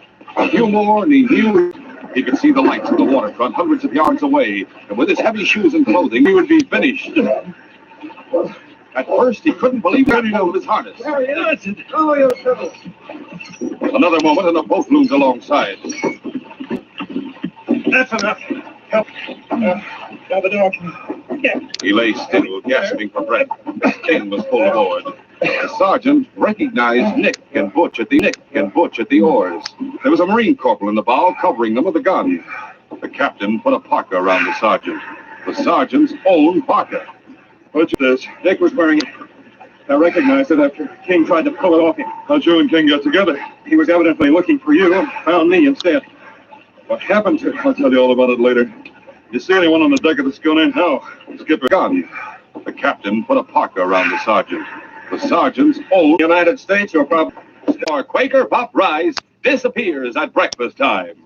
These ready-to-serve cereals hit the spot from first to last delicious spoonful. Yes, wheat or rice shot from guns is exploded up to 8 times normal size. Wheat and rice give you added food values of restored natural grain amounts of vitamin B1, niacin, and iron. Tomorrow morning, fill a bowl with Quaker Puff Wheat. Just you watch it disappear, but fast. Remember, delicious, nourishing Quaker Puff Wheat and Quaker Puff Rice. Come King, meet the challenge of the Yukon in the case of the sergeant's president. When King and I hit the trail for Pierre Reynaud's cabin in the middle of a blizzard, we knew the ridge would be dangerous. But we wanted to pick hot breakfast, nourishing Quaker oats. Quaker and Mother's Oats are the same.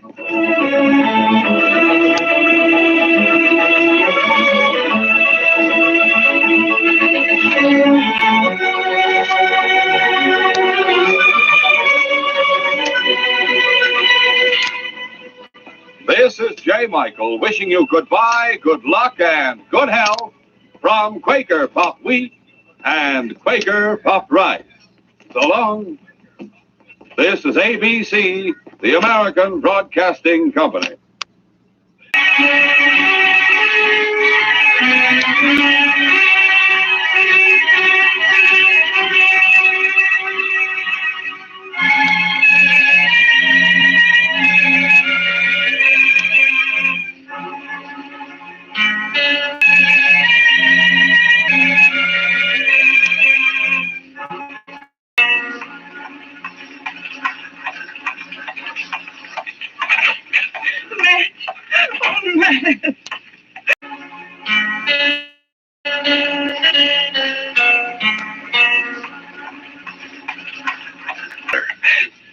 Good morning, Miss Wells. Good morning, Chester. Now, I got to talk to you. What's the matter? Good morning, Miss Wells. Good morning, Chester. Now, I got to talk to you. In the office all day. I'll be in the back if you want me. Yeah. Matt, he's here in Dodge City. I just saw him. He came in on the morning train. You mean Ed Beaudry? Yes. It's been 4 years, Matt. I'd begun to hope he'd forget. Hope he wouldn't find us. From what you told me, Beaudry doesn't sound like a man who ever forgets. What? Nat, what are we going to do? I don't know. What's Bert think about it? He doesn't. He's come here looking for Bert. What's Bert think about it? He doesn't know yet. He's busy at the blacksmith shop. Matt, you've got to help us. Beaudry's a hot-tempered fool. Bert never did anything to him. He married you, didn't he? A woman has a right to change her mind, Matt. Maybe Baudry doesn't think so. Matt, you promised me once in Louisville. Yeah. Yeah, I know. A woman has a right to change her mind, Matt. Maybe Baudry doesn't think so. Matt, you promised me once in Louisville. Yeah. Here, the bar, Matt. Third from the end, next to Tulsa Jim Nixon. He's buying Irish whiskey for everybody. Thank you, Kitty. Come on, Chester. Yes, sir. Watch yourself, Matt. Yeah, sure, Kitty. I'll see you later. All right, bartender, set up another round of Jameson's for the house. Your name, Baudry? Well, that's right, mister. Matt Dillon, I'm a U.S. Marshal here. I'd like to talk to you. Fine, go ahead and talk. Tulsa, suppose you move on down the bar for a couple of minutes, huh? Good idea, Marshal. This man's a friend of mine. You're not very particular, friends. I can Tulsa drift. Mr. Baudry, you came here to kill Bert. You came here to kill Bert Wells, didn't you? Did I? Well, here's some advice. Don't do it. Take the next train and get out of town. Is that official? Just what's the charge, Marshal? None. Murder if you go through it. Well, not the way I understand it. Murder's one thing. Calling a man in a fair fight, that's another thing. Baudry, I'm the law here in Dodge, and I don't see it as a fair fight. Bert's a blacksmith, and he's not used to handling a gun. You are. Or so I'm told. Who told you? Baudry, I'm the law here in Dodge, and I don't see it as a fair fight. Bert's a blacksmith, and he's not used to handling a gun. You are. Or so I'm told. Who told you, Ma? I heard Jeannie mention you. You knew her back in Louisville before she ran off. We'll leave her out of this, Baudry. So that's it. This isn't official. You're doing a first of an old friend. Has he been bothering? Steve, come here. I wanted to talk to you, Bert. About what, Matt? I'm the law in Dodge, and the law doesn't like the idea of personal grudges ended up in a killing. What do you aim to do? But there must be something you can do. Yeah, there is. The way it's shaping up, I can probably arrest the survivor.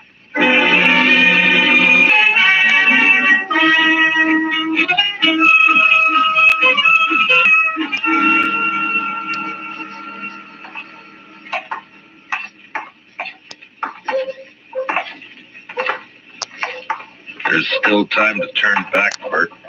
Afraid not, Matt. Should have had it out with Baudry back there in Kentucky 5 years ago. Jeannie wanted to run away and avoid trouble, and she was so beautiful it was hard to argue with her. Yeah. Life's always hard on a woman, I guess. Worse out here on the prairie. Look out for her, Matt, in case Well, I mean to finish. Mr. Dillon? Huh? Oh, what is it, Chester? Baudry left the saloon a little horse. Huh? I think he's riding out to your place a while ago. Went over to the livery stable to hire a horse. Huh? I think he's riding out to your place, Mr. Wells. He's been doing a lot of talking. Jeannie will be there alone, Matt. I better get back home. Won't be necessary. Here comes Baudry now. Oh, boy. Oh. Just riding out.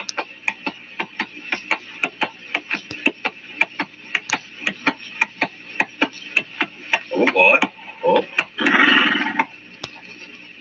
Just riding out to call on you, Wells. I decided you'd had plenty of time to look me up. No reason to, Baudry. Most men would figure they had reason on you, Wells. I decided you'd had plenty of time to look me up. Mr. Baudry? You're fast with that gun, Dillon. Fast enough, Mr. You make a good bodyguard.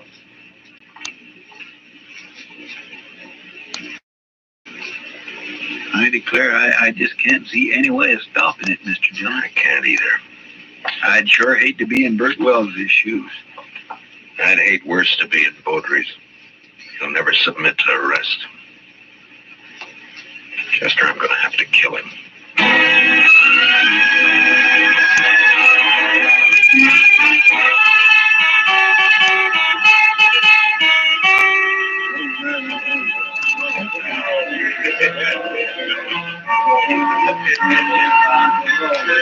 why don't you relax, Matt? You're nervous as a cat. And I'll stay nervous, Kitty, until I find out what's happened to those two. Beaudry slipped out the back way just at dusk. Piano player saw him. Yeah. Bert pulled the same trick. I had a couple of boys watching the blacksmith shop, but he managed to give them the slip. There's nothing you can do now, Matt. Another killing. And you in the middle again. Why, Matt? Why do you do it? It's a job, Kitty. Somebody's got to do it. But why you? There are other things in life if you look around for them. Maybe I will someday. Will you look my way, Matt? Well, Matt, I brought my kit. All prepared. Where are the victims? No victims yet, Doc. You're jumping the gun. Well, I understand it's going to be a real showdown. The boys at the bar are offering 2-1 on Beaudry. That's about the odds I figured. The shooting really starts. Oh, it'll start all right. Oh, there's not a thing the world can stop it, Dillon. Chester, what are you doing in here? I told you to watch that street. Yes, sir, I know you did. The fight's as likely to start out there as any place else. No, sir, Mr. Dillon. I guess there's not going to be any fight. What? They just found Beaudry lying in the alley down the block. Matt. Somebody sneaked up behind him with a hammer. He's sure dead.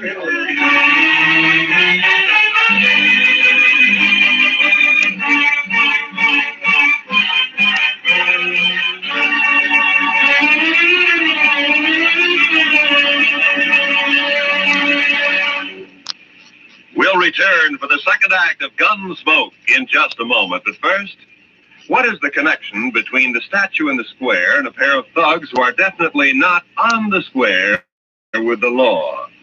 Tonight on Gangbusters, hear the complete details of this exciting case taken from actual police files. Remember, it's Gangbusters later tonight on most of these same CBS radio stations. Don't miss it. Now, the second act of Gunsmoke.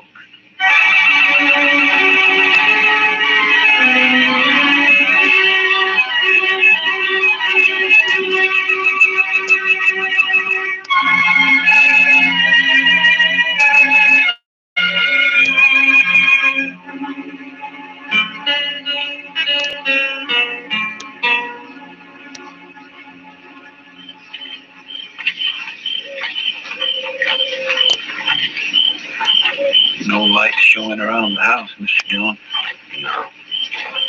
Or the shop either. He might have skipped out.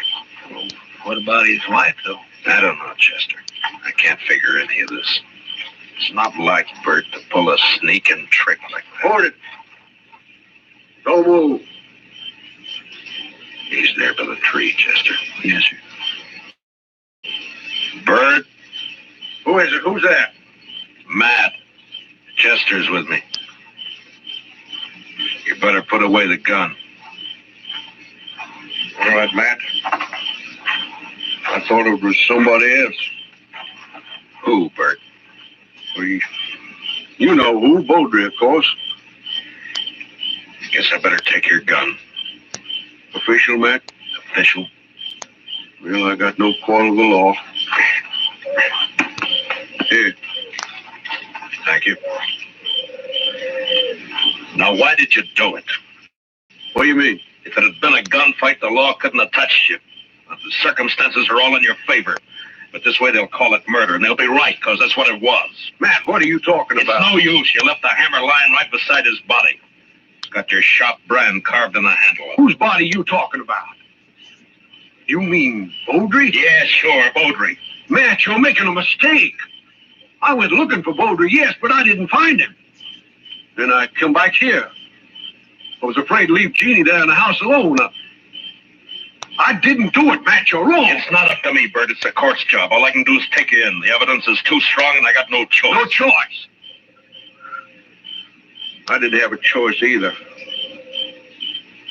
We must have had a choice somewhere back down the line. When?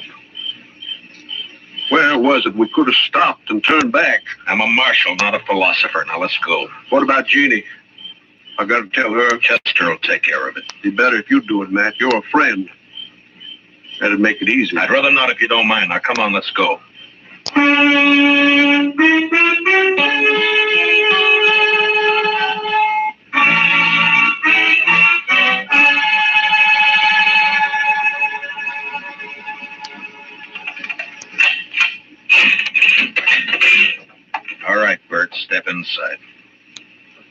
years we've been friends, Matt.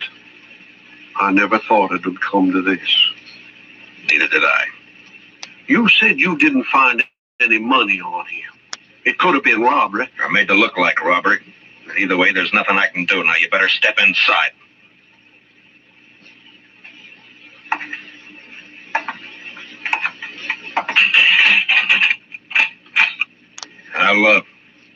I'll bring you some blankets and tobacco. If you want anything else, let me know. Wish I knew how Jeannie was taking it. She'll be all right. She's a fine girl. Matt, look out for her, will you? Bert, a man's job is one thing, friendship's another. This prairie country is rough and tough and wild at the best. And without the law, nobody could survive in it. And that means putting friendship aside sometimes. But a man still doesn't forget. Yeah, I'll look out for her. Thanks, Matt. I'll see you later.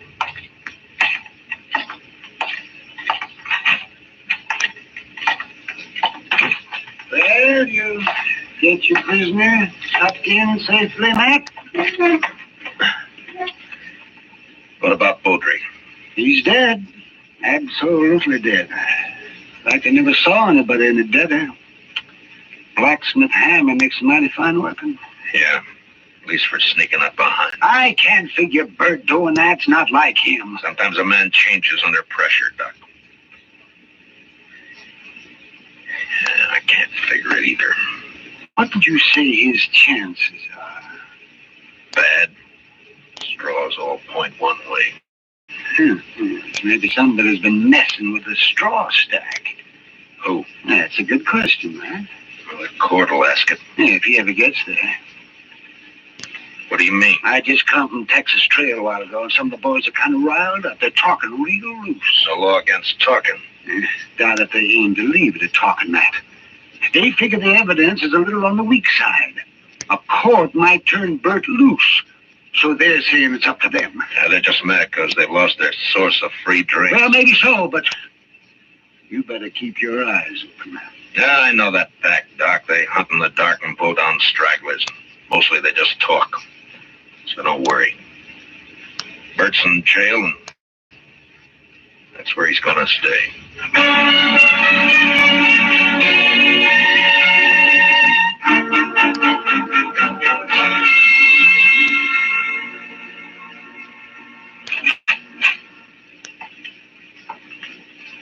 Matt?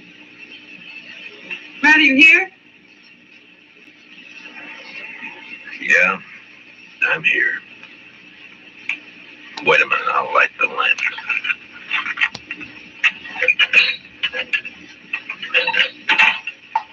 What were you doing sitting here in the dark? Yeah, just thinking, wondering. You shouldn't have come here, Janie. Matt, I want to see Bert. No visitors after dark. It's a jail rule. Rules don't have to be enforced. Mine do. Bert's a prisoner, same as any other prisoner. He's charged with murder. He didn't do it, Matt. It's not for me to say. But you know he didn't. You know Bert. You know he wouldn't do a thing like that. Sneak up behind a man's back in the dark. I'm not the court, Jeannie. I know. And they'll believe he did it. Yeah, the night train's coming in. Hope it's not bringing in trouble. The morning train did. Matt, I want to see Bert. I told you that you... Why, you little fool. Give me the gun, Janie. No, I warn you, Matt. Stay back. Give me the gun. No, Matt. So help me out. I said hand it over.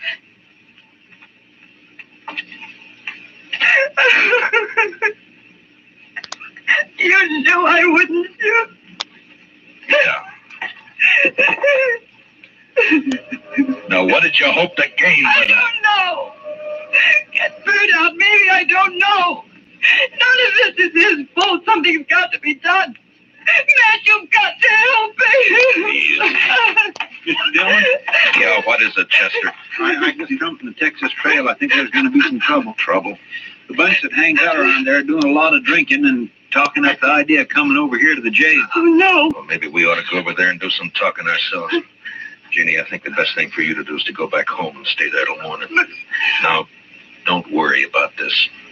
Nothing's gonna happen. Oh, but, Matt, you can't handle that crowd alone. I've been handling things alone for a long time. All right, Chester.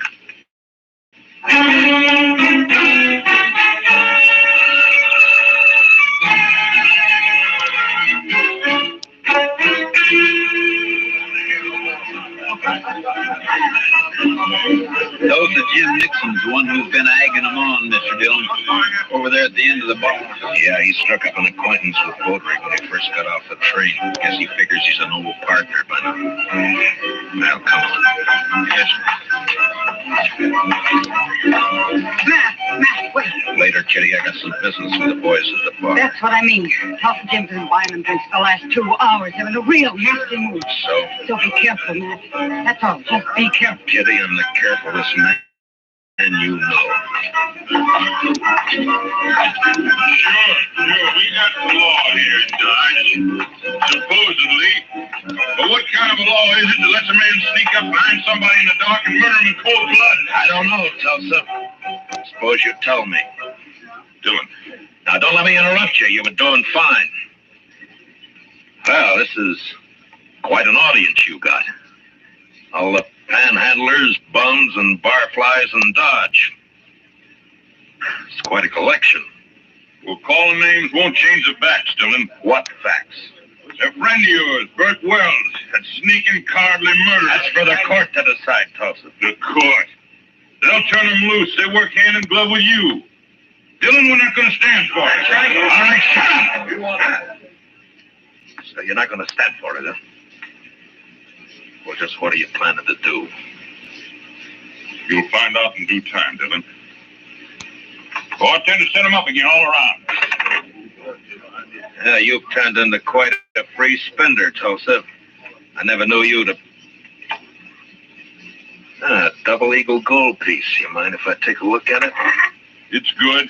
Don't worry about that. Yeah, I'm sure it is. Where'd you get it? That's my business, Dillon. So you're the one who killed Baudry. That's a lie. I thought robbing him was just a cover-up, but it wasn't. There aren't many double eagles around Dodge. Baudry had a lot of them. Now you. Why would you get a pocket full of gold pieces, Tulsa? Wells killed Baudry. The blacksmith hammer was lying right beside him. Yes, where you left it. What does she mean? Tulsa Jim came into my husband's shop late this afternoon. His horse had thrown a shoe. He had plenty of chance to steal that hammer. She's lying. Where did you get the gold, Tulsa? A lie. I won it in the poker game last week when the trail herd would... Tulsa, you're under arrest for murder. Oh. No, you'll never take me. All right, Doc. You better get up an inquest. Confound it, Matt. You never give me any chance to practice on live people. You wouldn't know what to do with them, Doc. Well, I do get fewer complaints this way. Matt, does this mean that Bert's free? You shouldn't have come here, Jeannie. Yeah, he's free. Chester will go with you over to the jail and let him out. Thank you, Matt. Thank you for everything. You told me one time in Louisville that... Louisville? That was a long time ago and a long way off. So, goodbye, Jeannie. Goodbye, Matt.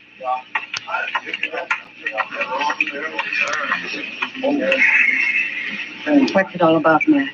What? What's anything all about, Kitty? Professor, what do you say let's have a little tune, huh?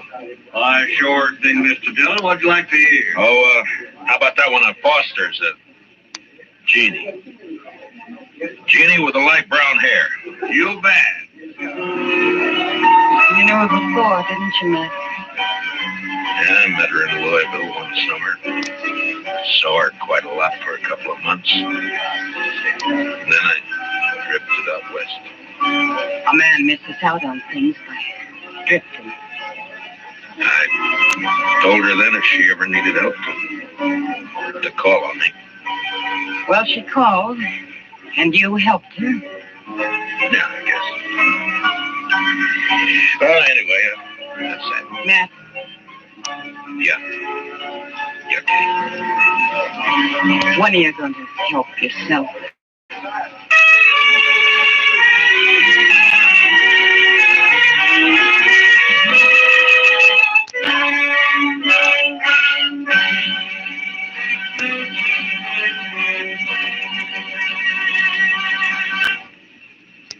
Gunsmoke, under the direction of Norman MacDonald, stars William Conrad as Matt Dillon, U.S. Marshal.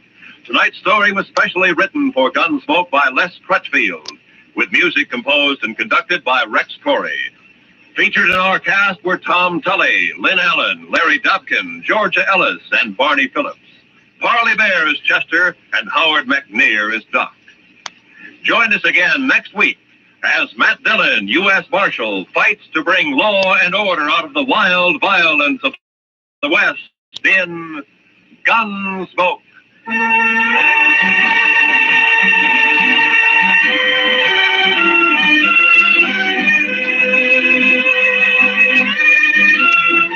What are the tunes most people like best?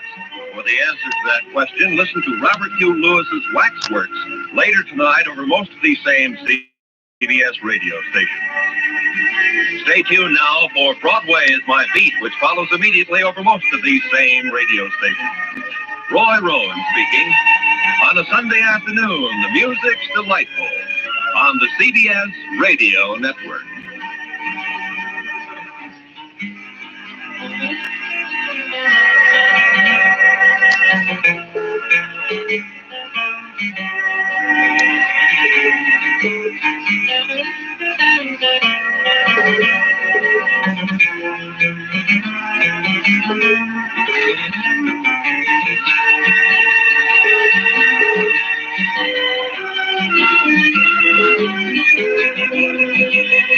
交通管理機構，就是英文呢，我們剛剛說 Metrolink， 中文叫做。大家好，我係歌仔鄭唔好啊！嚟緊喺4月22號星期四，係我哋星島 A1 中文電台為士嘉堡健康網絡基金會嘅電台籌款日。而家疫情非常之嚴峻，而安省醫院嘅深切治療病房使用量呢，亦都係有史以嚟最高嘅。所以購買急需要嘅醫用儀器同埋物資真係刻不容緩。希望各位善終人翁可以鼎力支持，同我哋捐款嘅網址係 shnfoundation.ca/radio。當日電台籌款嘅熱線係416-431-8152，希望大家多多支持。星島集團旗下網上購物平台SICKLY.ca 搜羅城中自喝自潮及自平筍貨，令你安在家中亦可享受購物樂趣。貨品種類包羅萬有，包括健康用品、家庭電器、最新電子產品、廚房用具等等，梗有一款適合你。逢星期三4點至4點半，於牛王解讀院節目內，更有升級星期三試放環節，只要上到星島 A1中文電台或牛王解讀院 Facebook 專頁，就會見到阿牛阿王即場介紹當日嘅筍雕，大部分貨品平到你唔信啊！想睇得更多，買得更多，唔慳得更多，請即上SICKLY.ca SINCLUB.ca 購物平台，選購你嘅心頭好啦！升級精彩，陸續有來。勁到咩咁啊！即快啲入嚟啦！一日資訊在於晨 ，A1 早晨。早晨，時間7點01分，今日係4月20號星期2嘅早晨，輝哥、文明同 Frankie 咁多位同事聽眾朋友，大家早晨啦！早晨啊，碧咸，早晨咁多位下星期2嘅朝頭早咧，我相信今日咧大家都係等緊嗰樣嘢，白雪雪嗰隻咧，係咪真係會落雪咧？今晚喂，係咯，咁啊據聞咧就唔係淨係今晚喎，好似下半晝咧都已經開始有啲機會㗎啦。咁一路到聽日咧，咁啊原本咧就可能有成8厘米嘅，咁啊而家估計咧今日可能咧就係即係1-2厘米啦，咁啊跟住半夜咧又會有2-3厘米，最盡去到聽日咧，暫時估計咧就5厘米下，冇之前咁多嘅。咁啊而至於咧即係今朝早咧，首先咧即係個雪就即係幾時嚟下，可能對你有少少影響啦。因為理論上咧地下暖咧就都應該會快溶嘅。咁但係咧如果你係即係過去嗰幾日覺得好 enjoy 嗰種即係和暖嘅天氣嘅話咧，小心啦，着多件衫唔好冷親。室外氣温咧即係得5度，體感温度咧即係得1度嘅啫。咁啊而有啲嘅地方咧體感温度咧甚至跌翻去零下3-4度添㗎。咁啊而家呢一刻咧就未算即係太多雲嘅，吹緊西風，風力時速咧22至33公里，而呢個相對濕度咧65%。日落時間日落時間咧將為8點06分啦，空氣質素係低風險 UV 指數咧屬於中度，花粉問題係高㗎。下晝咧其實同而家嘅氣温差得遠唔遠咧，輝哥？下晝最高氣温咧就得7度嘅啫嚇，咁啊今日全日都係大致密雲㗎啦，你又唔使點諗咧會見到啲咩陽光。咁啊最主要咧就係學你話事啊，今晚係要着多件衫啦，即係冇乜嘢，當然留家力係留喺屋企啦。如果真係要出去嘅咧，哇喺你件厚褸要出翻嚟啦。咁今晚最低氣温咧係零下1度，即係冬天啊真係唔係好慣啊。今日4月20號，你話因為冬天好似翻嚟咁啊，喂我準備迎接夏天㗎嘛，搞到我心理都變態嘅啫。未計風速㗎，輝哥你講嗰個嚇，咁啊今晚再加埋啲風速嘅話咧，睇緊温度咧會再低啲。聽日星期三咧最高氣温咧只係得2度啦，咁啊睇緊温度咧零下3度嚇，咁所以聽日咧會比今日再凍啲嘅。聽日咧就最主要都係嗰場雪啦，80%嘅機會會落啦。咁啊而落完聽日嗰場雪之後咧，咁啊會慢慢融嘅，應該積唔到嘅，因為禮拜四咧最高氣温都有成6度嚇。咁啊密雲之外間中有陽光，星期5同埋6咧主要陽光普照，星期6日之間咧開始落翻有雨，因為星期日咧有70%嘅機會會落雨，但係亦都係有陽光嘅日子。如果你話咧即係最多陽光嘅咧，星期5咧就有10個鐘頭，下個禮拜一咧都有9個鐘頭。其實嚟緊咧捱埋星期3之後咧都唔係太差嘅。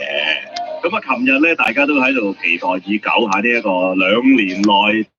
即係2年先有一次嘅，差唔多嚇，即係對上一次2年前嘅財政預算案咧。咁啊，琴晚咧亦都即係琴日晏晝出咗爐啦。咁啊，當然啦，有好多嘅消息啦。你睇下嗰本財政預算案，即係厚過我啲面皮，係嘛？即係點算咧？咁我哋又睇唔晒咁，所以咧，我哋今日8點鐘之後咧，請到位專家咧，同我哋咧深入淺出咁樣去解釋一下呢個財政預算對你有啲咩嘅影響嘅。咁當然，尋日咧你可能一套戲啦，你即係一路以嚟都係試下個電話，試下個 internet 咁樣咧。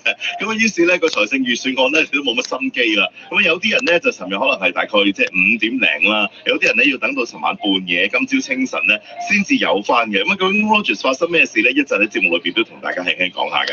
咁啊，疫苗方面咧，今日咧好似係郭富城咁啊 ，Generation X 啊咁。咁啊，今日咧40歲以上咧，咁啊可以咧就去藥房嗰度 book 呢一個 AstraZeneca。咁啊，陣間我同你睇睇咧 book 嘅情況係點樣樣啦。嗱，今日約克區咧有5個熱點咧，亦都係35歲以上就可以打啦。咁啊，你係咪喺約克區嗰5個熱點咧？我可以話俾你聽咧，有3個半係喺呢個黃市，有半個喺烈士文山，有1個咧喺萬錦市嘅。咁一陣間都會同你講講，咁啊你點樣可以8點半睇你有冇份可以咧？35歲以上都可以打疫苗啦。哎呀，好有興趣，好有興趣咧，就即係快啲知道呢個資訊啦。咁啊，除此之外咧，都要同大家即係講講啦。即係始終咧，要打贏呢一場疫症嘅話咧，其實咧要揾到究竟邊度係即係嗰個重災區。除咗係話咧，即係跟個 postal code 之外咧，咁我好欣賞咧呢個皮爾區嘅首席衛生官咧。咁啊，既然咧其他省啊亦冇人行嘅話咧，佢將會出一個咧就更加好嘅針對性嘅辣招。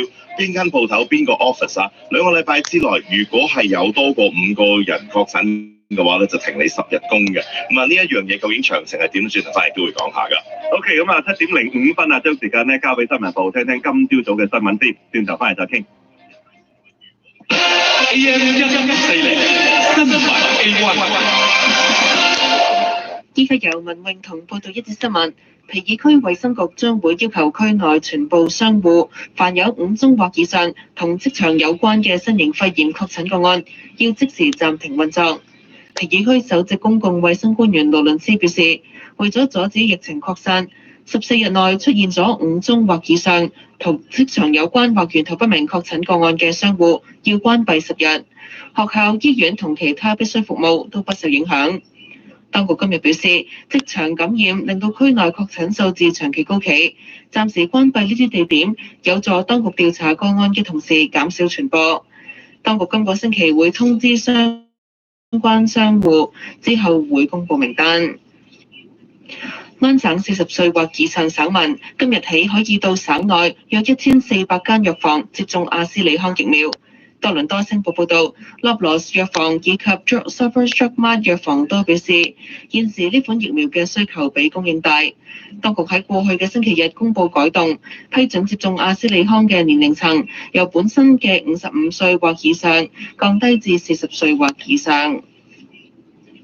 聯邦政府尋日公布新一份財政預算案，預料保守黨同灰人政團今日會提出改動。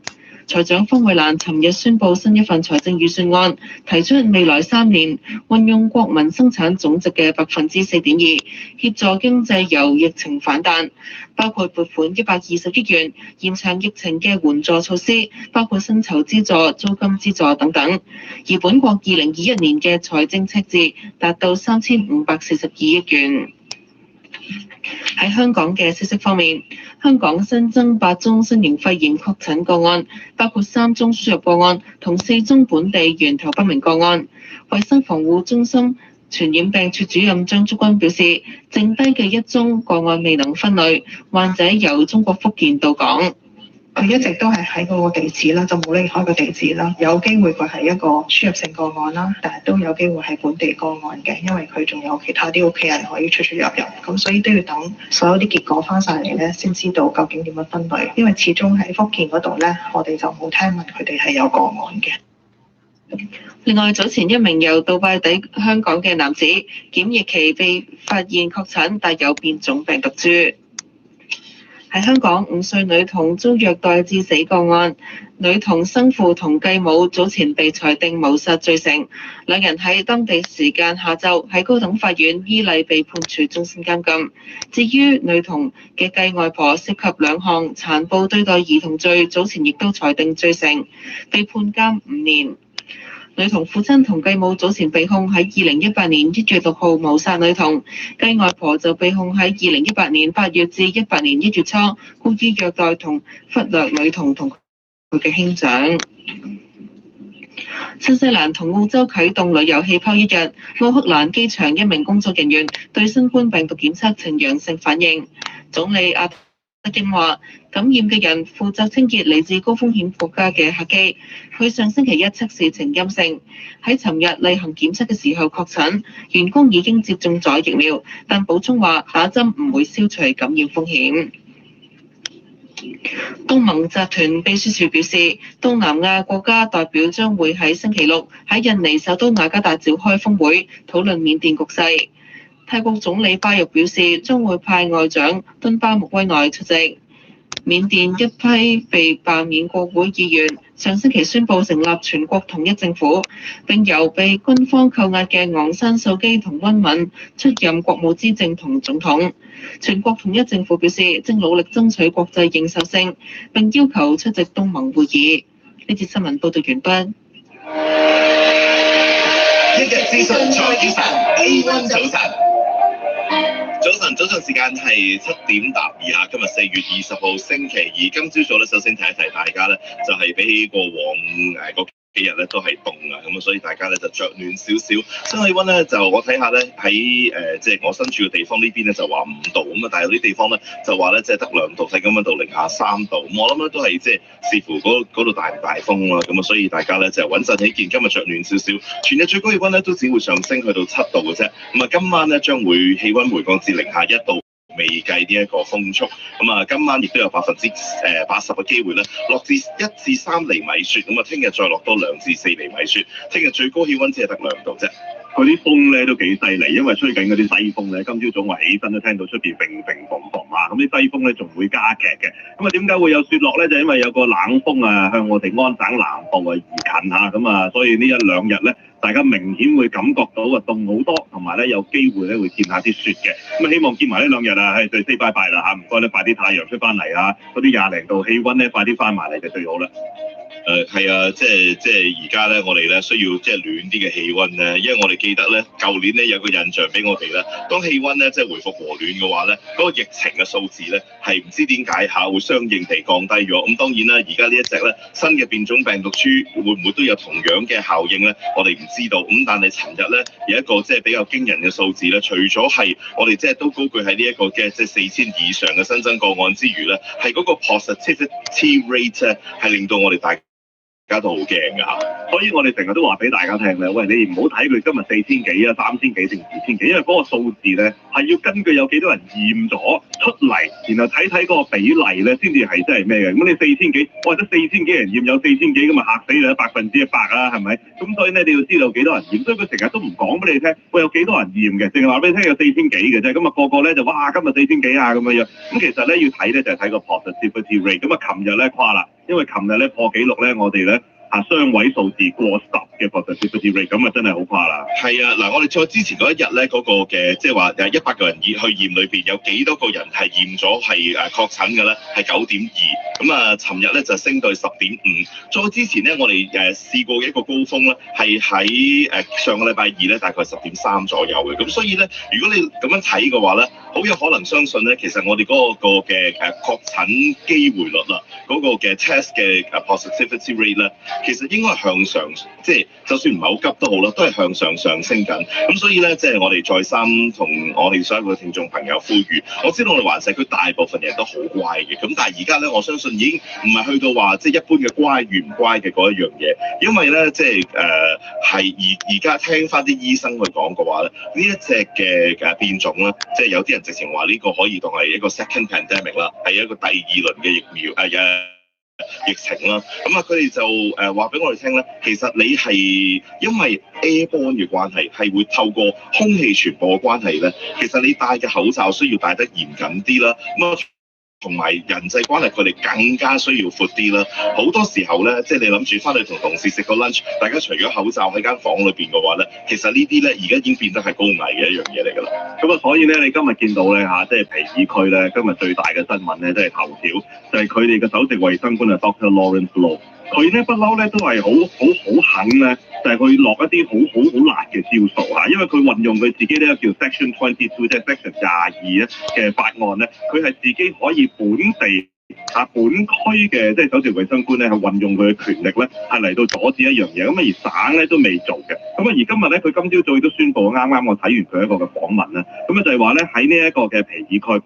大家知道皮爾區咧，譬如 Mississauga 啊、Brampton 啊咁，即係好多時候咧，實際上你要數翻究竟有幾多個人確診過咧，你即係事後先知嘅，就好少知道究竟你間公司咧係話唔定佢搭車嘅時候又要即係數翻有幾多個同事試過2個禮拜冇翻工咁樣咧，你係從呢一個嘅方法咧，去知道究竟你間公司咧係。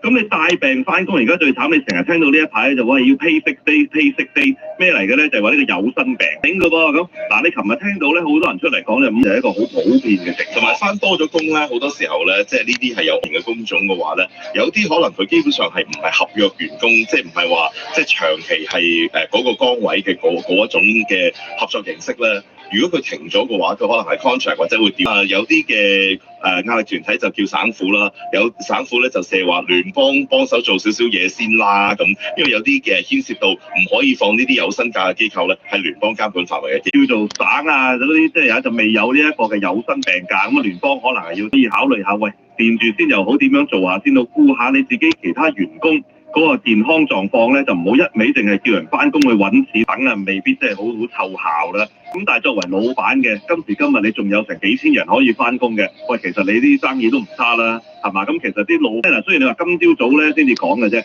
咁啊短幾個鐘頭咧，板係咪都應該可以考慮下？喂，掂住先又好，點樣做下先到顧下你自己其他員工嗰個健康狀況咧，就唔好一味淨係叫人翻工去揾錢咧。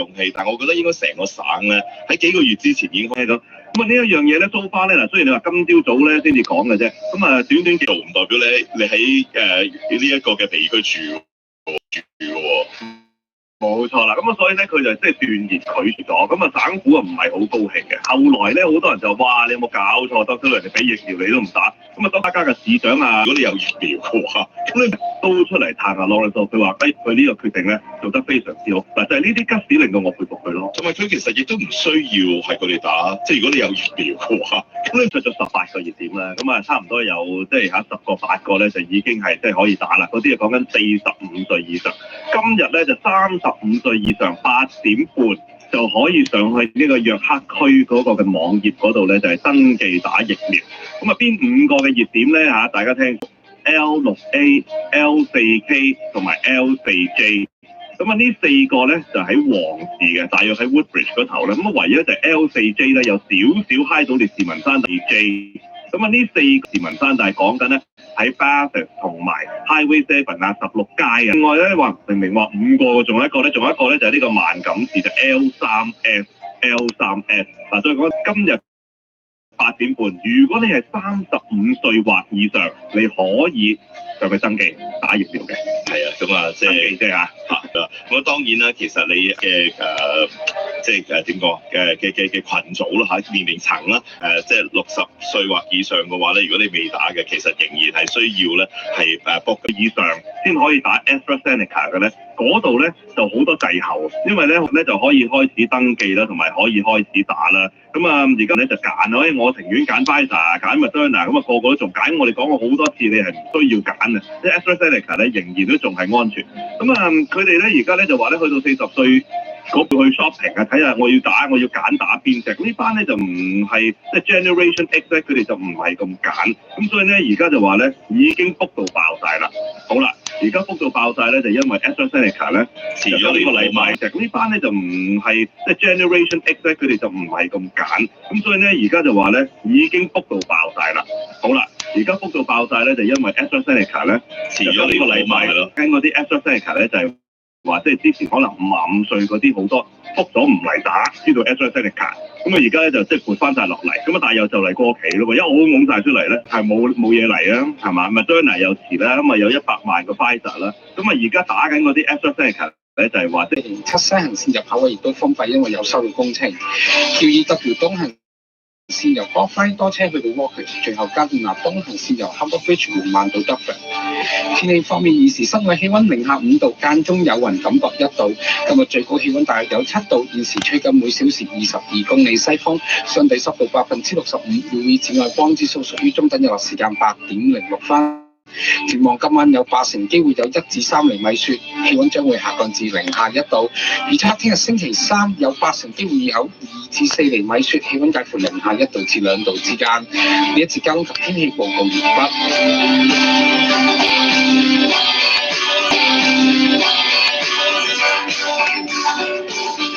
城中旗艦 Audi Downtown， 旗艦店規模 Audi Downtown 7日冰銷996，了解多啲啦。樓市熱，啲人就搶住買樓，咁天氣熱，啲人會搶咩呢？仲使講，梗係冷氣機啦！熱起上嚟供不應求，唔夠貨之餘，仲會加價添。唔怪得 Reliance 而家推出神鳥優惠，買部特選冷氣機，即可慳1200蚊，早啲買慳得多，仲唔使同人爭。幾時啲着數都係益咗5122俾 Reliance 訂翻部冷氣機先，唔爭再幫我訂埋啦。今日有機。今個星期六 Dongalino Hyundai 舉行獨家有危就有機 Hyundai 大賣日，新車由萬幾蚊起，千正大優惠，利息仲低至0，做人新車每個星期都只係由50蚊起咋，90日仲唔使俾錢住，真係 Hyundai Advantage Sales Event。今個星期六買星期5536878預約，今個星期六嚟買車，新車仲送埋雪胎㗎，咁難得機會咪走寶。早啲打905-513-6878預約，今個星期六嚟買車啦！於新冠肺炎疫情熱點提供檢測服務，逢星期六上午，士嘉堡奇輝綜合社區服務中心。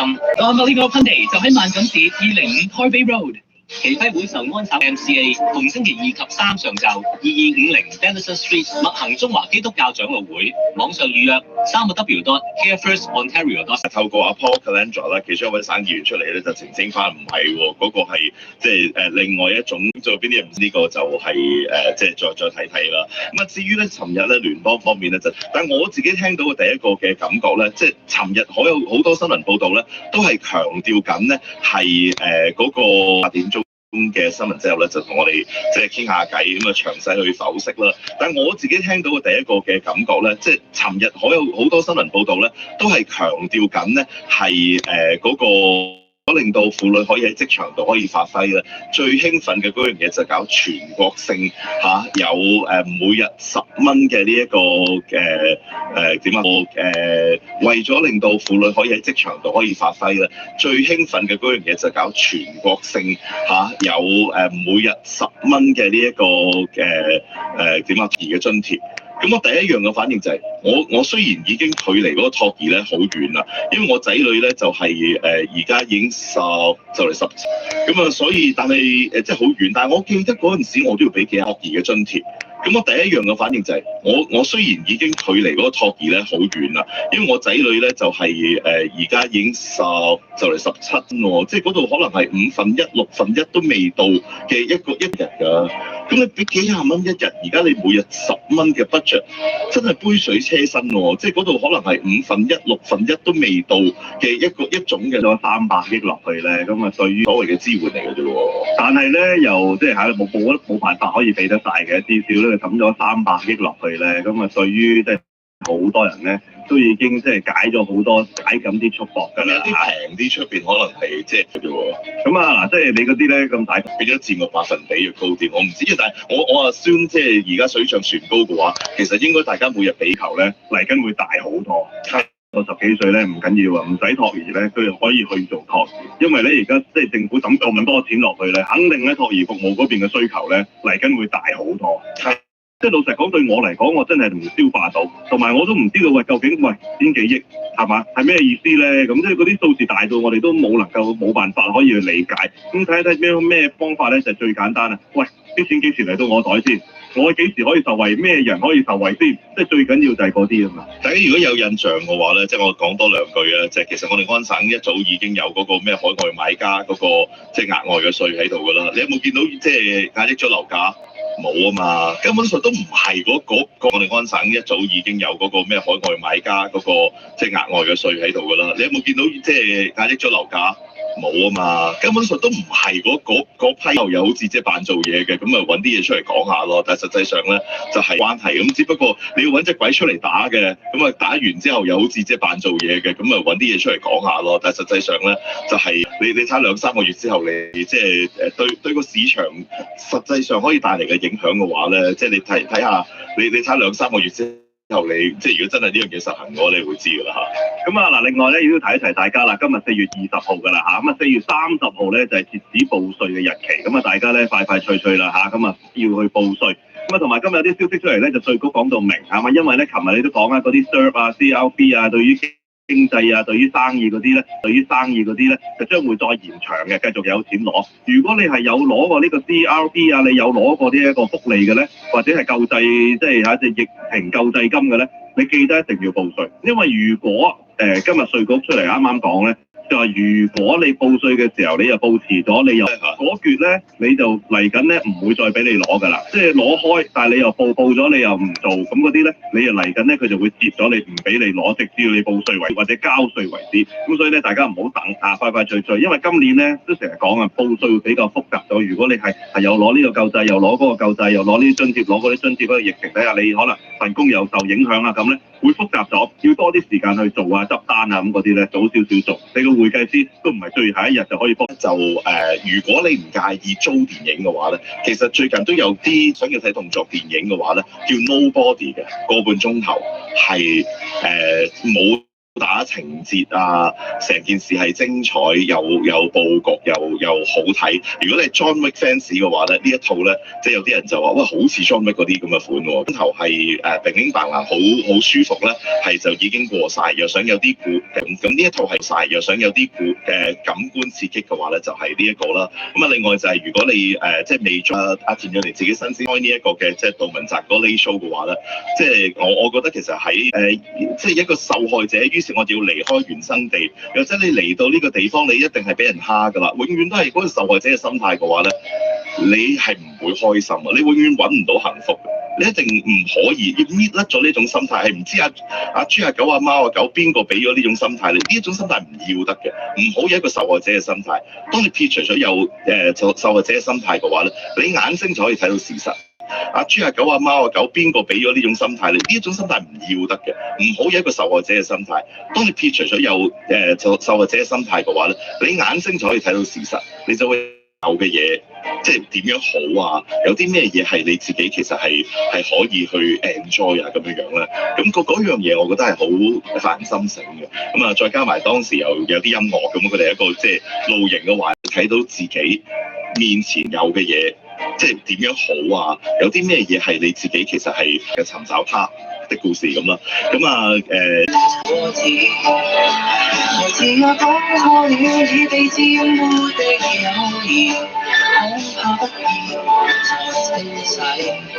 你聽到的表情像很荒謬，問題是時光未去保留，明日只可向下流，更大到自己的人假設，還未夠品怎要不走，後面平些已冇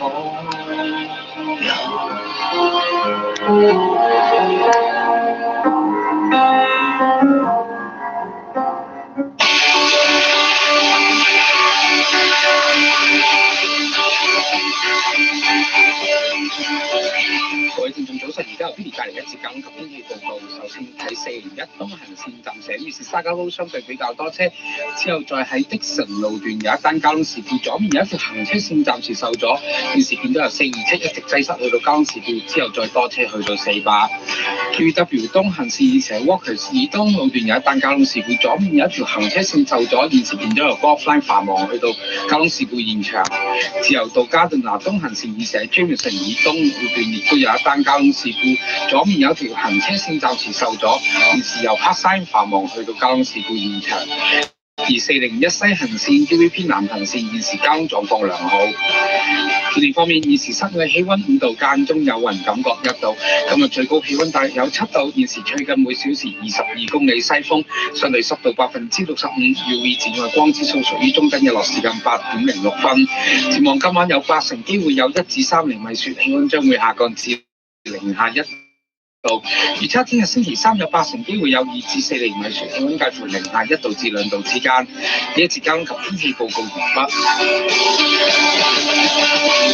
你睇佢幾 sporty，我中意啊！冇架車咩？哇 ，Lexus X Sport 好型，我中意啊！而家喺 Download Lexus 有你期待已久嘅 Lexus X Sport 大行動，租任2021 UX 250 HAWD X Sport Series 1型號，租2021上晝都只係198蚊，39個月期，年息1.9厘，仲有1000蚊 X Sport 大優惠，又型又抵，我都中意啊！中意？今日就打905-475-1625，我上網downloadlexus.com 預約睇車啦。Download Lexus 就喺 Steeles 404二東。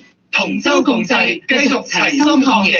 面臨疫情再次加劇，抗疫工作更係刻不容緩。4月22號星期四係星島 A1 中文電台同士嘉堡健康網絡基金會 Scarborough Health Network Foundation 攜手進行嘅 SHN 電台籌款日。最新數據指出，士嘉堡健康網絡3間醫院所接收新冠病毒感染病患者係全省最多。而家住院人數已經超過飽和，所需醫療物資及儀器需要善長支持，令我哋繼續齊心抗疫。電台籌款當日捐款熱線1844-224-3863，或立刻捐款，歡迎登入 shnfoundation.ca/radiothon。小李子，我而家好掛住原族園嘅點心同小炒，有冇計啊？回老佛爺，原族園而家做外賣啦，點心11點至4點，晚飯4點到8點，全日外賣現金9折。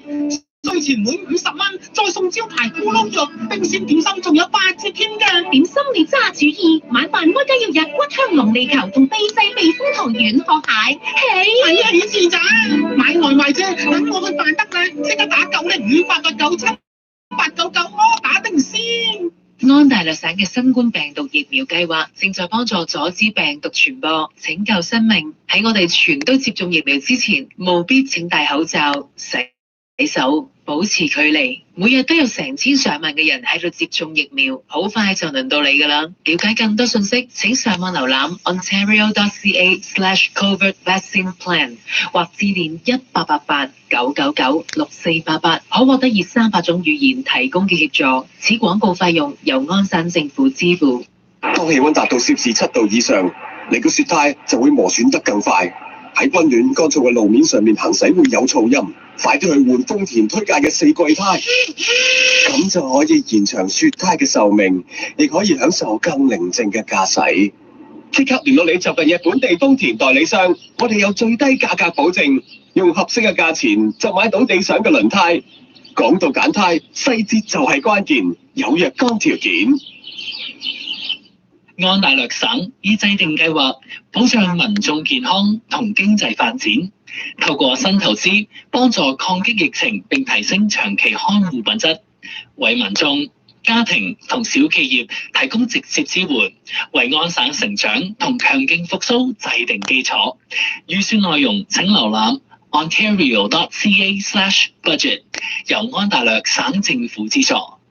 Willowdale Subaru 全天候命 Willowdale Subaru 重錘傾銷21年 Crosstrek 跨界車，優惠價兼貸款或租賃 0.5 厘起，另加 bonus 500，重點推介21年 Forester 人氣 SUV， 至底價兼貸款或租賃 0.99 厘起，另加 bonus 750，全時全輪驅動，任何氣候全天候命。嚴格防疫，敬請預約。222 Steeles Avenue West 欣怡世 A 邊汽車集團 Willowdale Subaru 傾銷行動，想你所想，與你同行。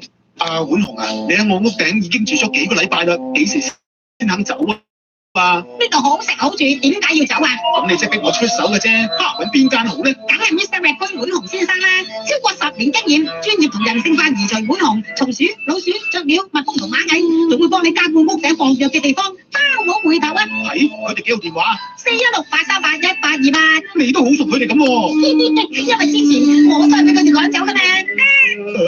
等我即刻打416-838-1828搞掂你先。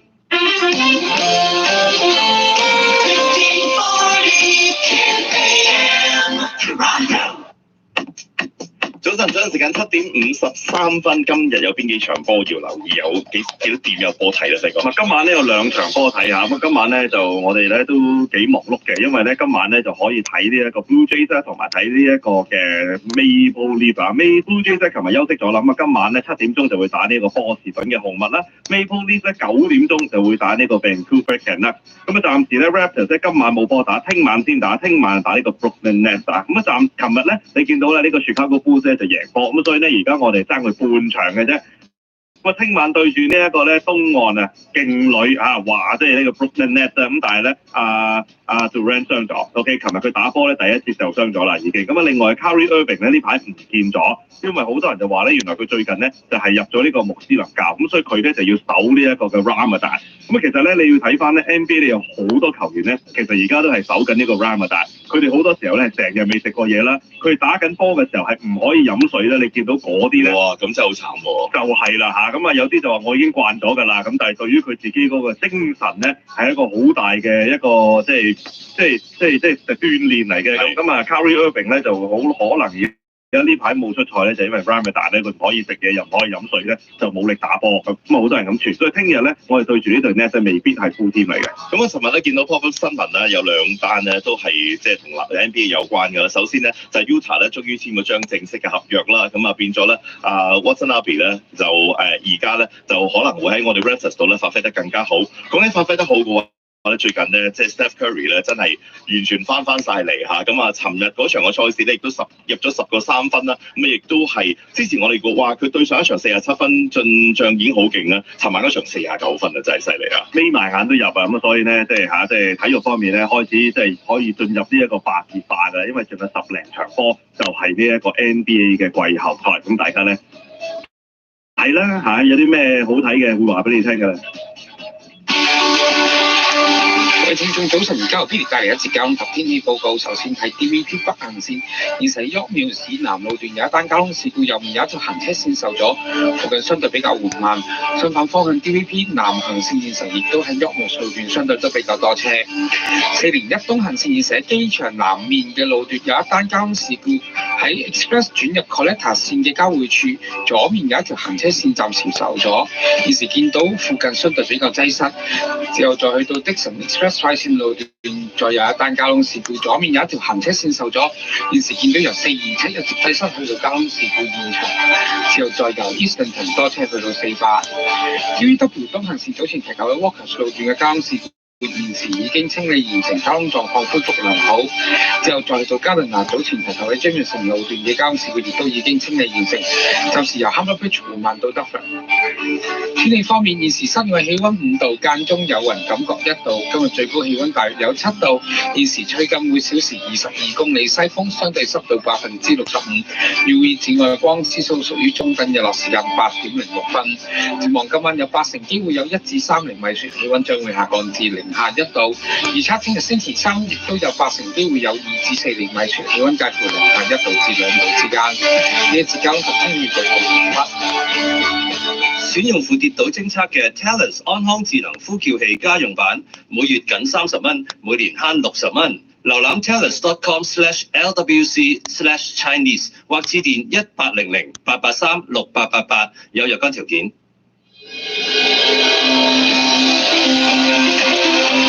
咁我頭先有多少時間咧，就即係上去睇翻咧，即係關於個 childcare 嗰度咧，其實咧原來。而家咧喺多倫多咧，就係平均嚟講咧，要成1500幾蚊，即係一日要成80蚊啊！比我嗰陣時仲貴嚇。咁啊，不過去到萬錦市列治文山咧，又會跌翻啲1300蚊左右一個月。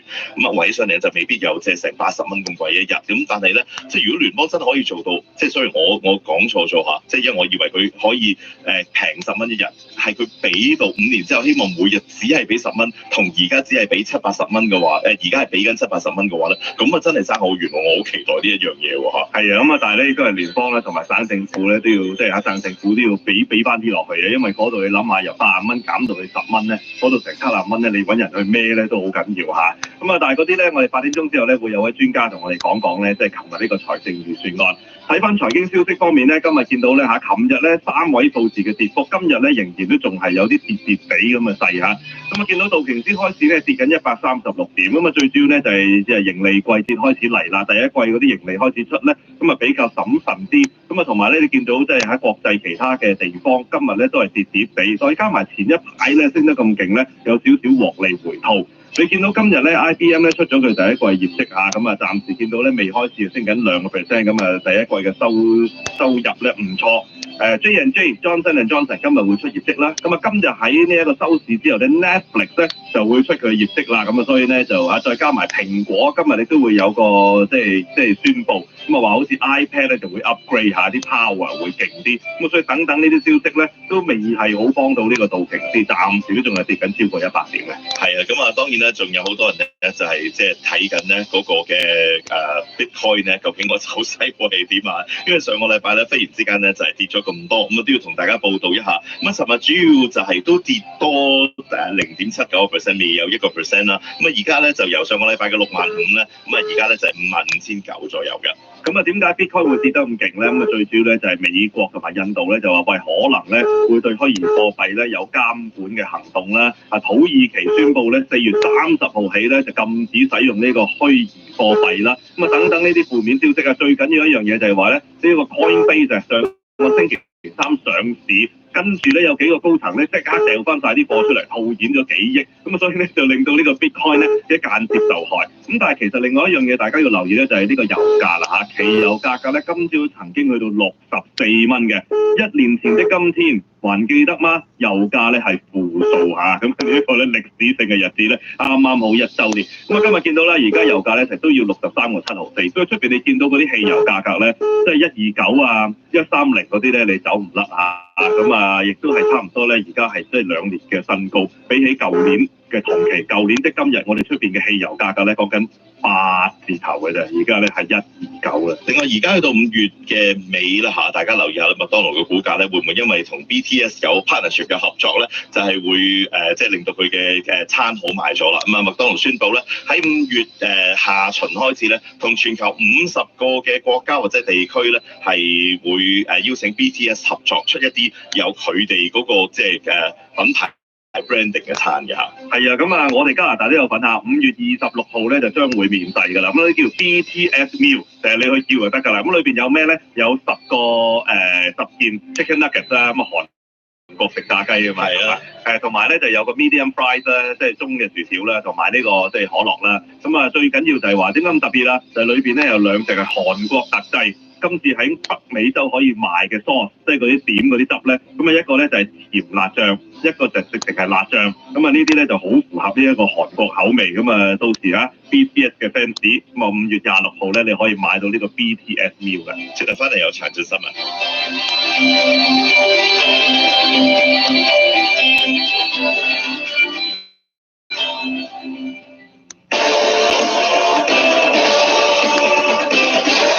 AM 1540 A1 中文電台晨早新聞專輯。皮爾區內出現5宗或以上確診新型肺炎個案嘅商戶要關閉10日。約克區部分地區35歲或以上居民可以預約接種疫苗。北約克全科醫院嘅流動疫苗站今朝開始派籌。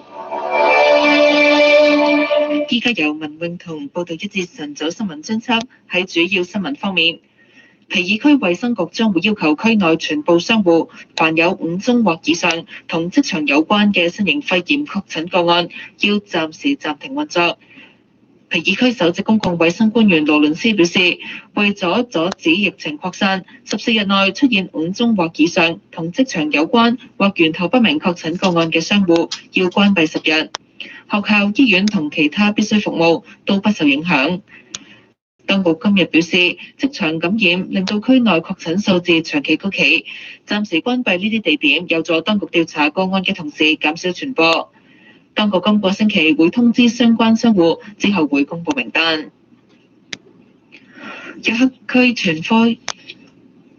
北約克全科醫院今日會派出流動新冠疫苗注射站到北約克嘅 Parkway Forest 社區中心。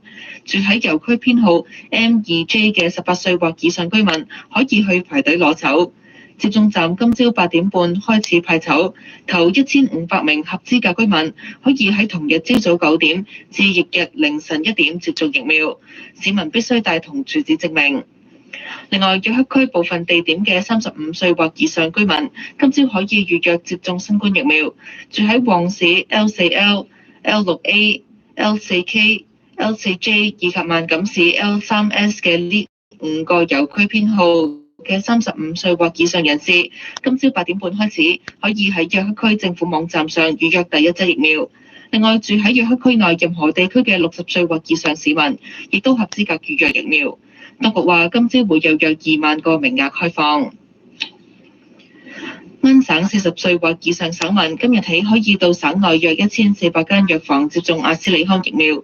多倫多星報報導，拉羅斯藥房以及 Shoppers Drug Mart 藥房都話，現時呢款疫苗嘅需求比供應大。當局喺過去嘅星期日公布改動，批准接種阿斯利康嘅年齡層由本身嘅55歲或以上降低至40歲或以上。阿斯利康疫苗早前被證實同罕見血栓有關，個案較多出現喺年輕人身上。喺其他新聞方面，聯邦政府尋日公布新一份財政預算案，預料保守黨同夫人政團今日會提出改動。財長方慧蘭尋日宣布財政預算案，提出未來3年運用國民生產總值 4.2%， 協助經濟由疫情反彈，包括撥款120億元，延長疫情嘅援助措施，包括薪酬資助、租金資助等等。而本國2021年嘅財政赤字達到3542億元。東盟集團秘書處表示，東南亞國家將會喺星期六喺印尼首都雅加達召開峰會，討論緬甸局勢。泰國總理巴育話，將會派出外長敦巴穆圭內出席。緬甸一批被罷免國會議員上星期宣布成立全國統一政府，並由被軍方扣押嘅昂山素基同溫敏出任國務資政同總統。全國統一政府表示，正努力爭取國際認受性，並要求出席東盟會議。歐盟喺當地星期一宣布制裁9名緬甸軍政府委員會成員，包括實施旅遊禁令同凍結資產等等。新西蘭同澳洲啟動旅遊氣泡1日，奧克蘭機場一名工作人員對新冠病毒檢測呈陽性反應。總理阿德恩話，感染嘅人員負責清潔嚟自高風險國家嘅客機，佢上星期一測試呈陰性，尋日例行檢測嘅時候確診。員工已經接種疫苗，但補充話打針唔會消除感染風險。阿德恩表示，預期個案唔會影響兩國嘅旅遊安排，認為當然明白兩國開放邊境就會出現個案，呢個係旅遊氣泡嘅一部分。呢次本地及國際新聞報道完，稍後翻嚟會有中港台新聞。中港台新聞由香港電台提供。喺中港台新聞方面，香港新增8宗新型肺炎確診個案，包括3宗輸入個案同4宗本地源頭不明個案。香港電台記者馮卓桓報導。新增嘅8宗新型肺炎確診個案，3宗係輸入，4宗係本地源頭不明個案。衛生防護中心傳染病處主任張竹君話，餘下1宗有待分類，涉及一名56歲女士，今個月6號從福建搭高鐵再經深圳灣抵港，喺荃灣芙蓉大廈嘅劏房接受家居檢疫。佢一直都係喺嗰個地址啦，就冇離開個地址啦。有機會佢係一個輸入性個案啦，但係都有機會係本地個案嘅，因為佢仲有其他啲屋企人可以出入，咁所以都要等所有啲結果翻晒嚟咧，先知道究竟點樣分類。因為始終喺福建嗰度咧，我哋就冇聽聞佢哋係有個案嘅。至於4宗本地源頭不明個案，包括經回港易從東莞返港嘅女士，佢喺荃灣如心酒店做過房務員，在港活動時間較長，本地感染機會較大。另外，早前有一名從迪拜抵港嘅男子檢疫其後喺社區被發現確診帶有 N501Y 病毒株，屬南非嘅變種病毒株。該名男子檢疫期住尖沙咀華美達華麗酒店，喺同一層樓同佢檢疫重疊嘅時間，有2人確診，都係帶南非變種病毒株。3宗個案嘅基因排序高度相似。迪拜抵港男子喺酒店染病嘅機會較大。張竹君話：感染途徑不排除同掛喺房門嘅掛鈎有關。佢哋送飯啊或者收飯嘅時候咧，即係個門柄咁，佢掛咗喺度有個鈎咧，俾啲人擠啲食物喺嗰度嘅。工作人員掛咗上去，房入邊嘅人就要攞。咁如果佢攞嗰時候佢手係真係有帶病毒嘅話咧，咁佢可能會接觸到個鈎噶嘛。咁下一次嗰個送飯嘅人再掂個鈎嘅時候，咁送完一間房又會送第二間房，咁佢掂完一個鈎又會掂第二個鈎，下一個訪客又會喺個鈎度攞到啲食物。張竹君話：所有指定檢疫酒店已經不再使用呢類 S 型掛鈎。香港電台記者馮卓桓報導。喺香港手機應用程式 Telegram 一個頻道嘅26歲女管理員承認串謀煽惑他人縱火及串謀作出具煽動意圖嘅作為2項控罪，被判入獄3年。香港電台記者莊德賢報導。手機應用程式 Telegram 一個涉及起底嘅頻道，26歲女管理員許佩儀喺年初被捕。佢較早前承認喺2019年8月至11月期間，與他人串謀非法煽惑 Telegram 嘅使用者，用火損壞屬於他人嘅財產同使用暴力。區域法院法官姚勳智判刑時援引案例提到，縱火係嚴重罪行，特別係香港人煙稠密，一旦火災，後果不堪設想。女被告透過互聯網喺短時間內煽惑多人參與，當中39條信息同縱火有關。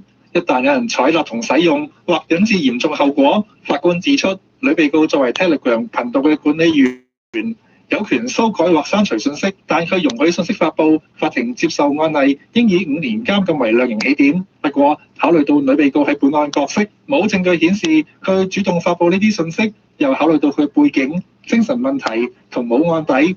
由於被告喺開審前認罪，2罪分別判刑3年同15個月，同期執行。警方網絡安全及科技罪案調查科科技罪案組總督察戴志芬判刑後話：尊重同歡迎裁決，認為判刑有阻嚇作用。佢話：今次係首宗針對網絡渠道管理人員嘅定罪，證明互聯網世界並非無法可依。呢一宗案件係首次針對住社交媒體平台一啲渠道嘅管理人員所作出嘅檢控同埋定罪，證明咗呢個互聯網嘅世界並唔係無法可依嘅。根據現時香港嘅法例，絕大部分喺現實世界用嚟防止罪行嘅法例嚟講，均適用於呢個互聯網世界。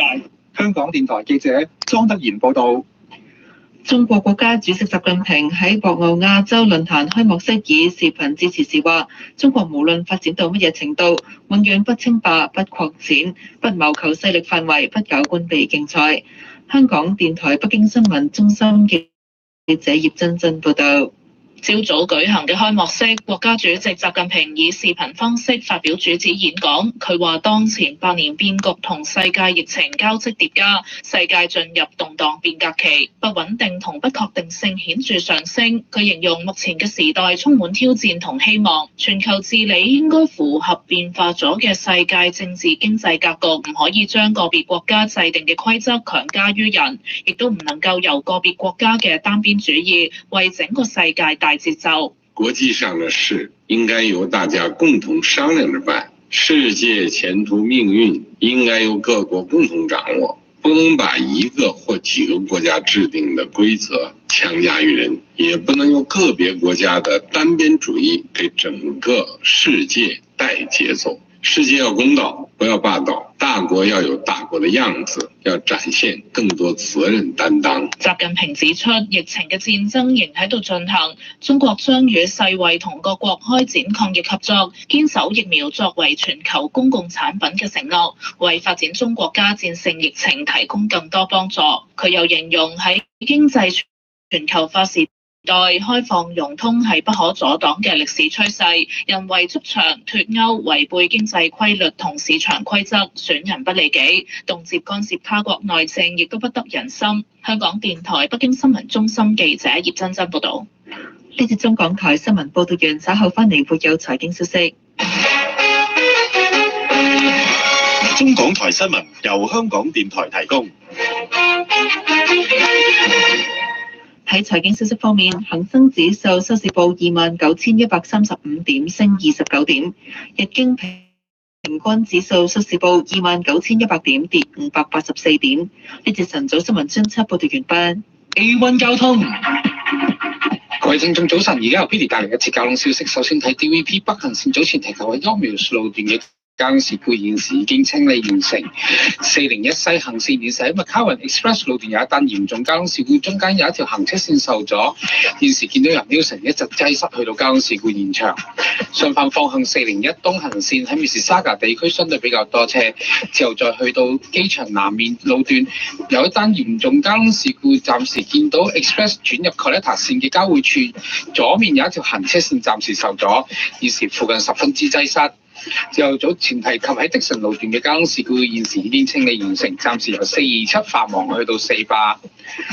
QEW 東行線現時喺 Grove Line 以東路段有一單交通事故，左面有一條行車線暫時受阻，現時附近十分之繁忙。最後加頓拿東行線由 Humber Bridge 繁忙到 Dufferin。呢一節交通消息報導完畢。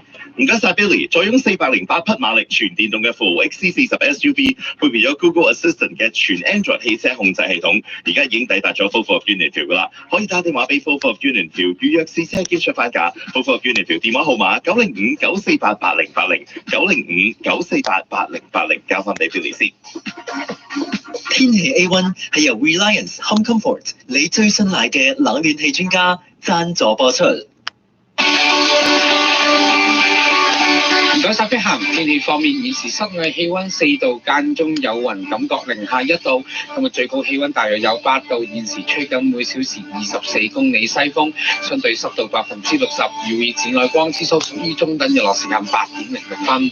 展望今晚有80%機會有1至3厘米雪，氣温將會下降至零下1度。預測聽日星期三有80%機會有2至4厘米雪，氣温介乎零下1度至2度之間。呢一節天氣消息報導完畢。天氣 A1 係由 Reliance Home Comfort 你最信賴嘅冷暖氣專家贊助播出。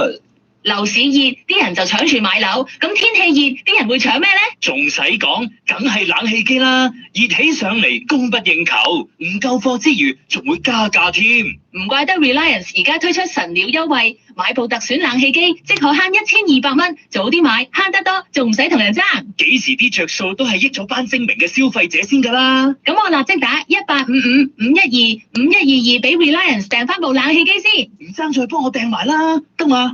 位於萬錦廣場內嘅 Freshway 健興超市，16至22號特價貨品，6款6包裝維他飲品，5個9.99兩劈，卡樂 B 水果麥片800克裝，8個9.99一包，海之心有頭腦。腐蝦8個9毫8一盒，黃油走地雞8個9.99一隻，牛腱4個9.99一磅，三晚油水白蠟4個9.99一磅，日本淮山4個5毫8一磅，本地紅椒1個2毫8一磅，新奇士小甜吉1個9.99一磅，風雲巴西富甜柿3個9.99一磅。萬錦廣場 Freshway 健興超市，你嘅買餸新熱點。近日各地疫情嚴重，野巴牌綠公交提醒大家，務必提高自身免疫力，時刻加以防範。大量研究及臨床證明，嚟自巴西原始森林嘅野花牌綠公交能有效提高機體免疫能力，抑制病毒複製，促進抗體生成，為你同家人築起一道免疫長城，抵抗外界侵犯。節日期間可享6868。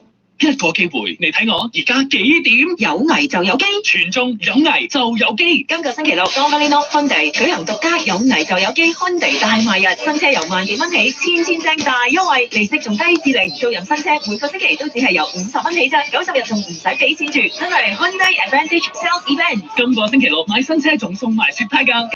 難得機會，咪走寶，早啲打905-513-6878預約，今個星期六嚟買車啦。Domino Hyundai 就喺萬錦市205 Torbay Road。安大略省已制定計劃，保障民眾健康同經濟發展，透過新投資的疫情並提升長期看護品質，為民眾、家庭同小企業提供直接支援，為安省成長同強抗擊疫情並提升長期看護品質，為民眾、家庭同小企業提供直接支援，為安省成長制定基礎。預算內容請瀏覽 ontario.ca/budget， 由安大略省政府資助。媽媽皮膚好好，係我心目中嘅動力女神。佢成日飲白蘭氏無糖燕窩。白蘭氏採用 FTIR 指紋技術檢測原材料，確保只用上100%真燕窩。大家都想趁有空閒，將自己間屋翻新扮靚。9加2不。保持社交距離，盡量留喺屋企，不如搞笪地，氹下老婆歡喜。疫情期間，大家都想趁有空閒，將自己間屋翻新扮靚。推出抗疫優惠，將倉外部分嘅存貨仍然以舊價發售，數量有限，欲購從速。宏星加拿大地板總店 Victoria Park Steels 分中送炭，推出抗疫優惠，將倉外部分嘅存貨仍然以舊價發售，數量有限，欲購從速。宏星加拿大地板總店 Victoria Park Steels 分山9140 Leslie Street Unit 104，電話416-499-9168。關於唔知詳情，但係我哋希望你知道，加拿大衛生部只會批准安全、有效並且最優質嘅疫苗。加拿大嘅高標準同埋嚴格嘅疫苗審核程序係全世界認可嘅。想了解更多有關 COVID-19 新冠肺炎疫苗嘅資料，請瀏覽 canada.ca/covid vaccine。嚟自加拿大政府嘅信息。一日資訊再見晨，A1早晨。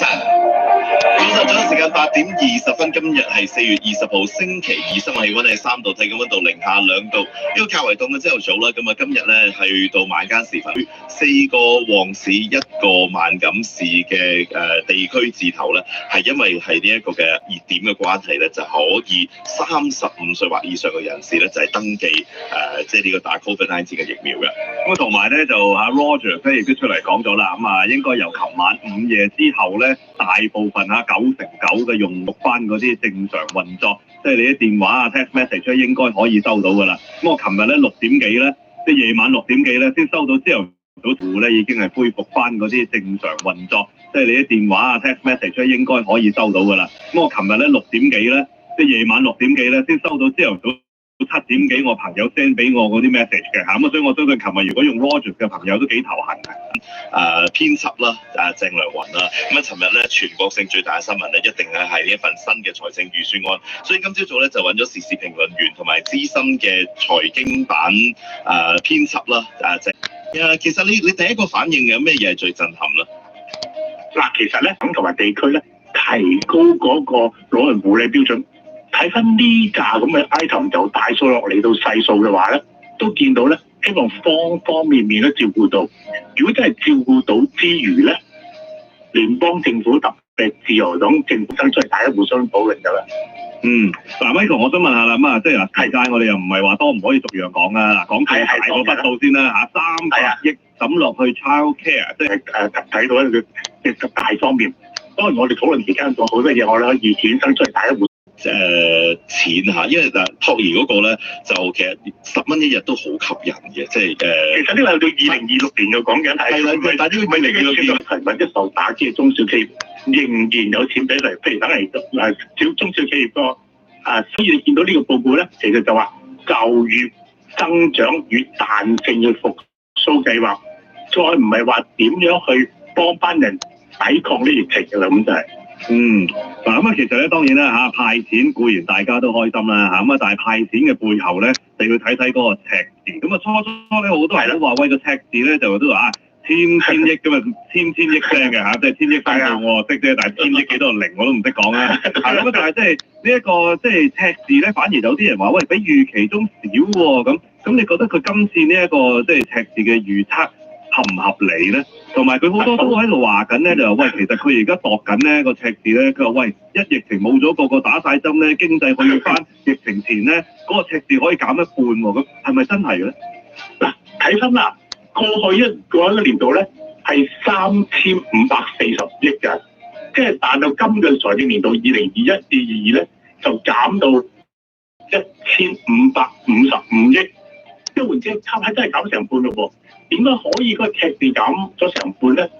最主要兩點，第一就話本地經濟甚至環球經濟已經有復甦跡象嘅時候咧，換之帶動到本地嗰個經濟如果好啲嘅時候咧，換之政府個稅收亦都相對改善啦。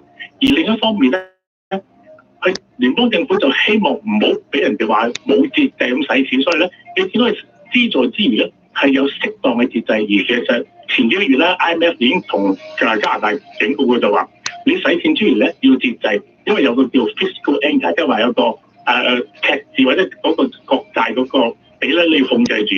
所以咁嘅情況之下咧，使錢之餘咧，佢亦都有啲叫規律，有啲紀律嘅時候咧，封住咗一啲反對黨嘅口，唔好俾佢咁多藉口去批評佢。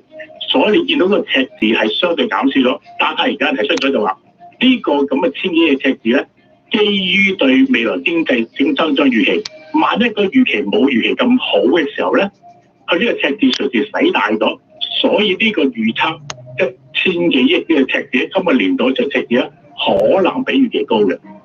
咁啊 Michael， 我想問下咧，嗱，始終我哋而家加拿大係處於一個即係聯邦一個少數黨執政啊嘛，咁啊睇其他黨嗰個面色咧都要嘅，咁係啊，喺呢一個嘅新嘅財政預算案裏邊，你覺得佢係咪算已經睇咗另外嗰兩個主要反對黨嘅嗰個叫做即係佢哋想要嘅嘢，或者佢哋會反對嘅嘢，即係綠色經濟嘅用綠色經濟去重啟經濟，係咪佔嘅比例冇想象中咁大？呢個係就咗保守黨啊，同埋將呢一個嘅即係婦女嘅需要呢一個嘅10蚊一日嘅 childcare 擺咗喺個主要嘅嗰個牌面嗰度咧，就可能呢一樣嘢新民主黨亦都會覺得容易啃落去，容易接受咧。你覺得對於其他政黨嗰個反應，今日可能會出嚟多少少會係點？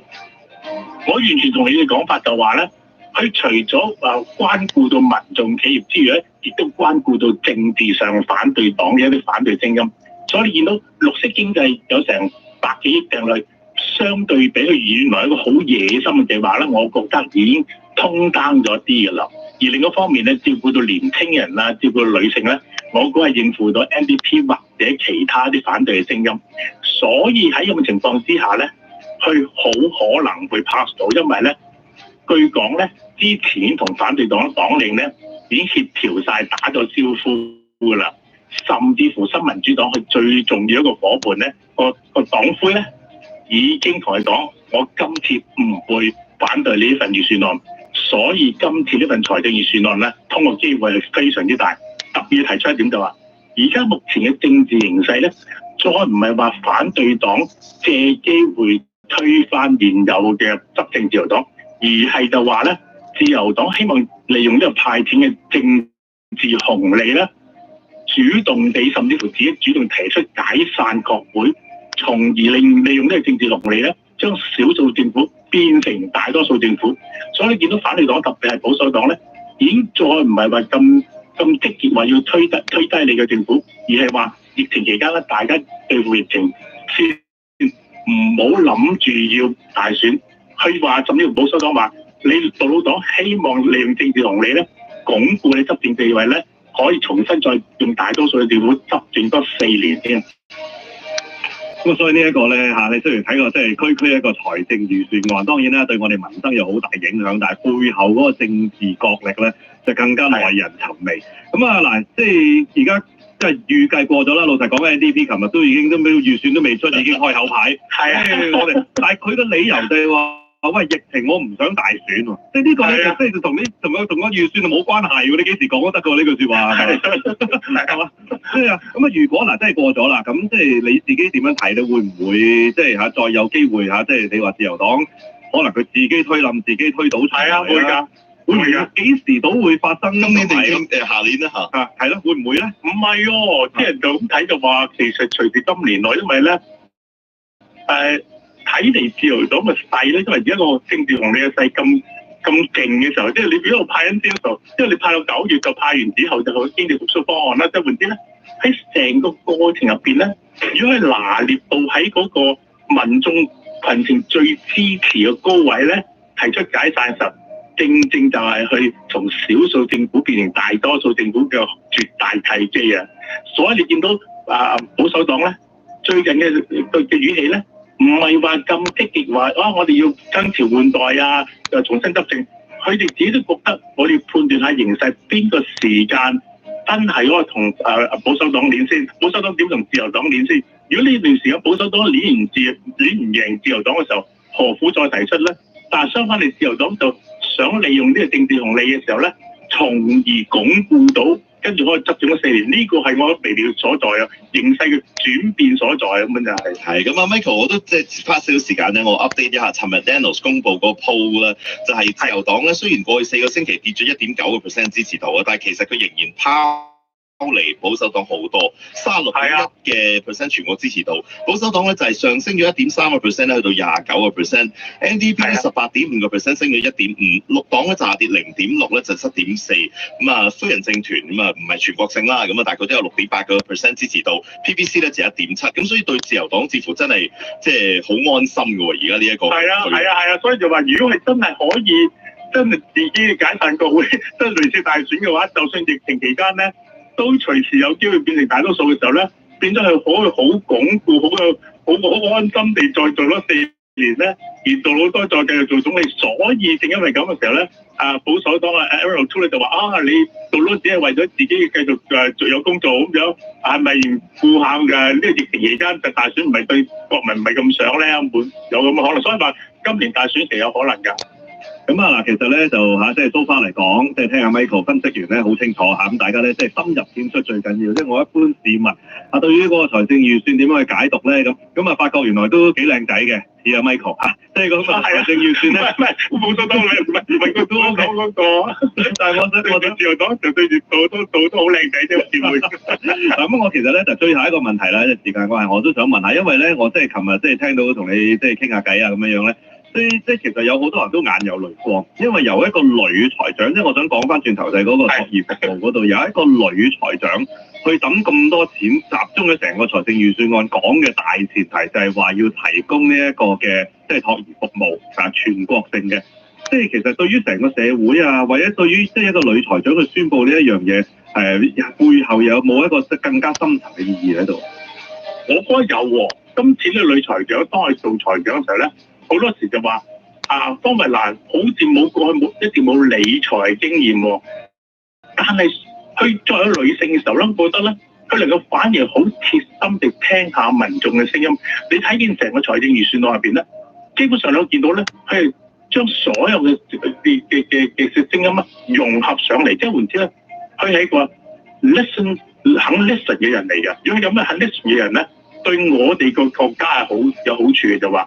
譬如而家今次佢可能因為女性嘅特別照顧到全國女性嘅需要嘅時候咧，提出呢個託兒服務嘅話咧，我覺得亦都可能從佢女性嘅角度睇見嗰個確切嘅需要所在。而另一方面咧，除咗去呢個咁嘅計劃咧係建立咗之後咧，佢係希望可以帶動到啲女性翻職場咧。呢個翻職場嘅話，係對自己家庭本身以至對經濟，唔單止經濟，其實從咗社會角度嚟講咧，如果女性長期係剝奪咗嗰個工作機會咧，對成個社會嘅平衡或者對社會嘅公平咧係冇好處嘅。講得好好啊！係啊，咁啊，我哋今朝早咧，即係時間所限啊，咁啊有機會咧，想即係再同你傾多啲啦，關於呢一個嘅即係經濟啊，甚至咧我哋呢一個政黨政治嘅嗰個問題啊。今朝早咧，我哋再一次咧，多謝阿 Michael，咁啊，我哋下一次再約過好嘛？好啊，唔好客氣。好 ，thank you，唔該晒。拜拜。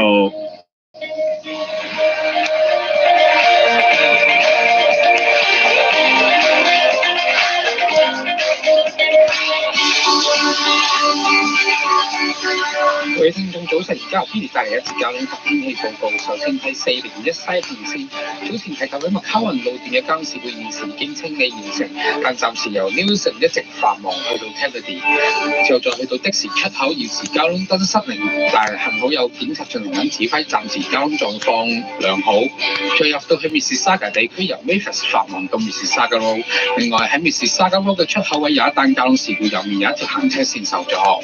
相反方向喺 Mississauga Road 一帶相對比較繁忙。之後早前提及喺機場南面路段嘅交通事故現時已經清理完成，交通狀況逐漸恢復良好。之後427繁忙到400。至於 W 東行線早前提及喺 Grove 路段嘅交通事故亦都已經清理完成，附近暫時都比較多車。最後加定拿東行線由 Humber Bridge 繁忙到 Dufferin。天氣方面，現時室外氣温4度，間中有雲，感覺零下1度。今日最高氣温大約有8度，現時吹緊每小時24公里西風，相對濕度60%。UV 紫外光指數屬於中等，日落時間8.06分。展望今晚有80%機會有1至3厘米雪，氣温將會下降至零下1度。預測聽日星期三有80%機會有2至4厘米雪，氣温介乎零下1度至2度之間。呢一節交通及天氣報告完畢。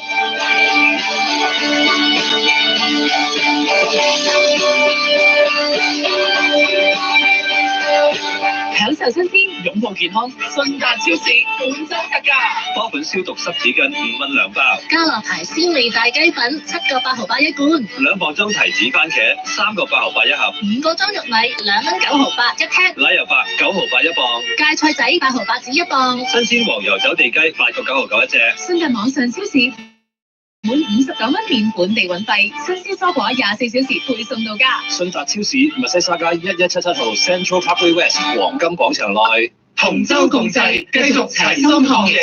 面臨疫情再次加劇，抗疫工作更係刻不容緩。4月22號星期四，係星島 A1 中文電台同士嘉堡健康網絡基金會 Scarborough Health Network Foundation 攜手進行嘅 SHN 電台籌款日。最新數據指出，士嘉堡健康網絡3間醫院所接收新冠病毒感染病患者係全省最多。而家住院人數已經超過飽和，所需醫療物資及儀器需要善長支持，令我哋繼續齊心抗疫。電台籌款當日捐款熱線1844-224-3863，或立刻捐款，歡迎登入 shmfoundation.ca/radiofund。Willowdale Subaru 全天候命 Willowdale Subaru 重錘傾銷21年 Crosstrek 跨界車，優惠價兼貸款或租賃0.5厘起，另加 bonus 500。重點推介21年 Forester 人氣 SUV， 至底價兼貸款或租賃0.99厘起，另加 bonus 750。全時全輪驅動，任何氣候全天候命。嚴格防疫，敬請預約。222 Steeles Avenue West 欣怡世 AV 汽車集團 Willowdale Subaru 傾銷行動，想你所想，與你同行。安大略省嘅新冠病毒疫苗計劃正在幫助阻止病毒傳播，拯救生命。喺我哋全都接種疫苗之前，務必請戴口罩、洗手、保持距離。每日都有成千上萬嘅人喺度接種疫苗，好快就輪到你㗎啦！了解更多信息，請上網瀏覽 ontario.ca/covid vaccine plan 或致電1888-999-6488，可獲得以300種語言提供嘅協助。此廣告費用由安省政府支付。30 languages, 3 frequencies, 1 voice. The voice of multiculturalism. This is Radio.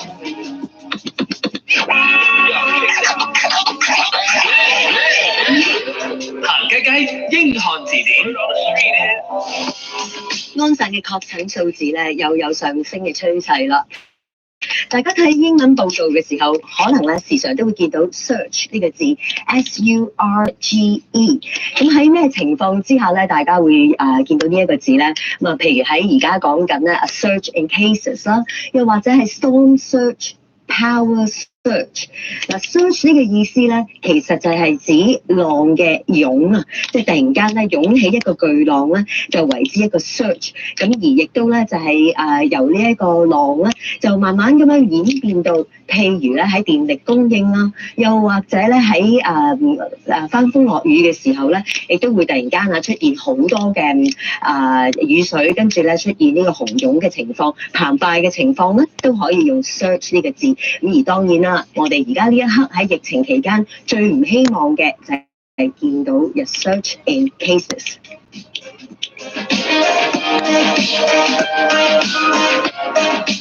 星島集團旗下網上購物平台升級.ca 搜羅城中自喝自潮及自平筍貨，令你安在家中亦可享受購物樂趣。貨品種類包羅萬有，包括健康用品、家庭電器、最新電子產品、廚房用具等等，梗有一本適合你。逢星期三4點至4點半，於牛王解讀院節目內，更有升級星期三笑話環節。只要上到星島 A1 中文電台或牛王解讀院 Facebook 專頁，就會見到阿牛阿王即場介紹當日嘅筍雕，大部分貨品平到你唔信啊！想睇得更多、買得更多、唔慳得更多，請即上升級.ca SINGCLUB.ca 購物平台，選購你嘅心頭好啦！升級精彩，陸續有來。勁到咩咁啊！萬錦線人流暢旺地段 ，Highway 7萬錦廣場空之無質嘅 Winco 福耀芝士本周特價，紅月橙9毫8一磅，小番薯1個5毫8一磅，迷你青瓜仔1個8毫8一盒，生猛青蟹仔5個8毫8一磅，新鮮靚豬手1個3毫8一磅，走地歐美加雞蛋8個8毫8兩盒，阿姐米18個8毫8一包。福耀超市，你嘅精明之選。哇！突然間翻風又落雨，老公我快啲閂一啲窗先啦。啲窗閂晒㗎喎，係咪個門開咗啊？個門都冇開過。咁啲風喺邊度嚟㗎？唔通撞鬼咯！啊！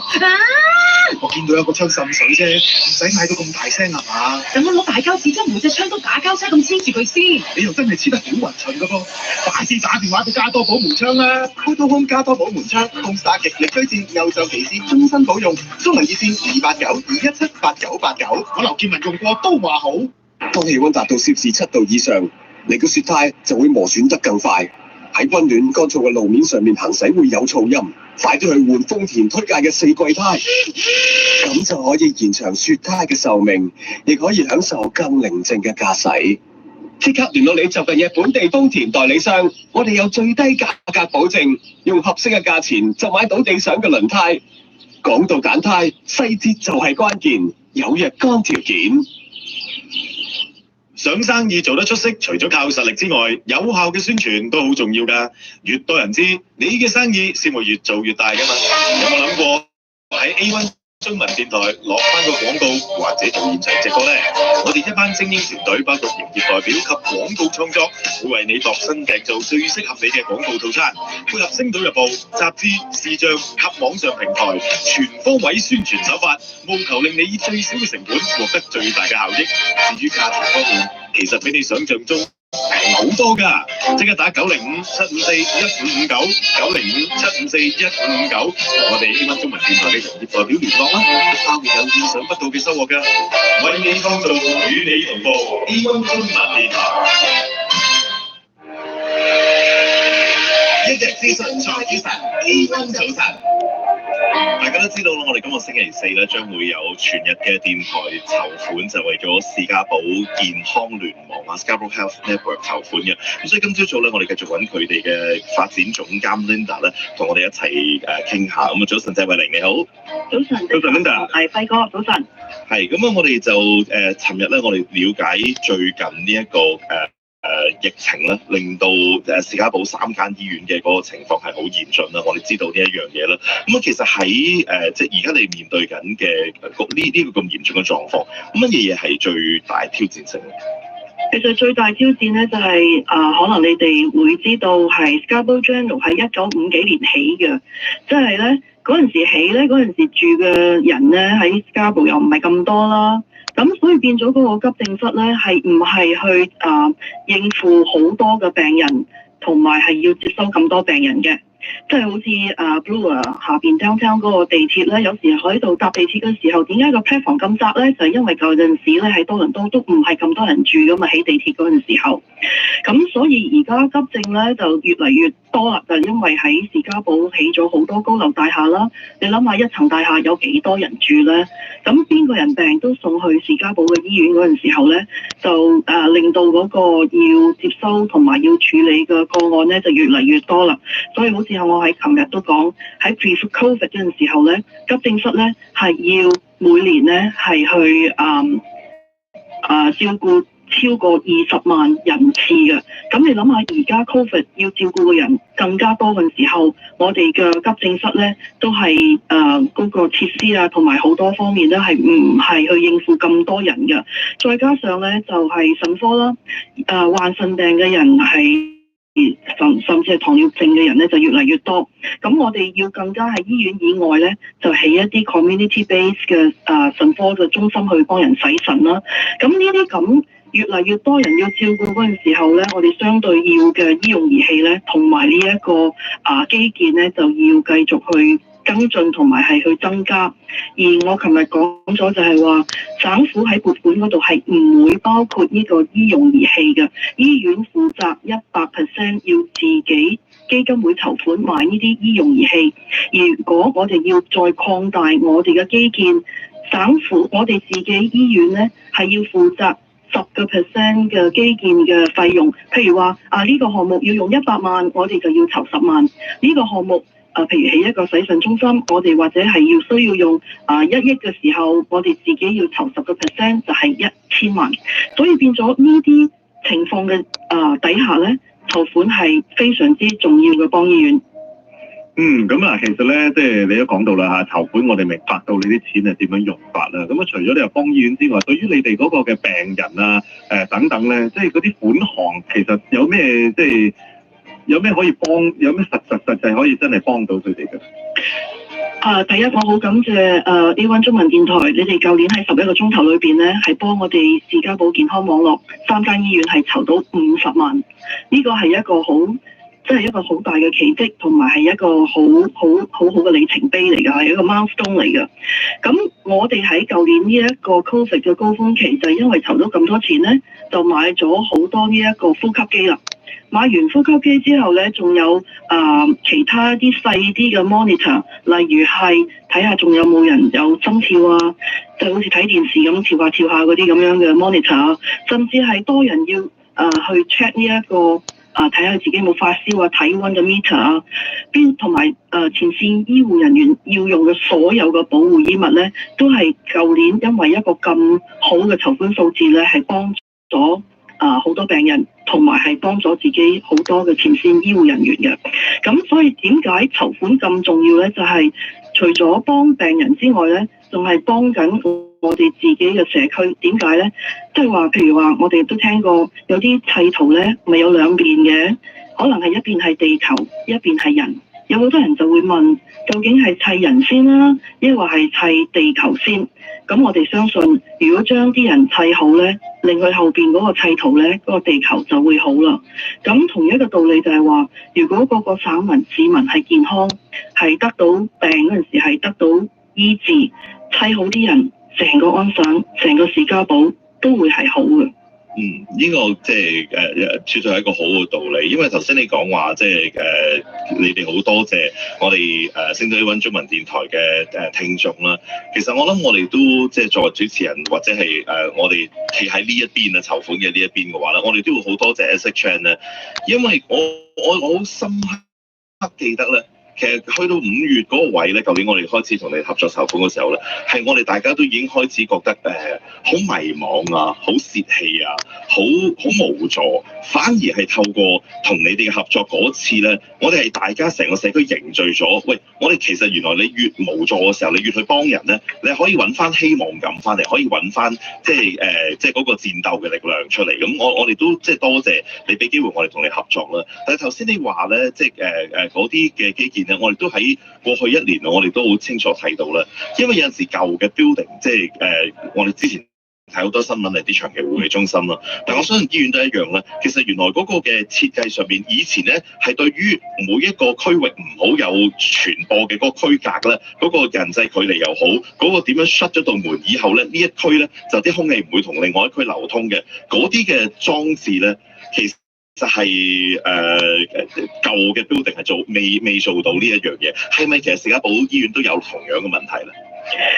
呢一方面咧，我就要醫院答啦。其實問題咧就係有好多嘅。嗱，係例如我哋即係頭先好似我講嗰個啱街嗰個 Blue Street 嗰個platform 咁窄啦，係咪？咁所以變咗，因為嗰陣時起地鐵冇諗過咁多人會搭地鐵嘅，所以次次我搭地鐵去到 Blue Street 嗰度，好驚俾人懟咗落去，因為嗰度都比較窄同埋多人嘅。咁而家我哋最大嘅問題咧就係話，譬如好簡單，去喺呢個基建方面，如果我而家忽然間個腦有一嚿嘢唔舒服啦，壓住我啲血管啦，原來咧我就要去3樓嗰度照 X-ray， 跟住去2樓嗰度照 CAT scan， 跟住要照 MRI 咧就喺 basement， 人係好齊心，咁所以變咗我哋亦喺醫院以外咧，將會係起一間叫做 Bridal 團隊同埋無論係做文職嘅，全部人係好齊心。咁所以變咗我哋亦喺醫院以外咧，將會係起一間叫做 Bridal Town 嘅洗腎中心。而我哋而家喺唔同嘅社區嘅長期護老中心都有起咗一籌款咧，一年4季其實都需要嘅。咁但係可唔可以話俾佢聽，點解我哋嗰個即係上網捐款，或者由而家開始捐款開始咧，我哋每個鐘頭咧都會有一位幸運兒咧得到2包大米啦，同埋係有個幸運兒會得到一個燒烤嘅用具嘅，係去多手啦。喺由7點鐘打電話至到6點鐘打電話，或者係上網捐款，或者由而家開始捐款開始咧，我哋每個鐘頭咧都會有一位幸運兒咧得到2包大米啦，同埋係有個幸運兒會得到一個燒烤嘅用具嘅。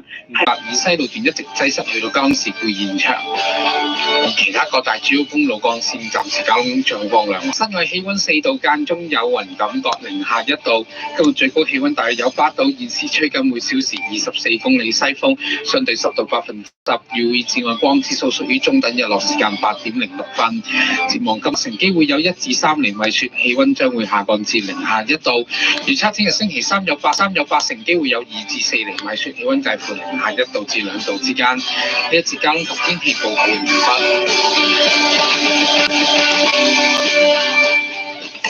嘅5G 網絡 Bell 贊助，5G 網絡 Bell 贊助播出，或者去 Bell 專門電話 bell.ca/5G 了解詳情。科局咁啊，就話係呢一個嘅流動數據嘅服務啦。咁啊，而家咧就知道啦，原來咧就係因為咧佢哋一個好核心呢一個 Ericsson 幫佢哋 update 嘅時候咧，就似乎喺呢一個 update 嘅過程裏邊咧，或者呢個 update 本身咧就有 bug 喺度嘅。咁啊，所以咧就由首先安省開始，亦都蔓延到PEI 啦，同埋係 BC 省咧有服務受阻嘅。咁啊，其實你話咧，即係成全國性嘅一個即係 down 咧。其實都真係幾 down 嘅，我相信琴日有好嘅 scouting 同埋數據嘅搜集，兩者互相配合咧，其實會令到我哋對於火星資訊嘅掌握率會更加快嘅。咦係喎，嗰架嘢仲喺上高，係未翻嚟，未啊，咁啊。講多一樣嘢啦，如果你係做查車嘅 fans 嘅話咧，咁啊而家咧就嗱今年21啊嘛，咁啊而家佢話最快一架全電動嘅 Toyota 車咧，就將會喺下年年中定年尾啦，大家留意一下啦，你就可以訂到呢個暫時咧係叫做 BZ4X 嘅 SUV， 睇個外形嘅款咧係有少少似即係呢一個嘅Lexus 嘅 SUV 啦，定係話一架咧大價咗少少嘅RAV4 嘅，咁啊大家可以留意定下，即係換款咧係有少少似即係但提早公佈，等社區可以作準備。Yeah, so we're targeting, obviously, for this measure to go into effect on Friday. It's our policy at the Region of Peel to try to give at least a 3 days notice to our community for any provisions that are meant to come in. 勞倫斯表示，為咗阻止疫情擴散，14日內出現5宗或以上同職場有關或源頭不明確診個案嘅商戶，要關閉10日。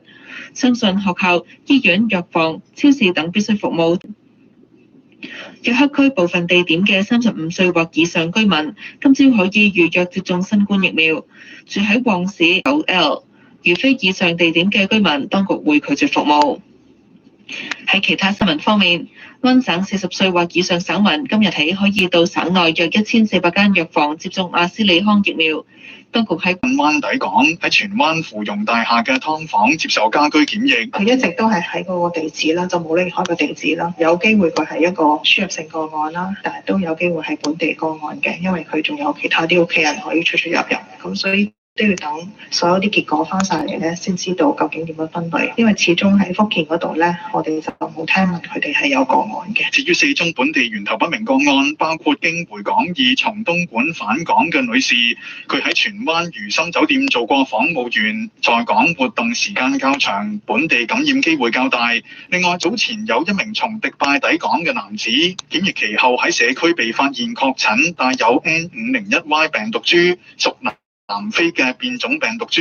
該名男子檢疫期住尖沙咀華美達華麗酒店，喺同一層樓同佢檢疫重疊嘅時間，有2人確診，都係帶南非變種病毒株。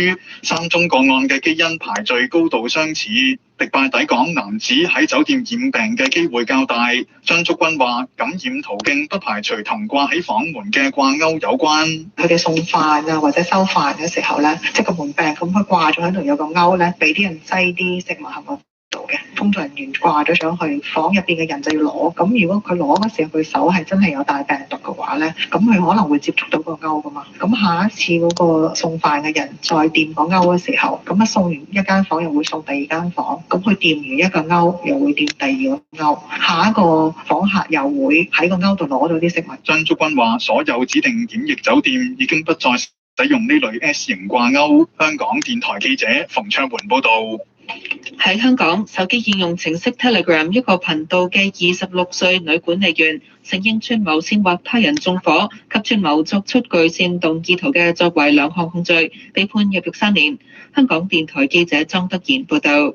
手機應用程式 Telegram 一個涉及起底嘅頻道，26歲女管理員許佩儀去年初被捕。佢較早前承認喺2019年8月至11月期間，與他人串謀非法煽惑 Telegram 嘅使用者，用火損壞屬於他人嘅財產同使用暴力。區域法院法官姚勳智判刑時援引案例提到，縱火係嚴重罪行，特別係香港人煙稠密，一旦火災，後果不堪設想。女被告透過互聯網喺短時間內煽惑多人參與，當中39條信息同縱火有關。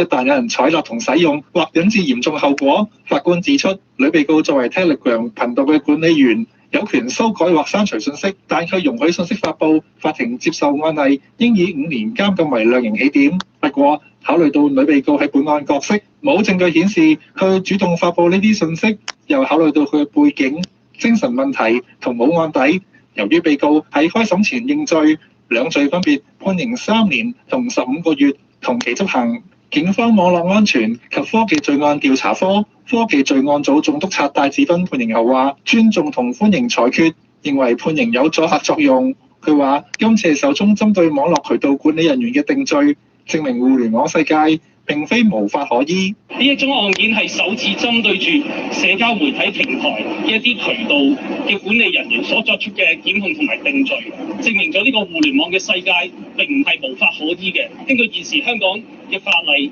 絕大部分喺現實世界用嚟防止罪行嘅法例嚟講，均適用於呢個互聯網世界。香港電台記者莊德賢報導。中國國家主席習近平喺博鰲亞洲論壇開幕式以視頻致辭時話：中國無論發展到乜嘢程度，永遠不稱霸、不擴展、不謀求勢力範圍、不搞軍備競賽。香港電台北京新聞中心記者葉真真報導。朝早舉行嘅開幕式，國家主席習近平以視頻方式發表主旨演講。佢話：當前百年變局同世界疫情交織疊加，世界進入動盪變革期，不穩定同不確定性顯著上升。佢形容目前嘅時代充滿挑戰同希望，全球治理應該符合變化咗嘅世界政治經濟格局，唔可以將個別國家制定嘅規則強加於人，亦都唔能夠由個別國家嘅單邊主義為整個世界帶節奏。國際上的事應該由大家共同商量着辦，世界前途命運應該由各國共同掌握，不能把一個或幾個國家制定的規則強加於人，也不能由個別國家的單邊主義給整個世界帶節奏。世界要公道，不要霸道，大國要有大國的樣子，要展現更多責任擔當。習近平指出，疫情嘅戰爭仍喺度進行，中國將與世衛同各國開展抗疫合作，堅守疫苗作為全球公共產品嘅承諾，為發展中國家戰勝疫情提供更多幫助。佢又形容喺經濟全球化時代，開放融通係不可阻擋嘅歷史趨勢，人為築牆脫鈎，違背經濟規律同市場規則，損人不利己，動輒干涉他國內政，亦都不得人心。香港電台北京新聞中心記者葉珍珍報導。呢節中港台新聞報導完，稍後翻嚟會有財經消息。中港台新聞由香港電台提供。喺財經消息方面，恒生指數收市報29,135點，升29點；日經平均指數收市報29,100點，跌584點。呢節晨早新聞專輯報道完畢。9點新聞由 Downtown Markham、La France 大衛標行贊助，電話905-771-9111或者上網 ladefrance.ca 查詢啦。LaDeFrance Time Centre 大偉標行位於 Downtown Markham 180號 Enterprise Boulevard 嘅 LaDeFrance Time Centre， 有歷史悠久嘅大偉標行經營，係你信心同信譽嘅保證。LaDeFrance Time Centre 大偉標行，疫情期間星期2至星期6早上11點至下晝5點 ，Curbside Pick Up， 歡迎查詢。電話905-771-9111 905-771-9111或上網 ladefrance.ca 查詢。各位聽眾早晨，而家由 Billy 帶嚟一節交通及天氣報告。首先睇落丹灘市中心 ，TVP 南行線由401繁忙落到去 Lawrence， 因為喺 Lawrence 嘅東行線出口位有一單交通事故，現時十分之繁忙。401西行線現時喺412以東路段有一單交通事故，右面有一條行車線受阻，暫時由 Block Street 繁忙到交通事故現場。之後再喺早前喺 Stevenson 以西路段嘅雜物現時已經清理完畢。之後再喺 McCowan 多車去到 Kennedy， 另外404多車去到 Leslie。之後再去到的士嘅出口位，因為交通燈失靈，所以現時都十分之繁忙。如果要經過嘅駕駛者請多加留意一下。相反方向401東行線早前提及嘅 Collector 線路段嘅交通事故亦都已經清理完成，暫時喺400路段相對比較多車。天氣方面，本國其他主要城市天氣溫哥華10度天晴，卡加里零下4度天晴，愛民頓零下2度天晴，溫尼帕零下6度，密雲黃都零下5度天晴，滿地可10度有驟雨，渥太華5度密雲，哈利法斯零下2度天晴。呢一節交通及天氣報告完畢。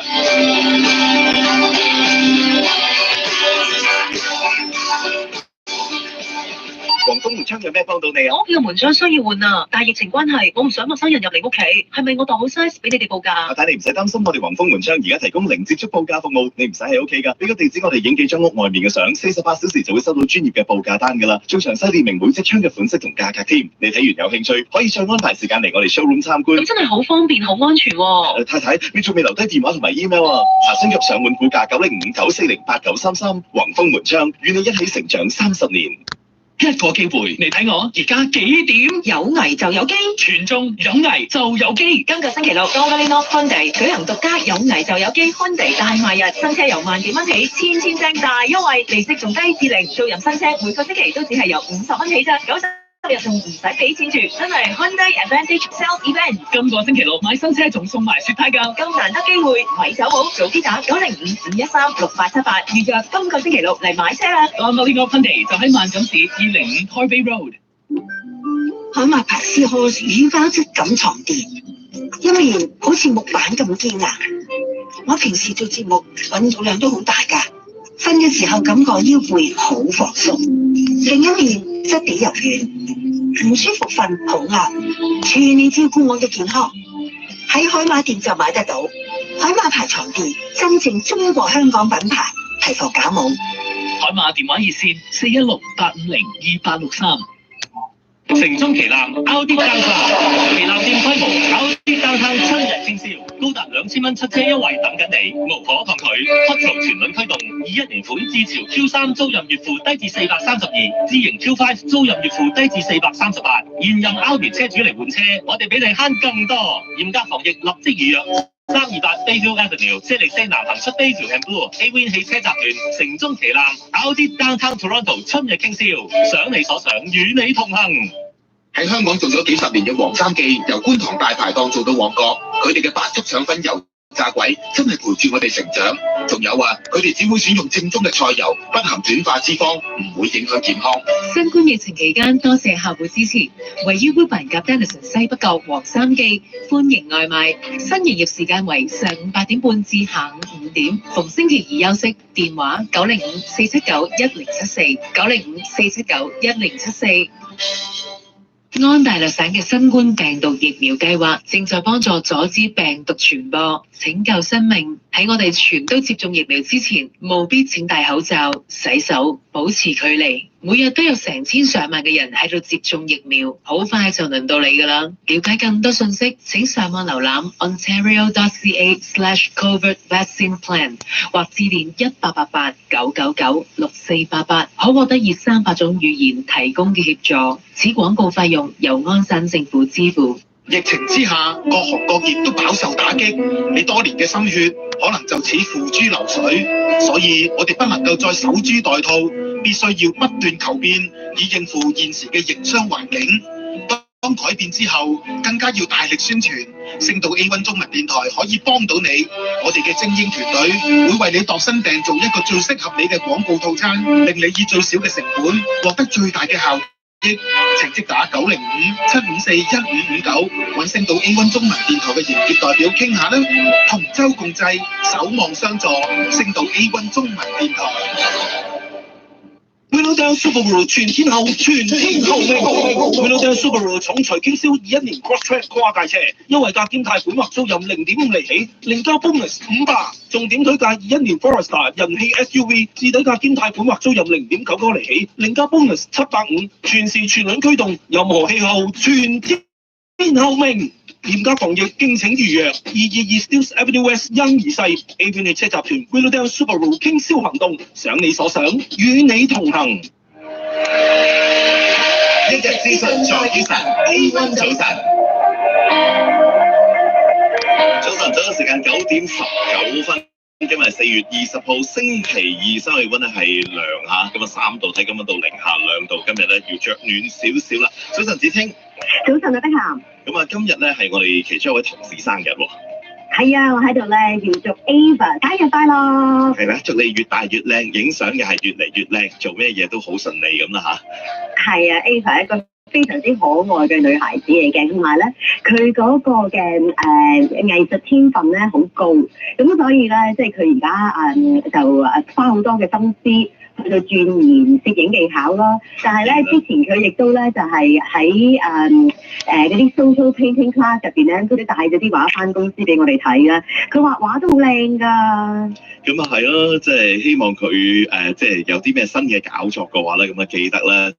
就同我哋即係多啲嘅聽眾朋友 share 一下，咁因為咧好多時候咧，即係佢講國語嘅關係啦，咁啊我哋廣東嘅社區咧，其實都好多佢嘅 fans 噶嘛，佢記得繼續照顧我哋喎嚇。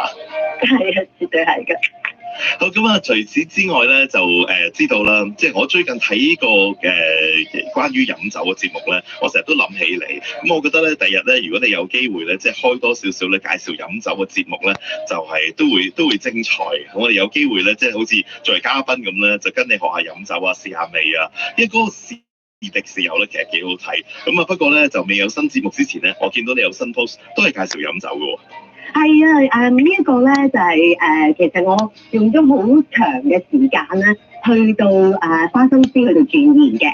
咁啊，因為咧，其實喺2001年左右，20年前啦，咁我就開始對葡萄酒有興趣啦。咁嗰陣時就即係上完 LCBO 嗰啲嘅3個 course 之後咧，咁啊直情係 join 埋呢一個嘅國際品酒師協會嘅一個課程咁啊，讀咗2個 level 啦，咁啊仲爭1個 level 讀唔到，咁因為咧要26個禮拜全日上堂嘅，咁喺餐飲業嗰啲人就話星期1可以放假啫，咁但係我喺即係傳媒度做噶嘛，咁但係其實喺成個葡萄酒嘅學習過程入邊咧，咁我最初啲朋友咧，佢哋就好中意睇分數嘅。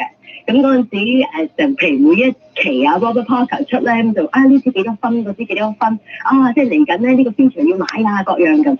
但係我就發覺咧，我硬係咧最大嘅興趣都唔喺嗰度，而係我好中意咧，無論咩價錢都好啦，去揾呢一隻酒配咩嘢石咧係有最好嘅效果。